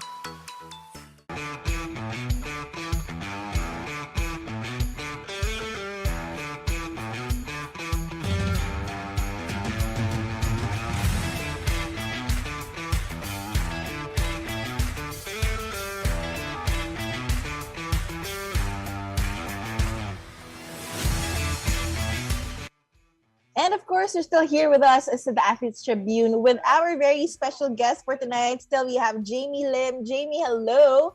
Hi, Ayan. So, eto na. So, the other, parang syempre, we want to get to know you better. So, I want to know also, how did you get into that sport? How did you get into karate? Paano ka ba nagsimula? Like, bata ka pa?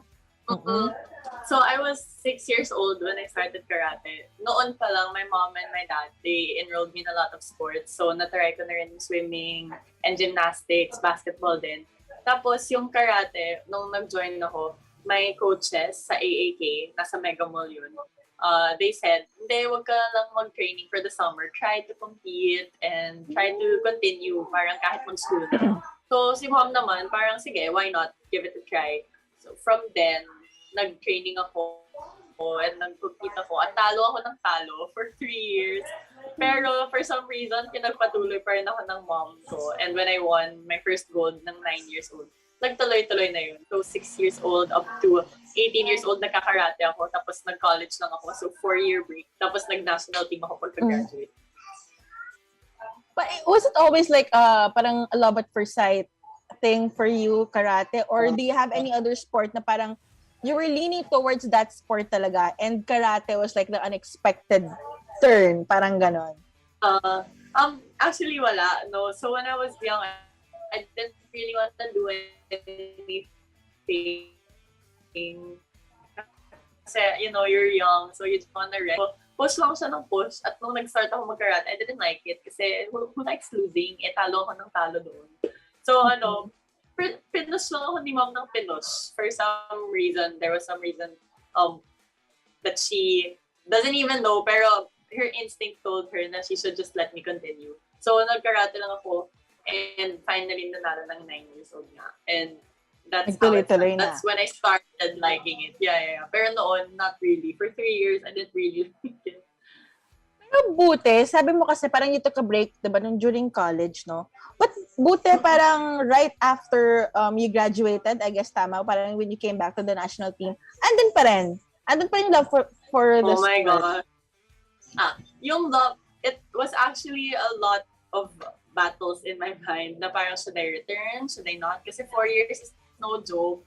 Parang ibang-iba yung physicality. Ibang-iba yung physicality. Tumanda na, tapos 4 years na walang training. Ibang-iba. Tapos 5 months lang before SEA Games. And then, my mind naman, parang tapos na rin ako sa karate. So, ang gusto ko lang talaga mag-represent, ma-experience yung SEA Games in Manila because special. Nasa Philippines siya eh. So, it was very, very special. At gusto kong habulin yun. And so, yun yung nanalo. And so I went back, a lot of struggles na behind the scenes. Super, umiiyak ako, did I make the right decision or not? Kasi natatalo ako sa tournaments before the SEA Games. So parang hindi ata abot yung performance ko for SEA Games. Pero saktong-sakto, umabot at nag-gold. So that was a very, basta ang daming nangyari on the inside na hindi masyadong kita. Pero I went through a lot in that decision-making process and the training process going to SEA Games. But it's worth it in the end, especially when you got that gold. Super worth it. Buto na lang bumalik ako and it was the right choice. But that was really a big dilemma for me na parang 50-50 talaga ako noon, should I return or not. But I feel like it's meant to be. Everything's meant to be. I feel like it is too. I feel like it is because I don't know, I think the stars just really aligned for me in 2019. Kasi sobrang suntok sa buwan yung 5 months training lang. And then nag-gold sa SEA Games. So that's really special for me. At mahirap category ko noon. Like there were tough opponents. Okay. But well, also I can see na parang being an athlete runs in your runs in your blood talaga, especially with your dad. Syempre, para sa kaalaman po ng lahat ng ating viewers, siya po ay daughter ni Mr. Samboy the Skywalker Lim. Syempre, one of our PBA legends yan. Ayan, at nakaka-starstruck naman kasi I report for the PBA. So parang isa yan sa mga dream talaga na ma-interview yung mga PBA legends na yan. But anyway, ngayon naman, tanong ko sa'yo, what's it like growing up with a famous athlete as a father, and paano kanya na-influence with your training and with your sport? Si Daddy naman, he's the biggest influence talaga sa akin. So growing up, I didn't really understand the concept that he was famous. Kasi pag nasa mall kami, tapos marami magpapapicture sa kanya, hindi ko maintindihan bakit, like growing up.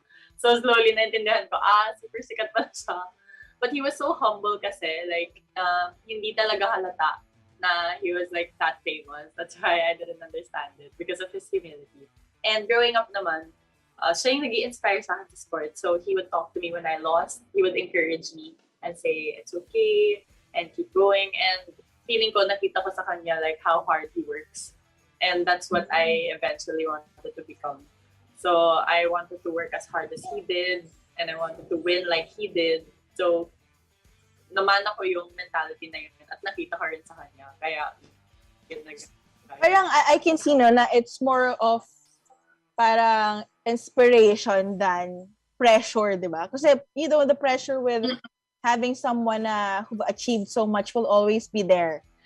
But parang yun nga, parang more inspiring talaga because of your dad, and mas na-push ka pa niya to be better. And the results are there. Of course, you're for sure. Yeah.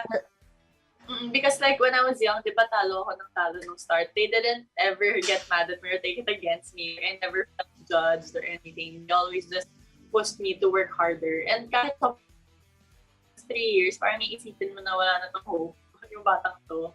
But they lost hope, and they just kept pushing and pushing, and they were tired of that. So, I owe a lot to them. Kaya, that's why I got here. Kaya, ayun, at least, nakikita natin ngayon kung ano ang resulta ng lahat ng yon, di ba? Okay, so ito naman, let's talk about more of your plans. Kasi parang we heard na magmamasteral ka sa UK for a year. Okay, so can you tell us more about that? What degree and why came up with that decision? So, go. Sure. Okay, so actually, nagpag-isipan namin ni Mommy na magma-master sana ako right after graduating. And so that was part of the equation sa dilemma din kung summa ako, because I really wanted to do master's agad kasi I came off the summa cum laude. Parang nasa academic trends na talaga ako. Like, it makes sense to go to master's right away. But then SEA Games happened. So I said, okay, let me insert just SEA Games. One SEA Games and then Masters. Pero after experiencing SEA Games, after experiencing SEA Games, I couldn't just stop there. Kasi iba talaga yung feeling ng representing the country. And kaya, because if you can win, it brings me so much pride to raise the flag. So I wanted to continue being an athlete muna. So I didn't expect na makakapag-Worlds ako or Asian Championships or even another SEA Games. So sinusulit ko yung pagiging athlete muna before going to study again. But I started applying to schools last year, and I chose Imperial College London. Yung course ko is Business Analytics, and it's gonna be fast. And my coach has been talking to me, saying na parang, okay, you can still train in London. I know some people. So gusto niya akong magpatuloy. And I'm open to that. But I'm also ready and excited to go back to the academic part of life. So I want to use my brain again for the school.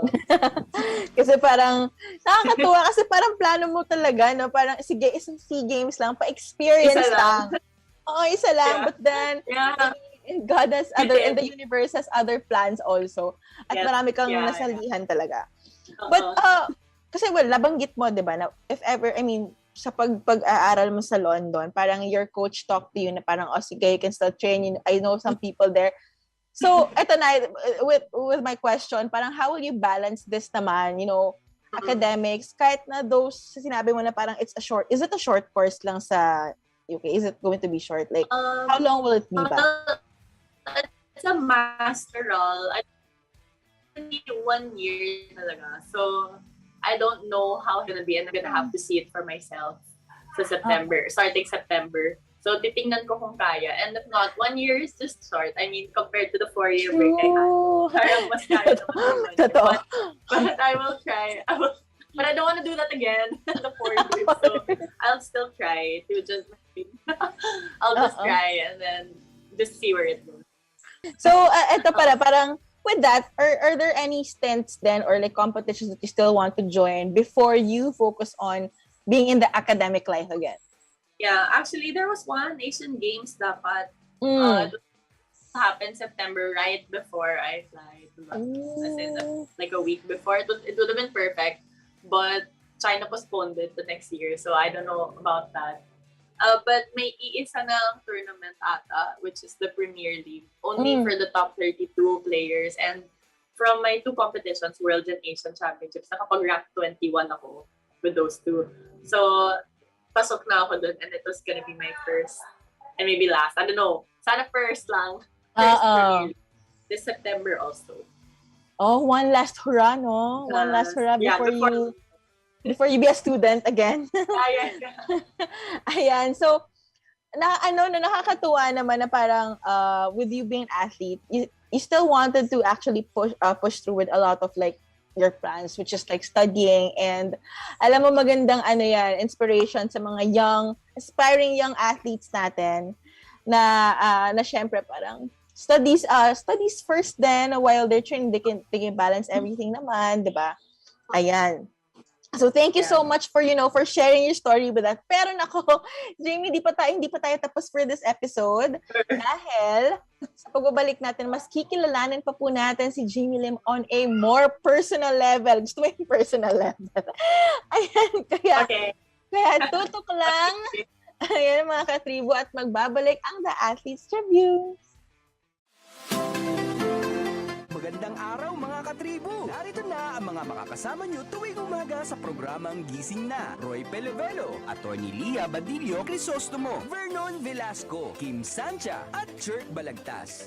Abangan ang programang Gising Na sa Facebook page ng Daily Tribune. Ilabas na ang mainit na kape at samahan kami sa inyong pag-almusal, mga katribo.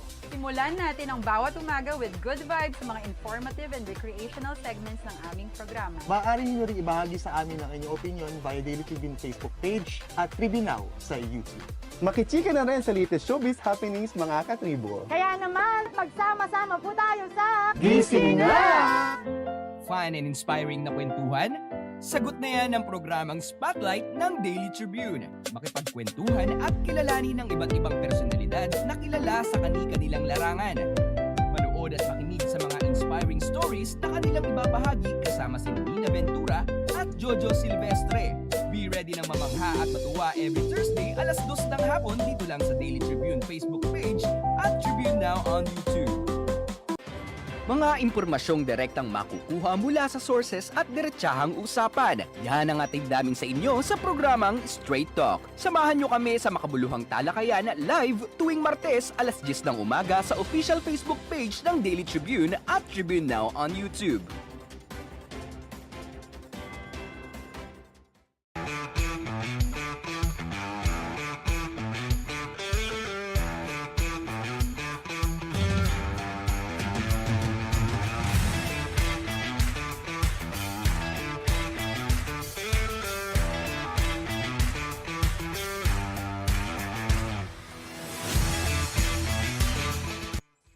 And we are back here on the Athletes Tribune. Still with us is our Filipino karateka Jamie Lim in the house. Ayan, okay. So, eto naman, kagaya nga ng sinabi natin kanina, we would like to get to know you on a personal level. Kaya naman, Jamie, we'll play a quick game where we can have fun and know more about you at the same time. Ayan, so, bilang mga marites kami, ayan, we checked your Instagram account, and we chose some pictures that you've posted. So, madali lang naman yung gagawin mo. Kwento mo lang sa amin kung ano ba yung story behind that photo na nakuha natin. Okay. Are you ready? Okay, so let's go with our first photo.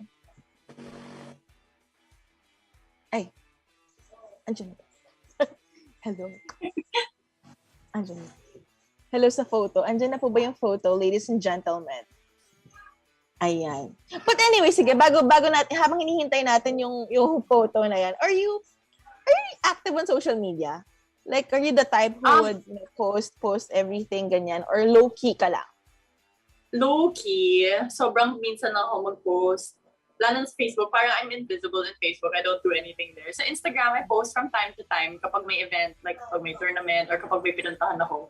Pero yung TikTok naman, yun, doon ako active. Wala lang. Sobrang trip ko lang. I let's make chika or training. I document it a lot. Or that. Kasi actually, nag-enjoy ka to do that, no? Oo, sa lahat. Wala lang. Ginagawa akong lahat doon sa TikTok. Lahat ng trends, no? Lahat ng trends. Ayan.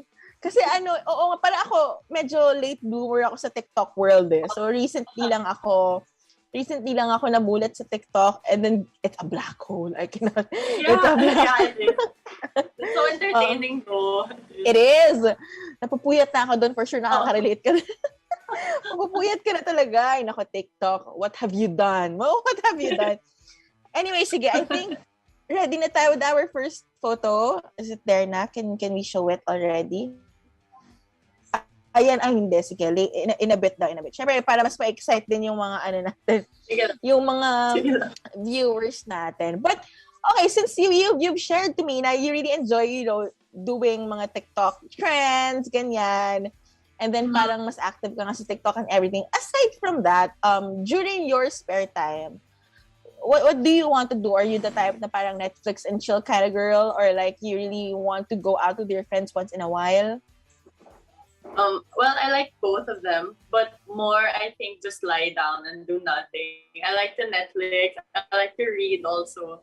So, kasi feeling ko sobrang pagod ako from training all the time. And especially after SEA Games, parang I'm so exhausted. So, since nakauwi kami, hindi pa ako gumagalaw. Like, I haven't been working out. I'm just lying down all the time. So, I'm enjoying my, rest time. The rest time. I also love seeing friends. So, nakabook na kami ng mga barkada ko, iba-iba. Just to catch up. It's also been a while, like, after being in a bubble for so long, parang you need to go out with friends and just catch up. True, for your sanity. Yes. For your sanity. True. Okay, so eto na. I think we're ready with the photos already. So, let's move on with the first one. Mm-hmm. Yan. Okay. Oh my gosh! Okay, so this was taken the day after SEA Games. Nasa room ako ng mom ko because my mom went with me to Vietnam. Mm-mm. My mom, her partner, and my tito. So, yung kapatid ni mommy. They were all there, so supportive. Nandun ako, nag-chill lang. And then my mom was like, can I just take a photo of your bruises? Kasi, ang dami. So, I got the black eye against Vietnam. And I got the one in my arm. Sa training lang before leaving. So, my face was so bruised and like I'm so tired and everything. And I had fractures on my hands, so parang bugbog ako after SEA Games. And, battle scar. Yeah, battle scars. Kaya tama talaga, deserve mo talaga yung pagpapahinga na parang hindi kang gumagalaw. Hindi ako gumagalaw. Okay lang talaga yan. Deserve mo yan. Okay, so let's move on with our next photo. Oh, this was taken sa Paris. So, nasa Olympic qualifiers kami, katatapos lang namin. Doon ako, that's my last plus 61 kilogram competition. That's why I decided to move on. But, yeah. So, ang galing ng photographer ko, yung teammate ko si Joko, kinuhanan niya ako. And that's not really a kick. I just swung my leg like that. Tapos mukhang kick. So, parang ang galing kasi hindi naman totoo. Eksakto. Pero ang ganda. Ang ganda ng kuha. So, thank you, Joko. You're so good. Okay. Sige. Ngayon naman, let's move forward with the next photo. Ayan. I love this photo. So this is from SEA Games. Tapos si Rio, my friend Rio, siya yung photographer niyan. So she took that photo. It's so emotional kasi I just won. Parang katatapos lang ng final match ko. And yung ka-finals ko, she was an Indonesian na world champion. And just recently an Asian silver medalist, like before SEA Games. So parang siya yung touted to be the champion talaga. Tapos nanalo ko, underdog, walang may alam sa akin. So nagulat sila, and nagulat din ako. So I was just so filled with emotion na parang, oh my gosh, it paid off. Saktong-sakto yung pagbalik ko, I really did it. So yun, all of that happiness, and I was so overwhelmed, kaya squeezing ako of joy because of that. Na-feel namin sa photo talaga. Na parang, this is it. Ganon. Okay. So, next photo, please. Ayan. Oh, this was an award after SEA Games. So parang may Rotary na nag-award sa akin, Golden Wheel Award. And parang it's for sports and for my academic achievements. So because 2019 was so good for me, like I graduated SUMA, tapos nag-valedictorian ako sa College of Science, tapos nag-SEA Games gold ako. So parang all of those together, parang I love this year. So kaya nakasmile ako super dyan. Super happy ako about how the previous year went. Ay, ayan. And ito na, next photo, parang medyo same lang din to. So let's see. Okay. Oh, this was before my athlete life. So this is graduation sa College of Science. That's the day I delivered the speech, sa valedictory speech sa College of Science. So maganda yung si Mami she helped me design that. The dress, I love it. Nag-design ka? Or like for that? Okay. No, sorry, not design. We just copied it. We just look for photos and then for pegs. And then she was like, ba't ito gayahin? So when we looked at it, parang I love it. And that was a happy moment for me kasi tapos na rin yung 4 years of hard work din sa school.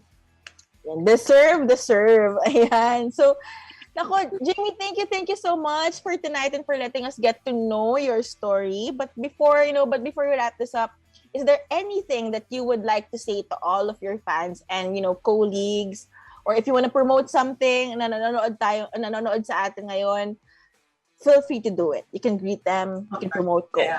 Yeah, so I just want to thank first my family because they're my number one support system talaga, and a bunch of them even went to Vietnam to support me. So ramdam na ramdam ko yung support ever since the beginning of this karate journey, from SEA Games up to the SEA Games pa rin. And it's not only in the big events, they're also there every day when I'm tired after training. So they're also there for me when it seems like nothing's happening and it's just training. But yun yung super important for me, for my sanity. And that's why I can keep going forward. So yung family ko talaga, they're the best. And also friends who support, ramdam na ramdam ko yung support. And PSC, thank you for letting us train well, our NSA Karate Pilipinas. We wouldn't have been able to train for the SEA Games without them, syempre. My teammates, grabe yung tulungan namin. Like, I don't know where I'd be without them because they make me better. Like, I spar with them. And they push me up, especially in boys. They really push me up sa training. Like, binubugbog nila ako. And it's worth it kasi magaling ako dahil sa kanila. And then also everyone who's been very supportive. So I always feel the love. They always wish me good luck sa comments I see. And then congratulations. So all of those comments, I feel it. I feel the support. And wala, nakaka-touch na so many people are behind me and pushing me up. So thank you talaga to everyone. Yes, and we're here for you to support you in all of your plans in the future, Jamie. So again, thank you so much. And of course, to all of our viewers for tonight, yung mga katribo natin na laging sumusubaybay sa amin. Every Monday night po yan. Again, this is your host, Nikki Viola. Samahan niyo muli kami next week para sa bago at exciting na episode ng The Athletes Tribune. Have a great week, everyone. Bye!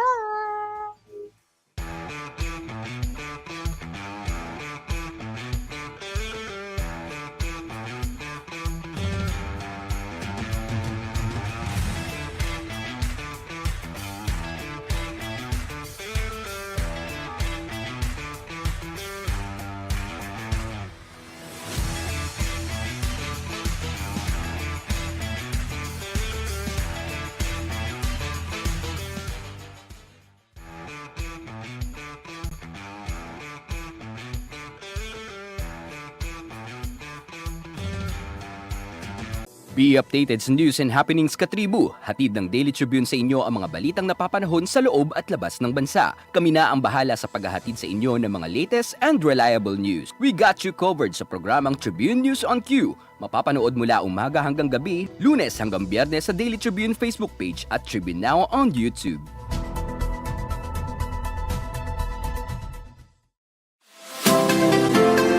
Magandang araw mga katribu! Narito na ang mga makakasama nyo tuwing umaga sa programang Gising Na. Roy Pelevelo, Atty. Lia Badillo Crisostomo, Vernon Velasco, Kim Sancha at Chert Balagtas.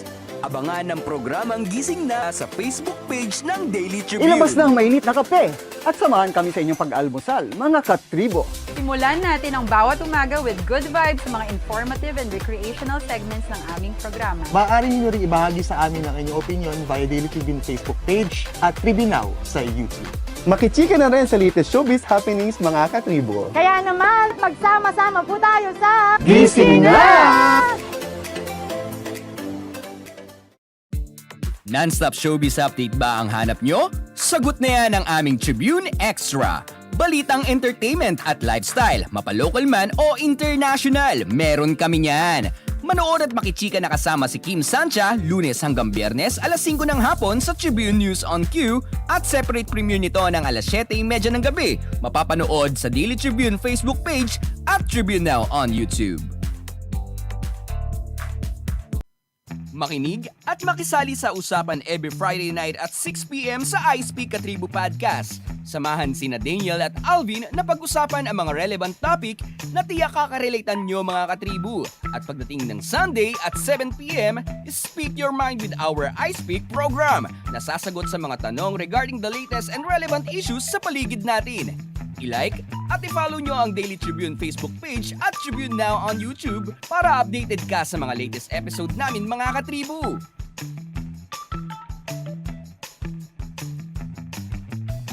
Ang Daily Tribune may digital shows na din. Dahil sa mas lumalaki at mas lumalakas nating tribu, handog sa inyo ng Daily Tribune ang mga programang magbibigay buhay araw-araw. Be informed at mag-good vibes tuwing umaga sa programang Gising Na. Be updated sa news and happenings sa Tribune News on Q. Mas kilalanin pa natin ang mga paborito nyong atleta sa programang The Athletes Tribune. Alamin ang latest entertainment sa programang What's Up. Ma-inspire sa mga kwentong hatid ng Perfect. Search lang ang Daily Tribune sa inyong Facebook at Tribune Now on YouTube. See you there, mga katribu! Magpabakura kayo. This public service advisory is brought to you by Daily Tribune and 100.3 RJFM.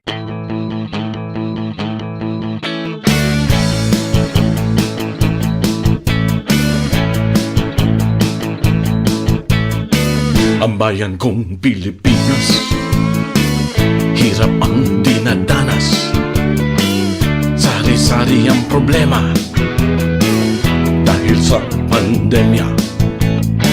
Matapang ang Pilipino, matapang tayo. Kakayanin natin to, kaya natin to. Like Andres Bonifacio, he is our hero. Hindi atakbo, hindi atakbo.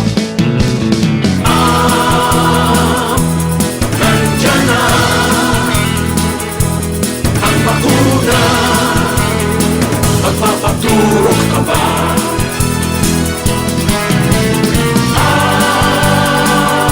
Sugilin na ang pandemya. Magpapaturok ka ba? Huwag mawalan ng pag-asa. May pag-asa. Malapit na ang ginhawa. May ginhawa. Mawawala ang pandemya. Mawawala na rin yan. It's gonna be okay na. Okay na. Okay na. Okay na. Nandiyan na ang bakuna. Magpapaturok ka ba?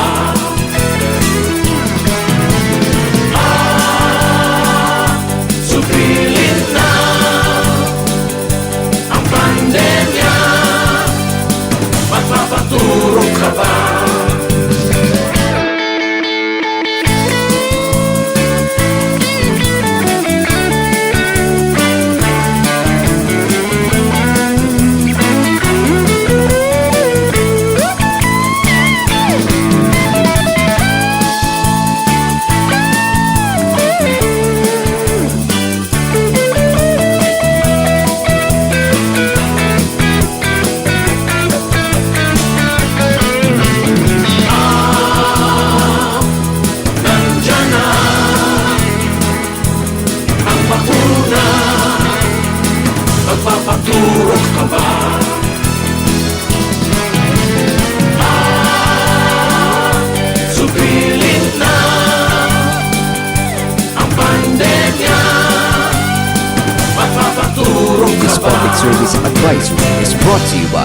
Daily Tribune and 100.3 RJFM. Magpabakura kayo.